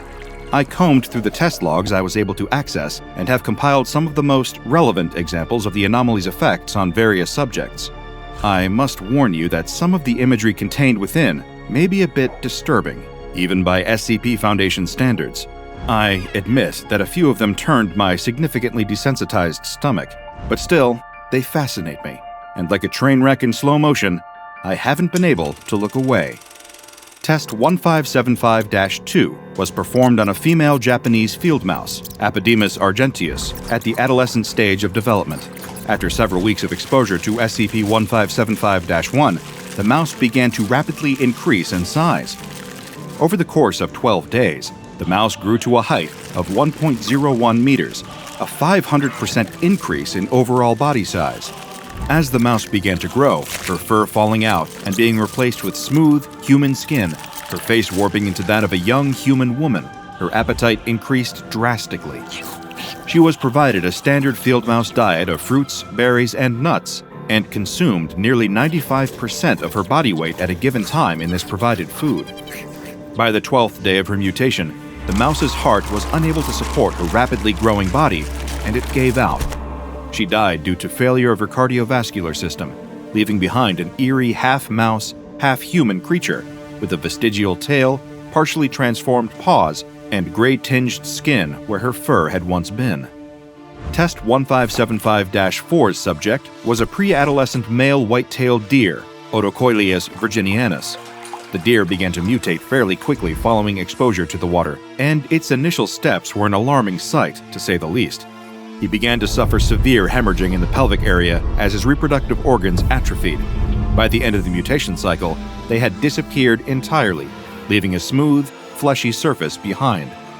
Several male researchers in attendance had to leave the room during the initial bleeding, and one asked to be referred to an on-site counselor regarding a persistent, recurring nightmare inspired by the mutation. The deer's arms and legs changed into human arms and legs, hooves into hands and feet. By the end of the process, which stabilized after 30 days, the deer had become an androgynous-looking Eastern Seaboard Native American person. The only remaining indicators that this had once been something other than human were a tail and antler nubs resembling those characteristic of yearling bucks. After testing the anomaly on prey animals, the researchers decided to explore its effects on a predator. The subject of Test 1575-6 was an adult female Bengal tiger, Panthera tigris tigris. Naturally, there were concerns about the safety of researchers given the subject's aggressive nature. To prevent any accidental injury or death, she was kept sedated for the duration of any hands-on examination. Unfortunately, the application of these sedatives had a negative impact on the tiger's health during the mutation process.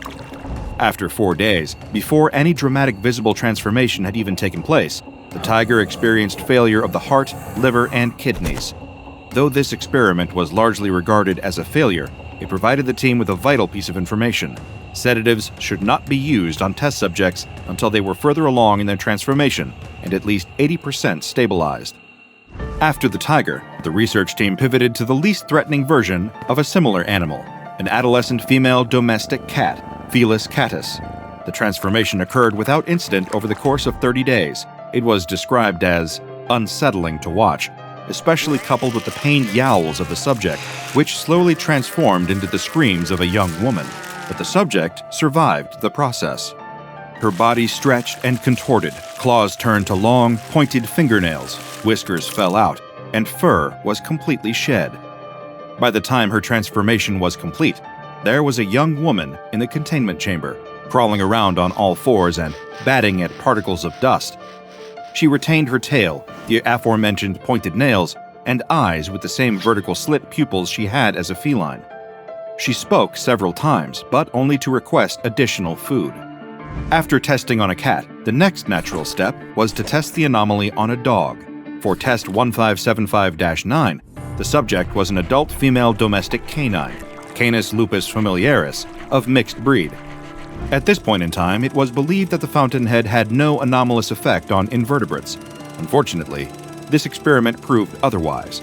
But I'm getting ahead of myself. The dog was exposed to the anomalous water, and dramatic signs of mutation soon began to show. First, the dog began shedding all of its fur. At this point, the researchers got an unfortunate look at something that had been hiding in the dog's coat, an infestation of fleas, which were beginning to transform as well. The fleas had quadrupled in size and were continuing to grow. Even more horrifying, Their legs had changed into appendages resembling human fingers, and their features rearranged into a nightmarish facsimile of a human face, blood pouring from their open mouths. Unfortunately for the test subject and any researchers present, the fleas were not the only parasite that had infested this dog.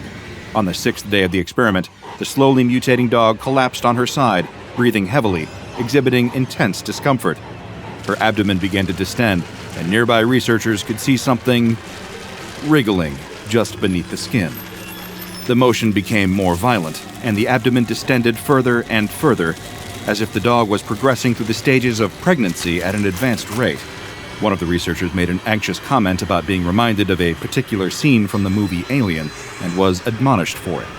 But he was quickly proven right, because with a sudden burst, a tapeworm with the face of a man erupted through the skin, screaming at the top of its lungs, eyes rolling wildly in its sockets. One researcher vomited, another fainted. The experiment was swiftly aborted, and testing procedures were updated to include a specification that all subjects must be examined for parasites prior to any exposure to SCP-1575. None of the mutated creatures survived this test. The dog test was a colossal failure on many counts, but it inspired the research team to continue testing on non-mammals, not invertebrates, no one wanted to go down that road again, but other animals at least. For test 1575-12, the subject was a pre-adolescent female hyacinth macaw, Anodorhynchus hyacinthinus. The parrot swiftly began to change, and the sound of agonized caws filled the room, along with a sickening snapping sound. After a moment, the sound was identified as breaking bones. The rest of the bird's body, particularly the muscles and organs, were transforming at a faster pace than the skeleton. The body contorted painfully, and the wings began to split, forming into rudimentary fingers and hands. But the transformation never finished, never stabilized. After 20 days, the macaw was dead, and the cause of death was determined to be internal injuries due to these extensive bone fractures. The subject of test 1575-13 was an adult female leopard gecko, Eublepharis macularius. The transformation occurred at an accelerated rate, and within 1 week, the lizard had grown to a height of approximately 4 feet and displayed many human characteristics, including human legs and feet, a face, and a full head of hair. The hands remained unchanged, though they were larger, and the specimen was still capable of climbing up walls, much like an ordinary gecko. At the 10-day mark, the subject experienced catastrophic organ failure as a result of the mutation and expired.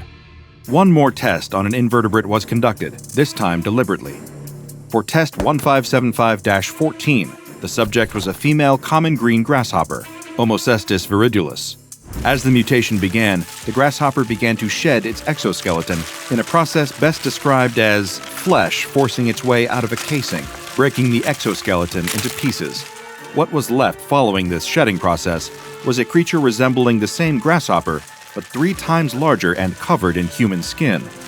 It continued to grow, but no further human features seemed to develop. After 15 days, it expired.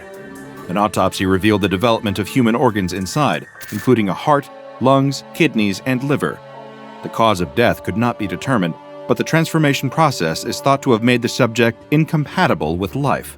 The subject of test 1575-15 was an adult female grizzly bear, Ursus arctos horribilis. During the first 29 days of her mutation, the bear did not consume any food or drink aside from SCP-1575-1.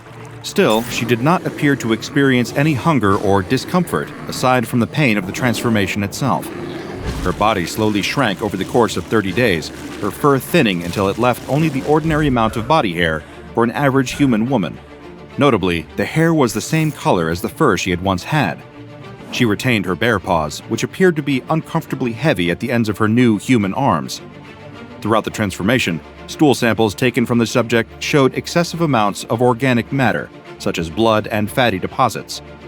After 32 days, the mutation was complete, and the former bear's condition was stable. She did not speak. Instead, she used her newly transformed mouth and voice to grunt and roar. It was much less intimidating coming out of her human mouth, but researchers noted that her paws and claws were still dangerous and should be avoided. The subject of test 1575-16 was an adolescent female Gravy's zebra, also imperial zebra, Equus grevii. Over the course of 27 days, the zebra's main body, hind legs, and most of her head mutated into a human, resembling the appearance of a person native to Africa. However, her front legs and jaw structure remained that of a zebra. The transformation stabilized, leaving her in this half-changed state. She was unable to move without pain, unable to eat, and exhibited extreme distress at her state of existence. When she attempted to walk, she would lose her balance and topple over, lying on the ground in agony. It is uncertain what caused the transformation to halt at such an incomplete stage, but the subject's quality of life had been all but destroyed. After a thorough physical examination, the half-transformed zebra specimen was euthanized as a humane measure.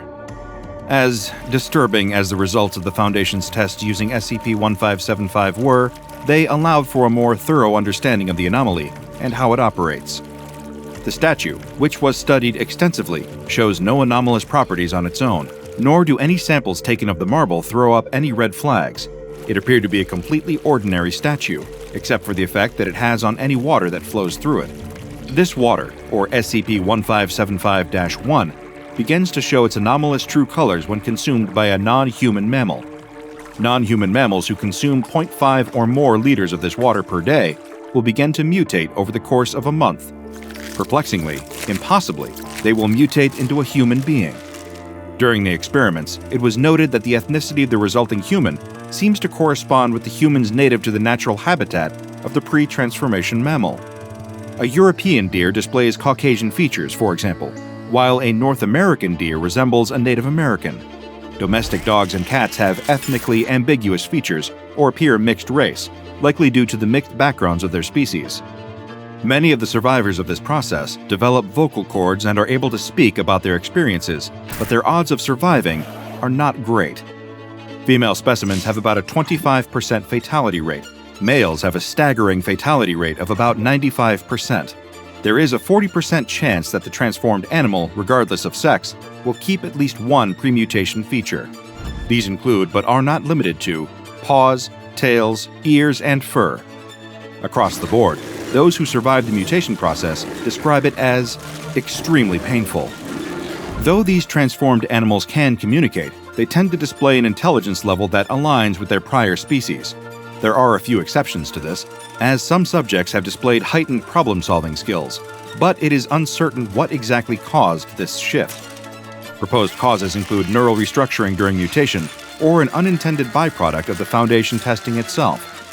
These transformed instances do not magically become human in behavior, personality, or habits. They retain their animal instincts, memories, and sense of self, give or take some added depression or anxiety brought on by the traumatic and drastic changes they've endured.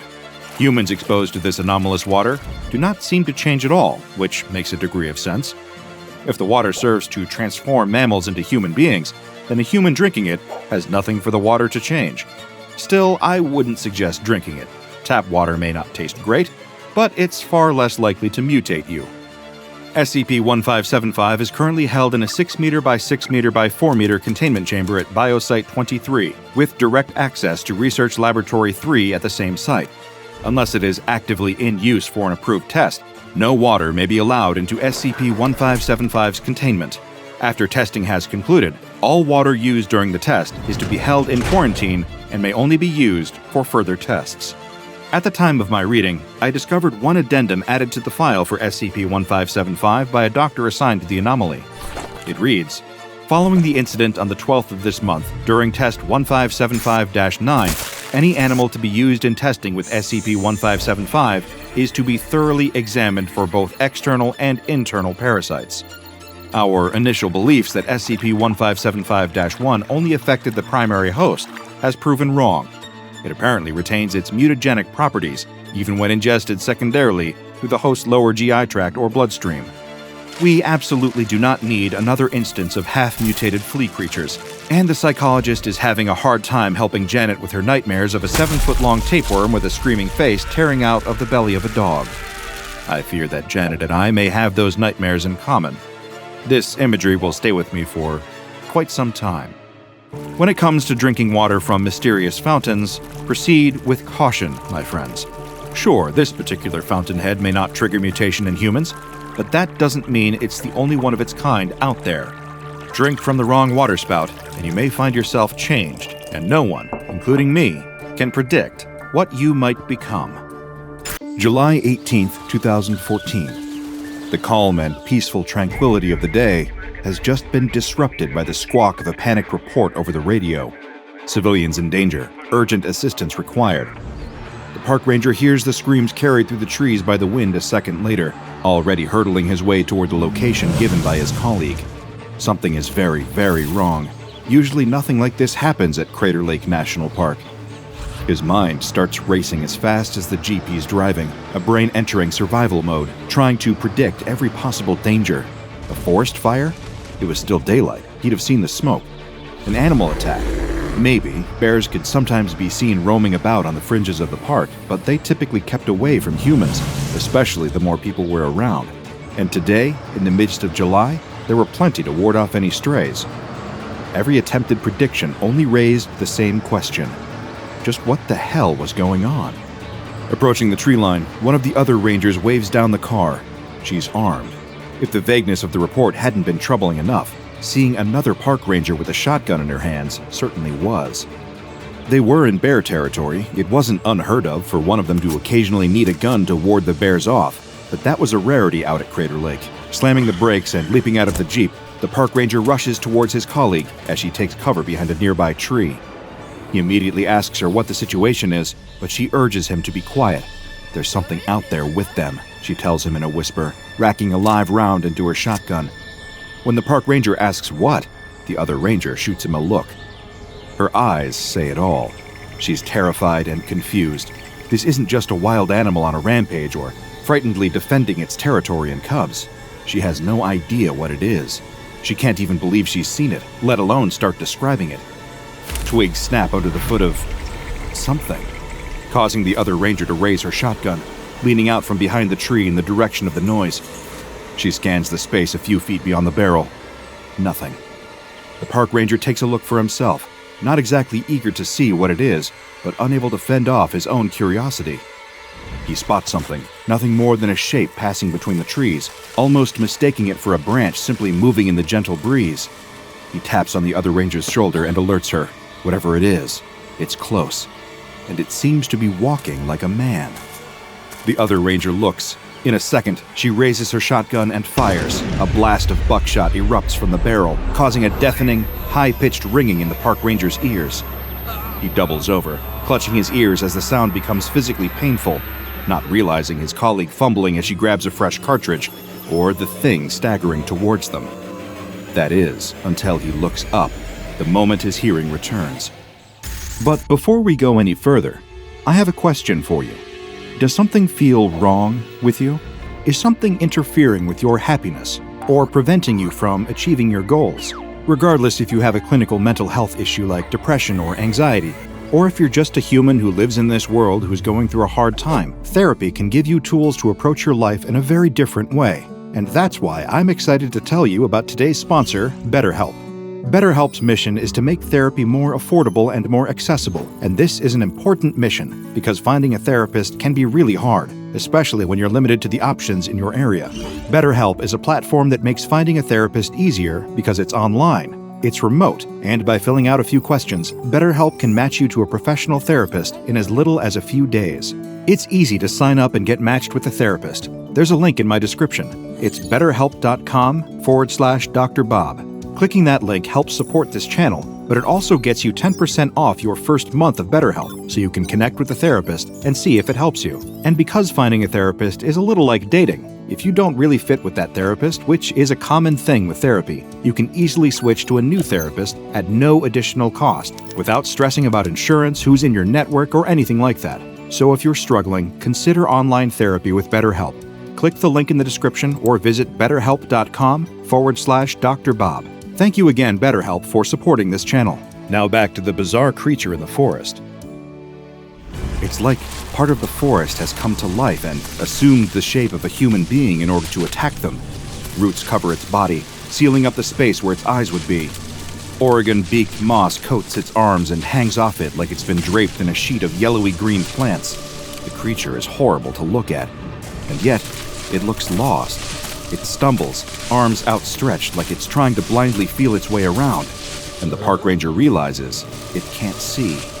Another cartridge clicks into the shotgun tube, pulled back the chamber by the slide of the pump, and the other ranger raises the weapon, steadying her aim so as not to miss this time.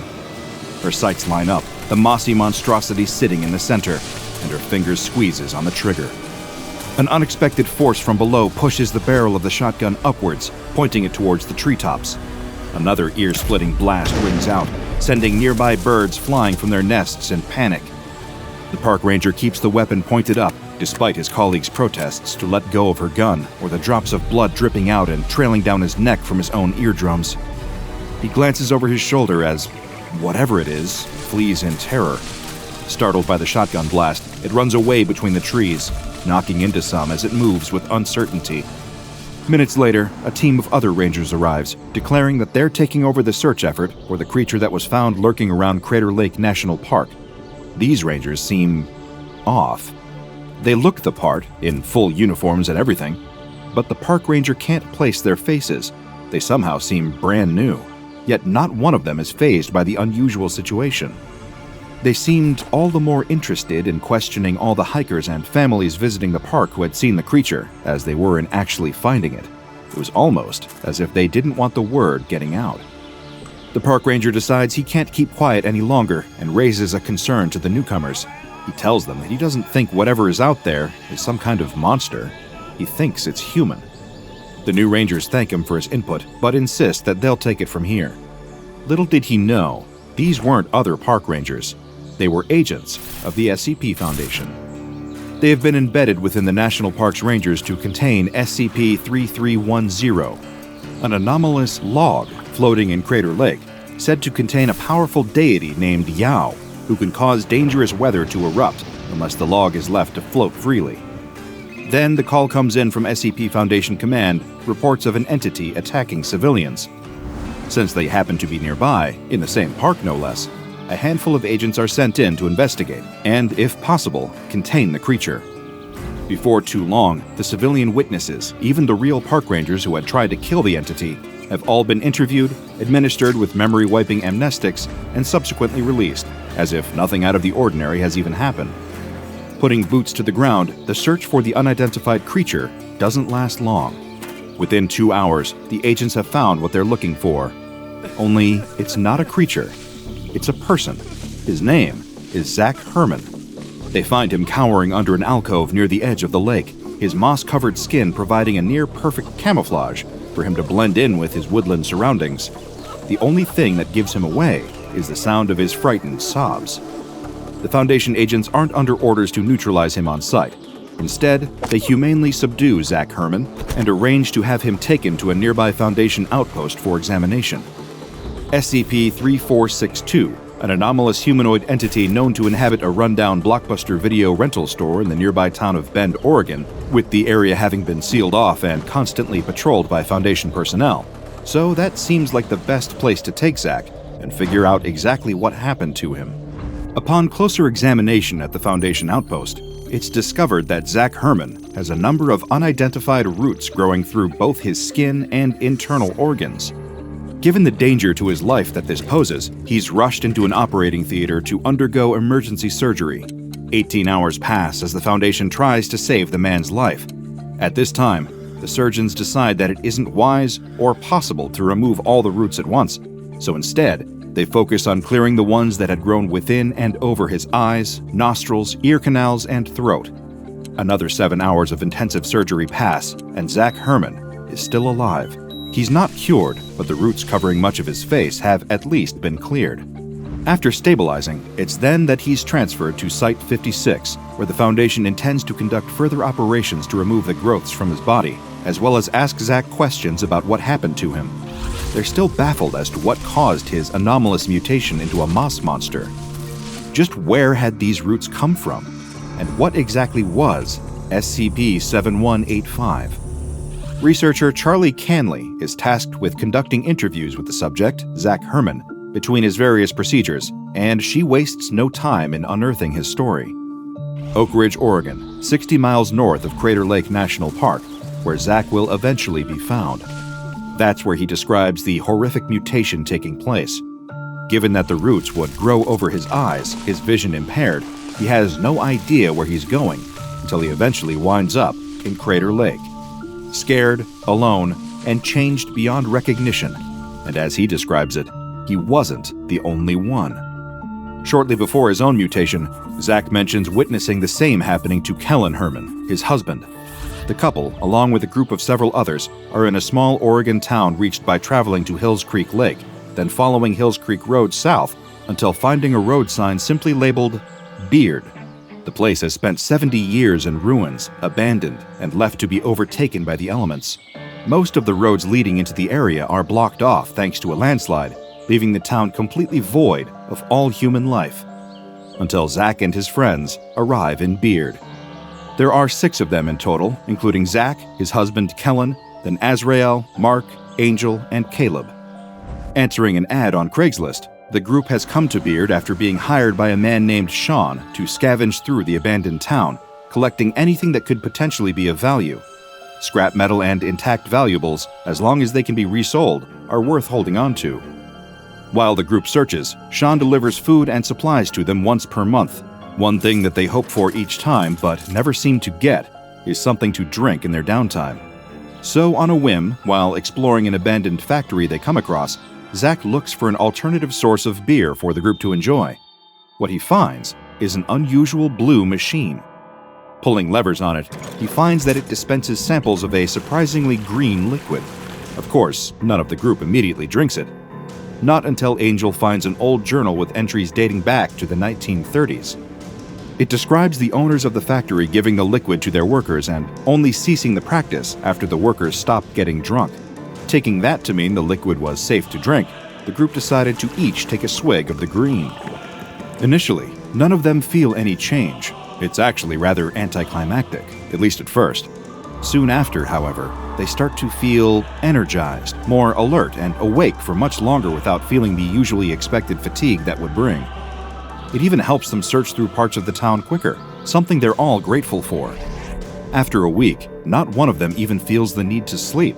They were even healing from injuries faster, small cuts were sealing in minutes, bruises clearing entirely almost as quickly as they formed. After about a month, the negative side effects start. They start manifesting as small symptoms, the group experiencing various bodily aches that gradually become far, far worse. It affects each of them differently too.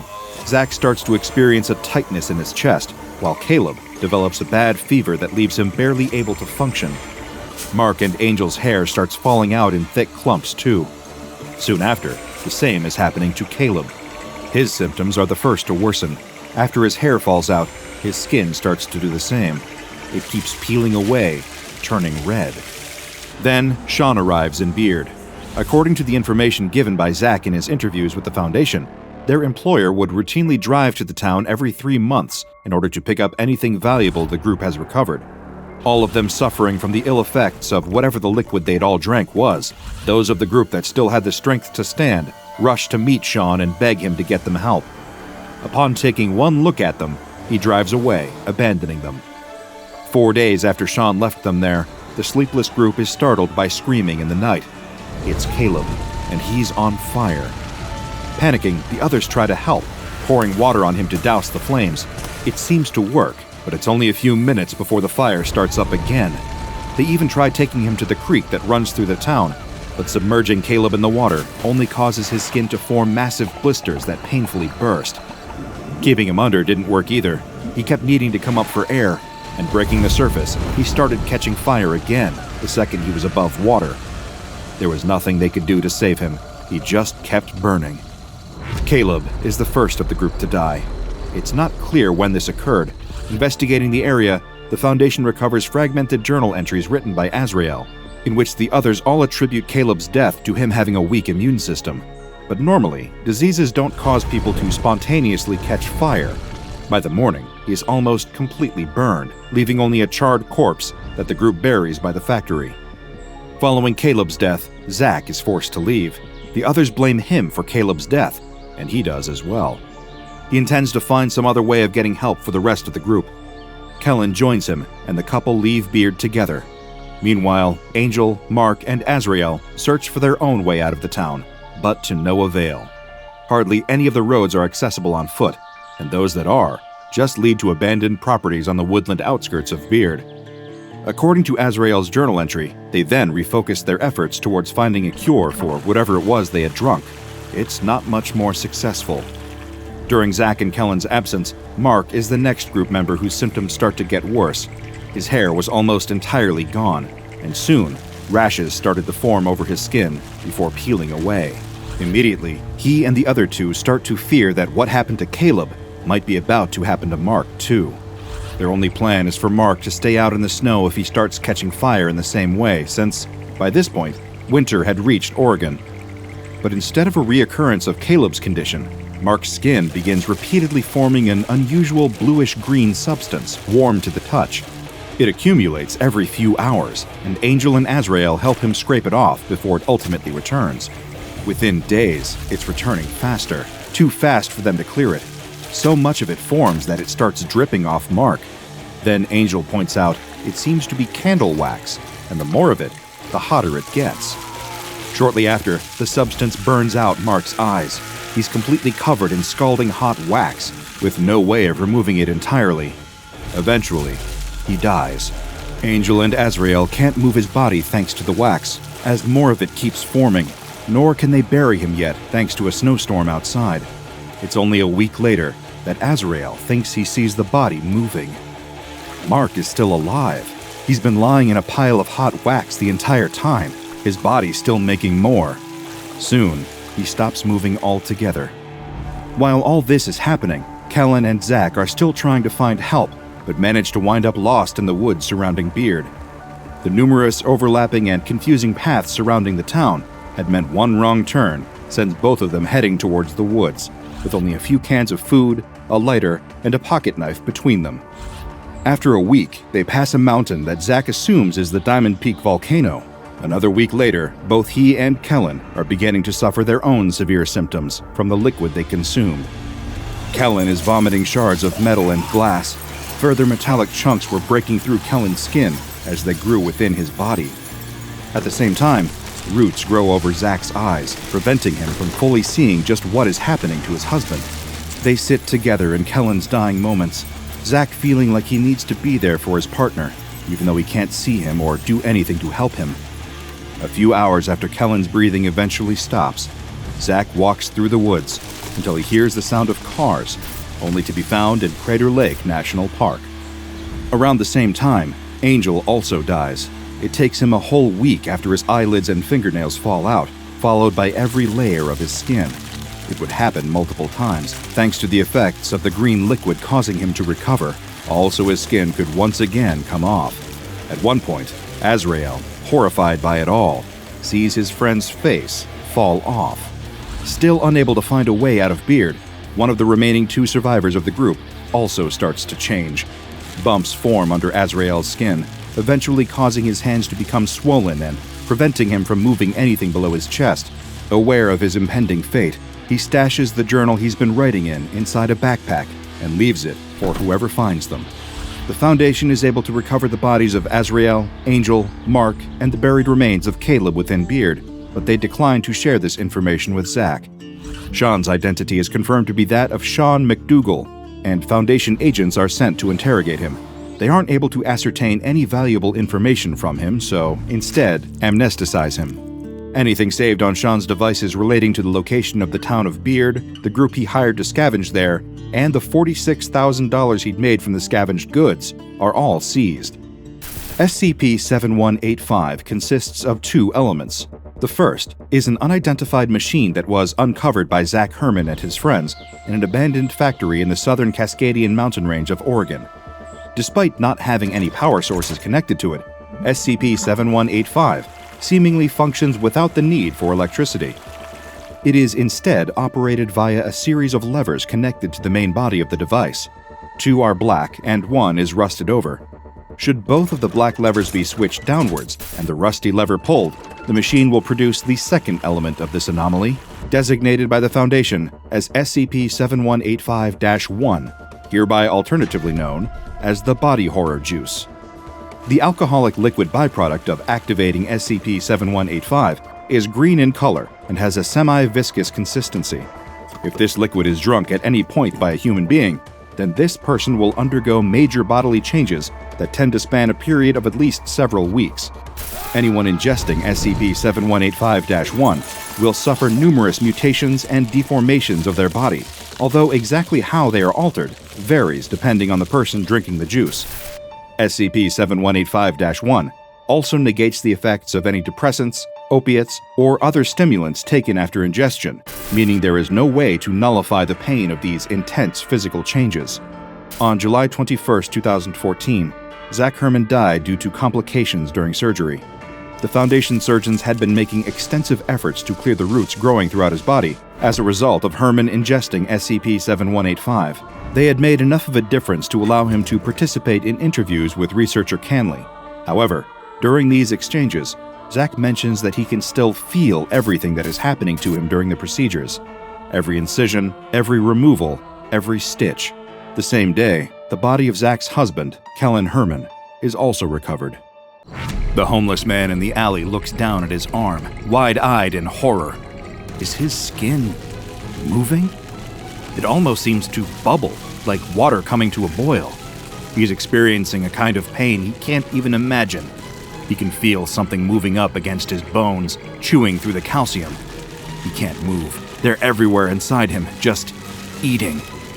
He opens his mouth to scream, but they've already chewed too many holes through his lungs for him to make a sound. Within the hour, he will be dead. But what's killing him? The store owner pulls a gleaming, serrated-edge knife from the knife block, and with deft, practiced hands, he slices a delicious ciabatta roll in two. From there, he butters the bread, slices a juicy pair of New York steaks into thick, medium-rare chunks, adds in some diced vegetables and lettuce leaves, sprinkles on just a pinch of lime zest, and hey presto, he's got a delectable Caribbean-style pork sandwich. It's a thing of beauty, but he can't help but feel it's missing something. Oh, that's it! The thought hits him like a lightning bolt. This sandwich would be delicious, but it'd also be far too dry. How could he have made such a rookie mistake? He saunters across the kitchen and reaches into one of the many luxuriously appointed cabinets, feeling around for one of the many jars of mayonnaise he's got stowed away in there. He twists off the cap with a pleasing pop and spreads a little mayo onto the sandwich. It looks positively delicious, and he wastes no time in placing it pride of place in the display case. Everything is moving along perfectly. Boston is a foodie town. That's what the store owner tells himself as he flips around the sign on the door from closed to open for the very first time. After years working as a chef in other people's restaurants, the store owner has racked up the experience to strike out on his own and achieve his dream: a boutique sandwich store on the Boston waterfront, where tourists from hither and yon would be able to enjoy artisanal sandwiches while browsing the city's many historic locales. His employees are busying themselves around the store. They're all people he personally interviewed and selected. They all aligned with his mission and had a passion for sandwiches. One wipes down the tables in prep for the inevitable rush of customers when it turns lunchtime. Another is artfully posing a selection of pre-made sandwiches behind a sheet of glass at the counter. Leg ham and strong cheese, BLT, tuna mayo, and, of course, lobster. We can't forget that this is Boston after all. But as the hours creep on, something horrible happens. Nobody shows up. The store owner doesn't know what he's done wrong. He managed to pay for an ad about the grand opening in one of the local papers and released some coupons in a local food magazine too. He even put a grand opening sign and garland in the window, showing off the grand opening discount. For every sandwich a customer buys, they'll get another half off. But it seems that none of this conventional business wisdom actually shook out. His optimism wanes as the course of the day passes, and though they're all keeping up brave faces, he can see the doubt in the eyes of his employees, too. All of their minds are bubbling with the same terrifying thought, too awful to ever be spoken aloud. This whole thing has been a complete bust. When closing time comes, the store owner gathers his employees together to give him a pep talk, hoping to assuage all their fears about potentially losing their new jobs the same week they got them. He gives an inspiring speech about the importance of perseverance and grit and sticking to their dreams, despite the fact that there may be discouraging setbacks along the way. As he listens to himself talking, it occurs to him that these are the words he needs to hear as much as they are the words he needs to say. But after they've all gone home, he's left alone, looking at the uneaten sandwiches in the display case. The anxiety of the day has killed any hope of his appetite, and then it dawns on him. Those sandwiches are going to be stale by tomorrow. All his hard work, all his passion, and he's going to need to throw them out. He takes the Caribbean pork sandwich first and morosely exits out of the back door. He sees the dumpster around the back of the building, but he also sees something else. A homeless man, looking cold and hungry, wrapped in dirty sheets deep in the alley. And in that moment, he has an idea. Perhaps he can still serve a hungry person today. The store owner offers his precious sandwich to the homeless man, who gratefully accepts.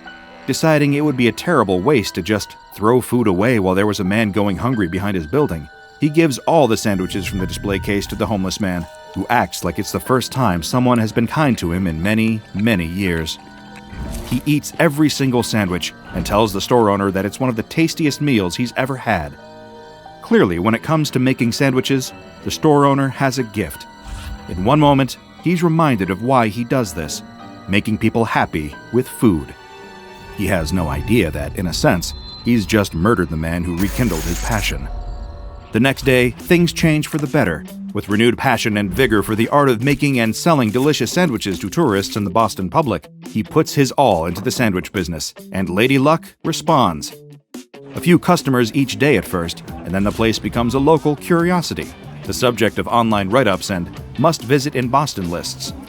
There are familiar faces that he sees every single day, and it's only a matter of weeks until he needs to start implementing a waiting list for customers.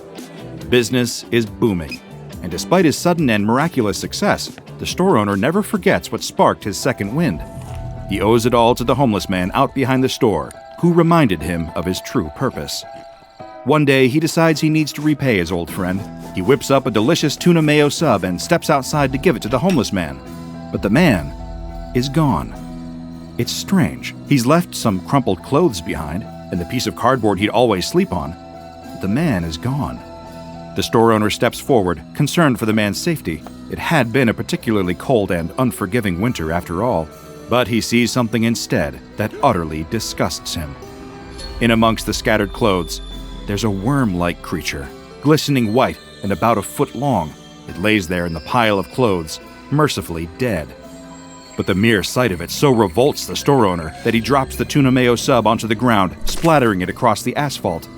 It's a terrible waste of food, but after seeing that disgusting worm thing, he doesn't have any kind of appetite for the rest of the day. If that's as terrible as this whole thing got, it would have been bad enough. But the floodgates of terror are about to open, and when it does, only a certain organization has the tools to close it. The store owner starts noticing strange things at work after that. Something about the regulars. Some of them seem kind of strange and doughy. They've got pallid skin and a vacant look behind their eyes. Some of them who've ordered the same sandwich day after day, who've memorized the menus by heart, are taking full minutes to decide what they want to order, as though the workings of their very minds have been gummed up.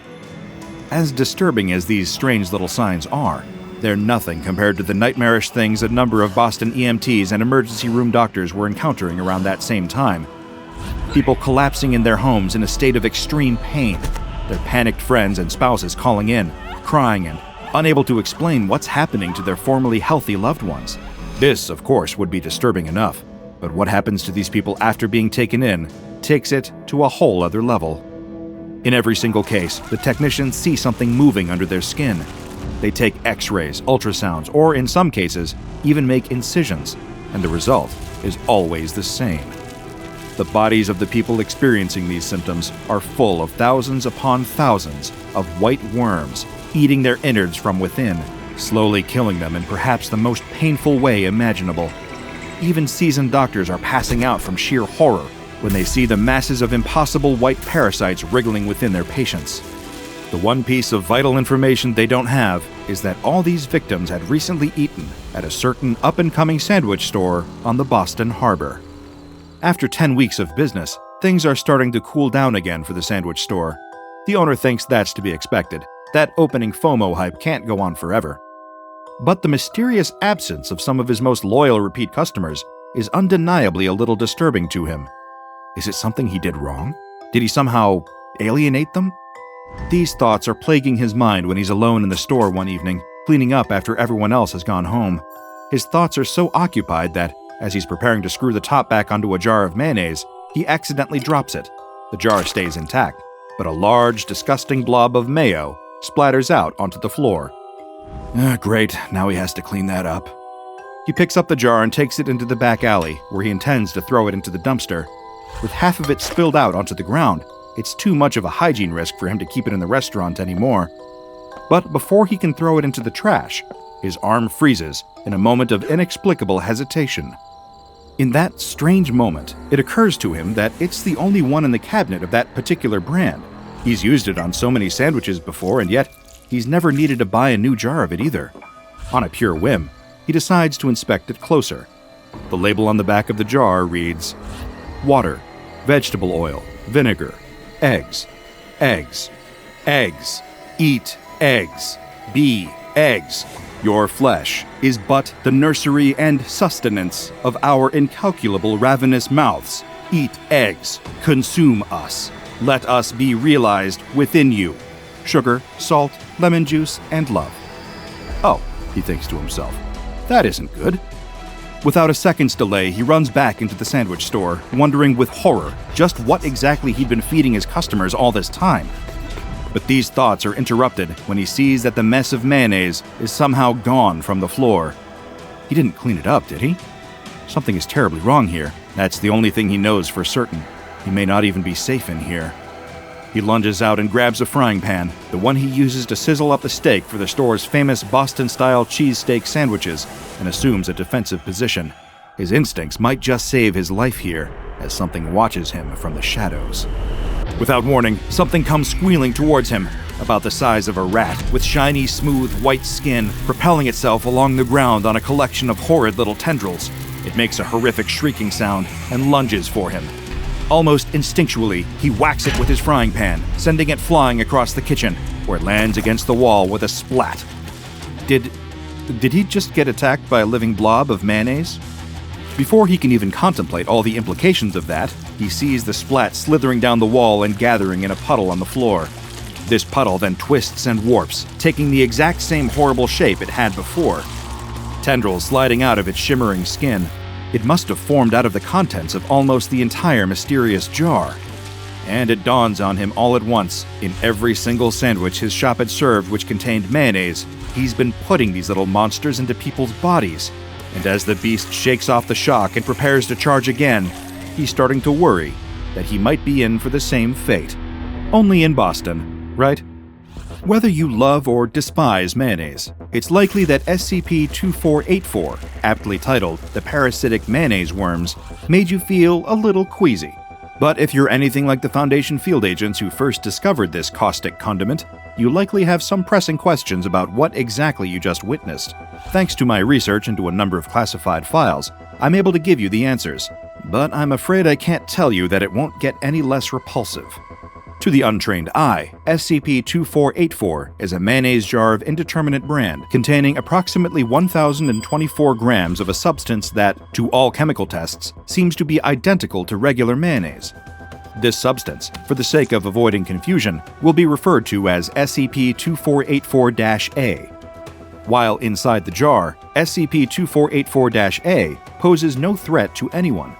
But the second the anomalous mayonnaise leaves the jar or is consumed by a vertebrate animal, the disturbing effects you've already witnessed take hold. The jar contains an infinite quantity of this mayonnaise too. When the contents of SCP-2484 are removed, it will begin to refill by 2 milliliters every hour. Luckily for the Foundation's biohazard control units, SCP-2484-A can be destroyed in any manner that non-anomalous mayonnaise can be destroyed. Personally, I've never contemplated ways of destroying mayonnaise, so I'll leave the devising of these methods to greater minds than my own. Any quantity of SCP-2484-A less than 5 grams doesn't seem to display any anomalous properties, so if you're content with a tiny quantity of mayo on your food, you may encounter this anomaly and live to tell the tale. But masses between 5 grams and 63 grams are another story. These masses will develop a repulsive, congealed membrane, a kind of smooth, glossy skin over their body, as well as crude, tentacle-like pseudopods. These creatures will slither and crawl around without any real direction. These won't pose any threat to other organisms so long as they don't touch or ingest them. If only the same could be said for the larger ones. Slightly larger creatures formed out of SCP-2484-A, specifically ones weighing between 63 grams and 235 grams, will move with more direction and purpose. They will seek out solid foods and potable liquids, diffusing themselves into them and infecting them with their secondary anomalous quality, which we'll discuss shortly. Needless to say, one should avoid consuming food infected in this manner at all costs. Masses of SCP-2484-A ranging from 235 grams to 804 grams take a more direct and aggressive route to infecting their hosts. They will use their pseudopods to actively seek out vertebrate animals and try to enter their body through any means necessary. From all major bodily orifices and even more novel methods of intrusion, such as pores and open wounds. But this is nothing compared to the danger presented by masses of SCP-2484-A ranging from 804 grams to 1,024 grams. These creatures are highly violent and aggressive, stopping at nothing to attack and enter vertebrate animals, going as far as forcing themselves through the victim's skin. It goes without saying that these are the most dangerous types to encounter of any of them, and you may need to brush up on your methods of destroying mayonnaise that we mentioned earlier in order to survive. But let's say, for the sake of argument, that your greatest anti-mayonnaise contingency plans have failed. The anomalous SCP-2484-A mayonnaise has entered your body in a dangerous quantity, which is to say 3 grams per every kilogram of body weight. If this describes your experience, then you're about to undergo the secondary effects of this anomaly, which I'm sorry to tell you are even more unpleasant than the primary effects.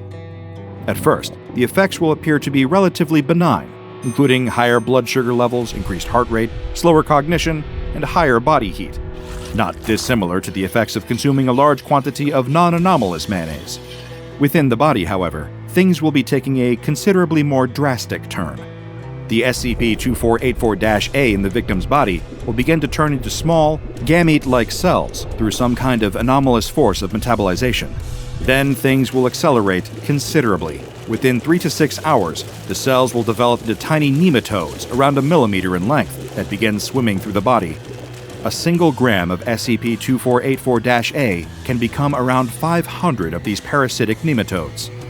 If that's already making your skin itch, it's going to get an awful lot worse from there. Between 5 and 40 hours after SCP-2484-A infects its hosts, whether through consumption or forceful entry, the parasitic nematodes will begin eating the host's tissues, giving them the mass to grow up to 12 centimeters long. At which point, the host is likely to experience horrific pain as they're eaten from within. When the host has been entirely devoured, the parasitic mayonnaise worms will turn on each other and start eating. After all this, only one worm will be left, measuring from 20 to 30 centimeters in length. It will then enter a dormant state and die within 4 days. As obligate parasites, the creatures spawned by SCP-2484-A are not designed to survive outside the host body after they've developed. Any worms removed from the victim's body will die within 5 hours, but no attempts thus far to save anyone infected with SCP-2484-A have been successful. Infection is, sadly, invariably lethal. Our opening tale was also the first recorded case study of SCP-2484 encountered by Foundation field agents. The source was an independent sandwich store in Boston, Massachusetts, triangulated after a series of reports of strange parasite behavior over a 10-week period.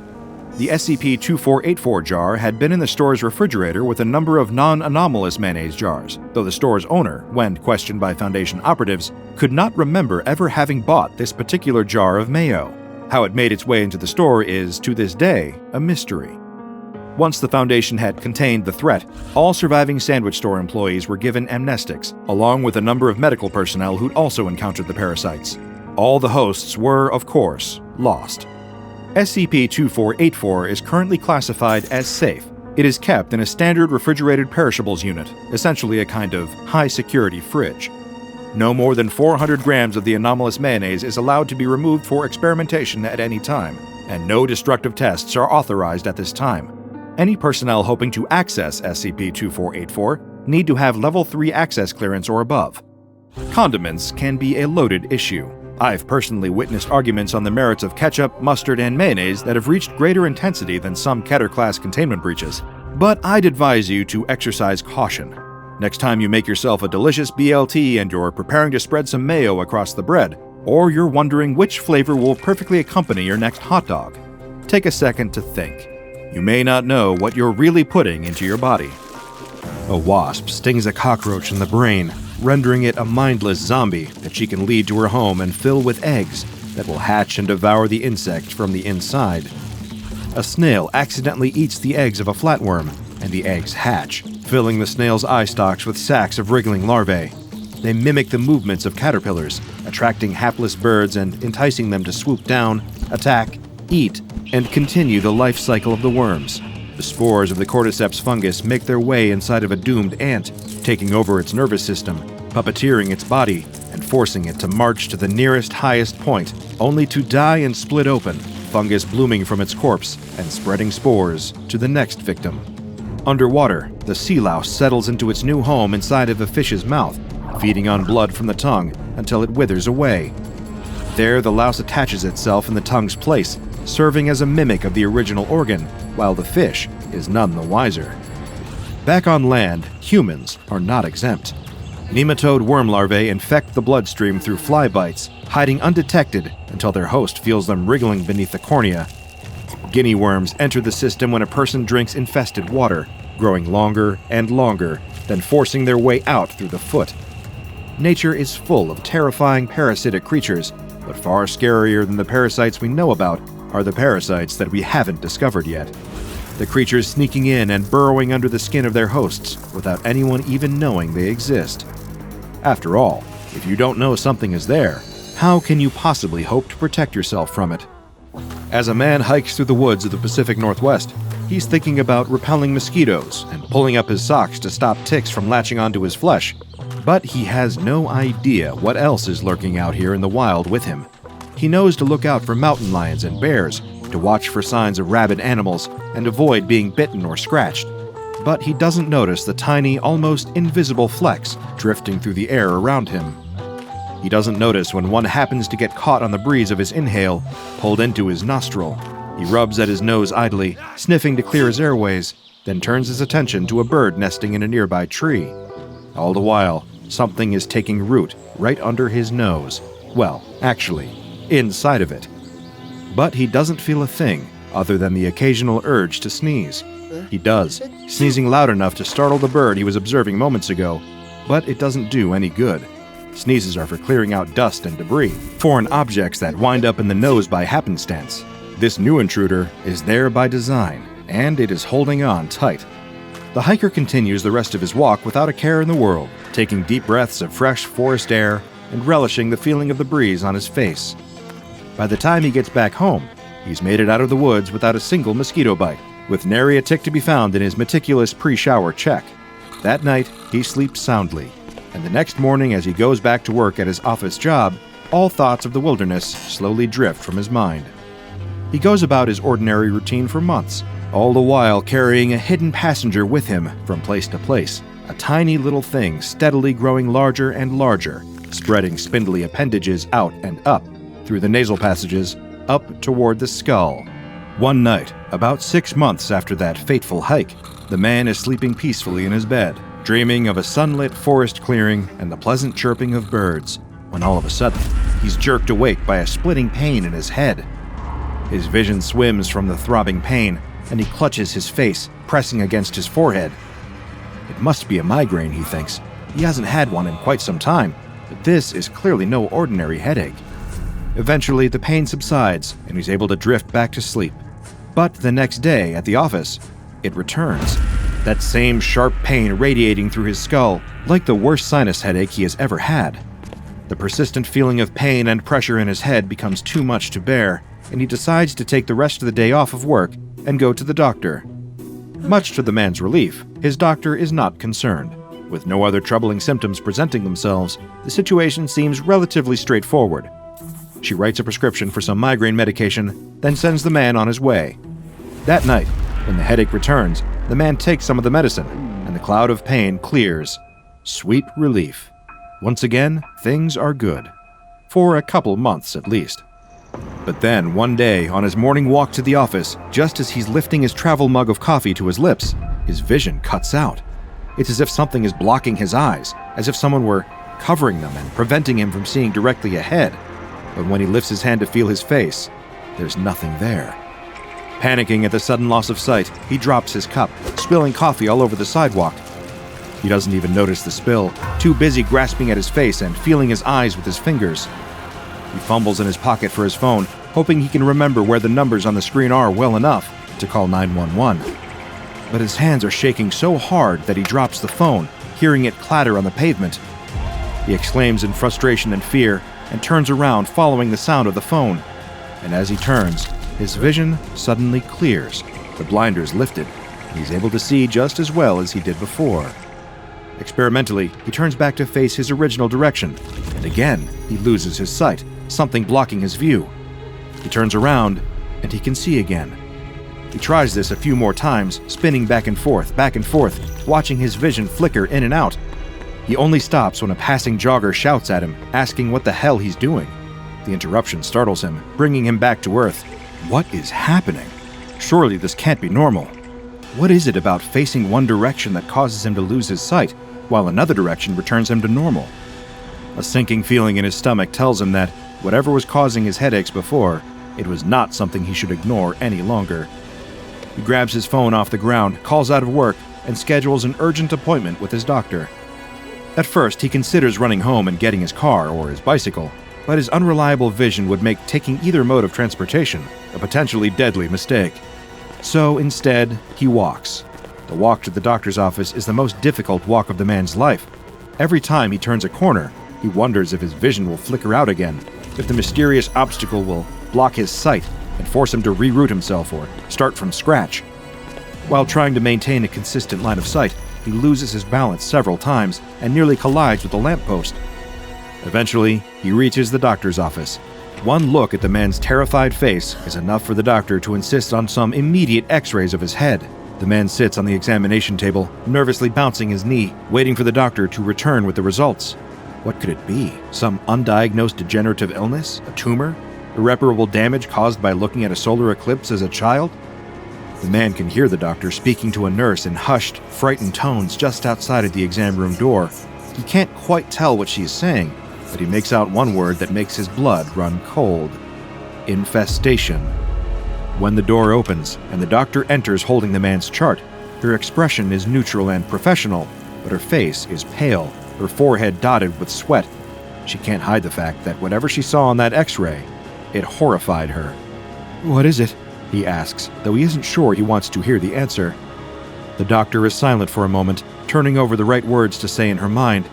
After a seemingly endless pause, she pulls an x-ray from the stack of papers on her clipboard and pins it up for them both to see. There the man can see his skull, a white outline against the dark background, his skeleton on display. But inside of the skull, there's a mass that definitely shouldn't be there. It starts in his nose, a rounded shape, but it stretches out in long limbs that travel up into his brain. After a long pause, the doctor speaks. "I've never seen anything quite like this before. At first, I thought it might be some sort of growth, but as I reviewed the scans, I realized that it showed signs of movement. Whatever's in there, I'm afraid that it's alive." The man's stomach turns, and he worries for a moment that he might be sick all over the clean white floor. Instead, he just asks the doctor what can be done to help him. She explains that she plans to give him a local anesthetic, then attempt to get a closer look at the situation. Once she has eyes on the parasite, she will see if she can surgically remove it without causing any additional damage to his brain tissue. All the man can think about is that thing inside of his skull and how badly he wants it gone, by any means necessary. He immediately agrees, and after a few quick injections, he's lying on his back, staring up at the ceiling, as the doctor performs a nasal endoscopy. She slides the tube up his nostril a little bit at a time, monitoring the image on a nearby screen. Suddenly, she freezes, a small gasp escaping her lips. He demands to know what she's seeing, and she stammers, saying only that it's a creature she's never seen before, but it looks quite a bit like a sea spider. The man's eyes widen, and he's about to say something else, but suddenly his vision goes dark again.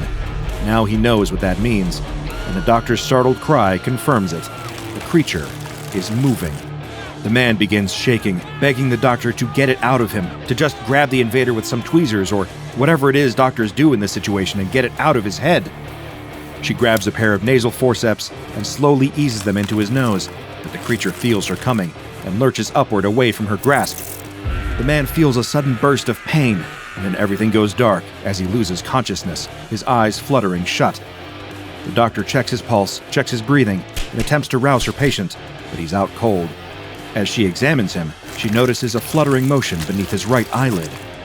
At first, she thinks she imagines it and takes a closer look. The flutter turns into a distinct, undeniable bulge beneath the eyelid, and then a slender limb pokes out from beneath the thin veil of flesh. It curves under the eyelid, tugging it open to reveal the unfocused eyeball beneath, and something else. Something moving, pushing the eyeball aside just slightly without knocking it from the socket. The doctor watches in open-mouthed horror as more long, thin appendages join the first, poking out from behind the eye toward the air. The many-legged creature pulls itself from the ocular cavity and begins scuttling down her patient's face, over his neck, and off the edge of the exam table and onto the floor. As it nears the door, the doctor regains her ability to move and rushes to try and catch the thing. She grabs a jar and the forceps, hoping to capture it without touching it. Even with gloves on, she shudders at the thought of touching the thing. It evades her grasp, darting away from her forceps. It scrabbles back toward the table, and in a moment of primal instinct and revulsion, the doctor brings her foot up and stomps on the little parasite with all of her strength. When she lifts her shoe, all that's left on the ground is a few spindly legs and a small brown stain. She curses herself for acting impulsively and not finding a way to trap the thing and keep it for observation, but that ship has sailed. The only thing she can do now is tend to her patient and monitor his well-being. As she approaches the man on the table, his eyes open, and he gasps, sitting up suddenly and gripping his head. The man awakes with a headache and a foggy feeling in his head, but also with a sense of relief, a feeling that the unwelcome presence that took up residence in his skull for so many months is thankfully gone. He asks the doctor, haltingly, struggling to find his words, if she was able to remove the creature. She tells him, simply, that it is gone now. The man slowly climbs off of the table, and, ignoring the protests from the doctor as she begs him to sit back down and let her examine him, he walks out of the office and heads back home. Over the next several weeks, the man returns to normal life. He feels a little bit different, a little hazier, a little slower to respond. He tires more easily, going to bed earlier and sleeping in later, but overall, he feels nothing but relief. Still, at night, when he tries to fall asleep, he thinks of those X-rays. He imagines what that creature might have looked like when the doctor got it out, how it might have moved. He wonders where it came from, or if it will come back. He never goes hiking in those particular woods again. Meanwhile, the doctor receives an influx of patients complaining of persistent headaches. Sometimes it's a sinus infection, sometimes it's a hormone imbalance, sometimes it's stress. But a few times, well, she knows what to look for now. She tells her patients to watch out for changes in vision, for a feeling of pressure in their skull. She learns how to keep a straight face when looking at their X-rays and seeing that familiar long-limbed shape burrow deep in their nasal cavities. She puts her patients under now when she tries to remove the creatures. It doesn't make much of a difference, but it saves them the terror of the truth, saves them the feeling of the creature thrashing inside their head until it knocks them out. She manages to collect a few specimens for study and contacts her friend at the Centers for Disease Control.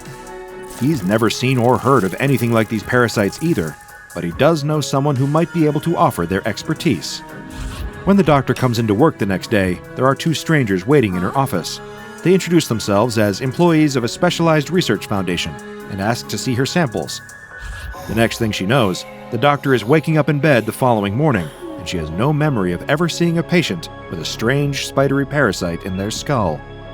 If she remembered enough to look for the records, she would find that they had disappeared from her office, along with the living specimens she had collected. But she doesn't remember, and her discovery is now in the hands of the SCP Foundation, who have given it an official designation, SCP-1104. SCP-1104, commonly nicknamed nose crabs, is a species of organism tentatively identified as a member of the order Chelicerata, which includes sea spiders and horseshoe crabs. The life cycle of the organism consists of at least two phases. The first of these is a larval stage, at which point the creature is approximately 0.4 millimeters in diameter. At irregular intervals, SCP-1104 larvae are expelled from tubes at a concentration of up to 200 per cubic meter. These larvae drift through the air for as long as 14 hours at a time, and have been spotted traveling for several kilometers under the right weather conditions. Whenever an SCP-1104 larva is inhaled, it will attach to the nasal mucosa of its host and begin to excrete H1 receptor antagonists that suppress inflammation as well as the implantation of any further larvae. Over the next 6 to 8 months, SCP-1104 will grow larger, extending appendages through the ethmoidal canals of the host. Aside from occasional persistent headaches, the host will likely not notice the presence of SCP-1104 during this period. Once the organism has matured, however, it will begin to apply pressure to its host's optic nerves, causing its central visual field to be obstructed. SCP-1104 will apply this pressure selectively whenever the host is not oriented toward the gradient of atmospheric hydrogen sulfide. SCP-1104 can detect this hydrogen sulfide through its host's nasal respiration. At first, this effect is distressing to the host, but after a little while, they will begin to adjust their behavior accordingly, showing a preference for facing and moving in directions that do not cause those visual disturbances. Without realizing it, the host is moving closer and closer to higher concentrations of hydrogen sulfide. Once the host reaches an area with sufficient hydrogen sulfide concentration, SCP-1104 will extend its appendages into the host's prefrontal cortex, causing the host to lose consciousness. While the host is passed out, SCP-1104 will exit through their ocular cavity. Once SCP-1104 has left its host, it will attempt to find and enter the source of the hydrogen sulfide. This can include, but is not limited to, a lava tube or a sewer pipe. Whatever it does next is currently unknown, as its subterranean behavior and development has not been documented. Humans show the same instinctive aversion to SCP-1104's visual disturbances as other animal hosts, but they are also able to defy this influence. They are especially able to avoid following SCP-1104's prompting if they are informed of the nature of the infestation. Any attempt to surgically remove or poison a fully developed SCP-1104 will trigger its exit response, and it will flee through the host's ocular cavity and scuttle away. Following SCP-1104's exit, the former host displays a lack of spontaneous response to external stimulus, with delayed reactions as well as changes to personality linked to orbital frontal lesions. While individual instances of SCP-1104 are relatively easy to destroy, the species as a whole is considered endemic to certain subsurface geological formations. As it currently stands, the general population of SCP-1104 cannot be reached by convenient means of extermination. An area 10 meters in diameter, thought to contain the majority of SCP-1104, has been blocked off from the public under the guise of conservation and designated Site 104. Any non-Foundation personnel mammalian organisms larger than 10 kilograms found in the area should be considered contaminated and promptly incinerated on site. Once the SCP Foundation has discovered a way to effectively exterminate SCP-1104, doing so has been strongly endorsed by the O5 Council. However, such a method has not yet been discovered, so for now, SCP-1104 continues thriving underground, spouting larvae into the air to crawl up the noses of unsuspecting deer, possums, squirrels, and humans. So if you go out walking and feel a little tickle in your nose, it might just be a bit of extra pollen in the air. Or it might be a tiny nose crab, burrowing itself into your mucosal tissue, growing just a little bigger every day until it reaches your brain. But, like I said, maybe it's nothing. No need to get crabby about it. Check out the DrBob Patreon and become a junior researcher today. Now go and watch another entry from the files of DrBob, like Botfly Parasite, SCP-658.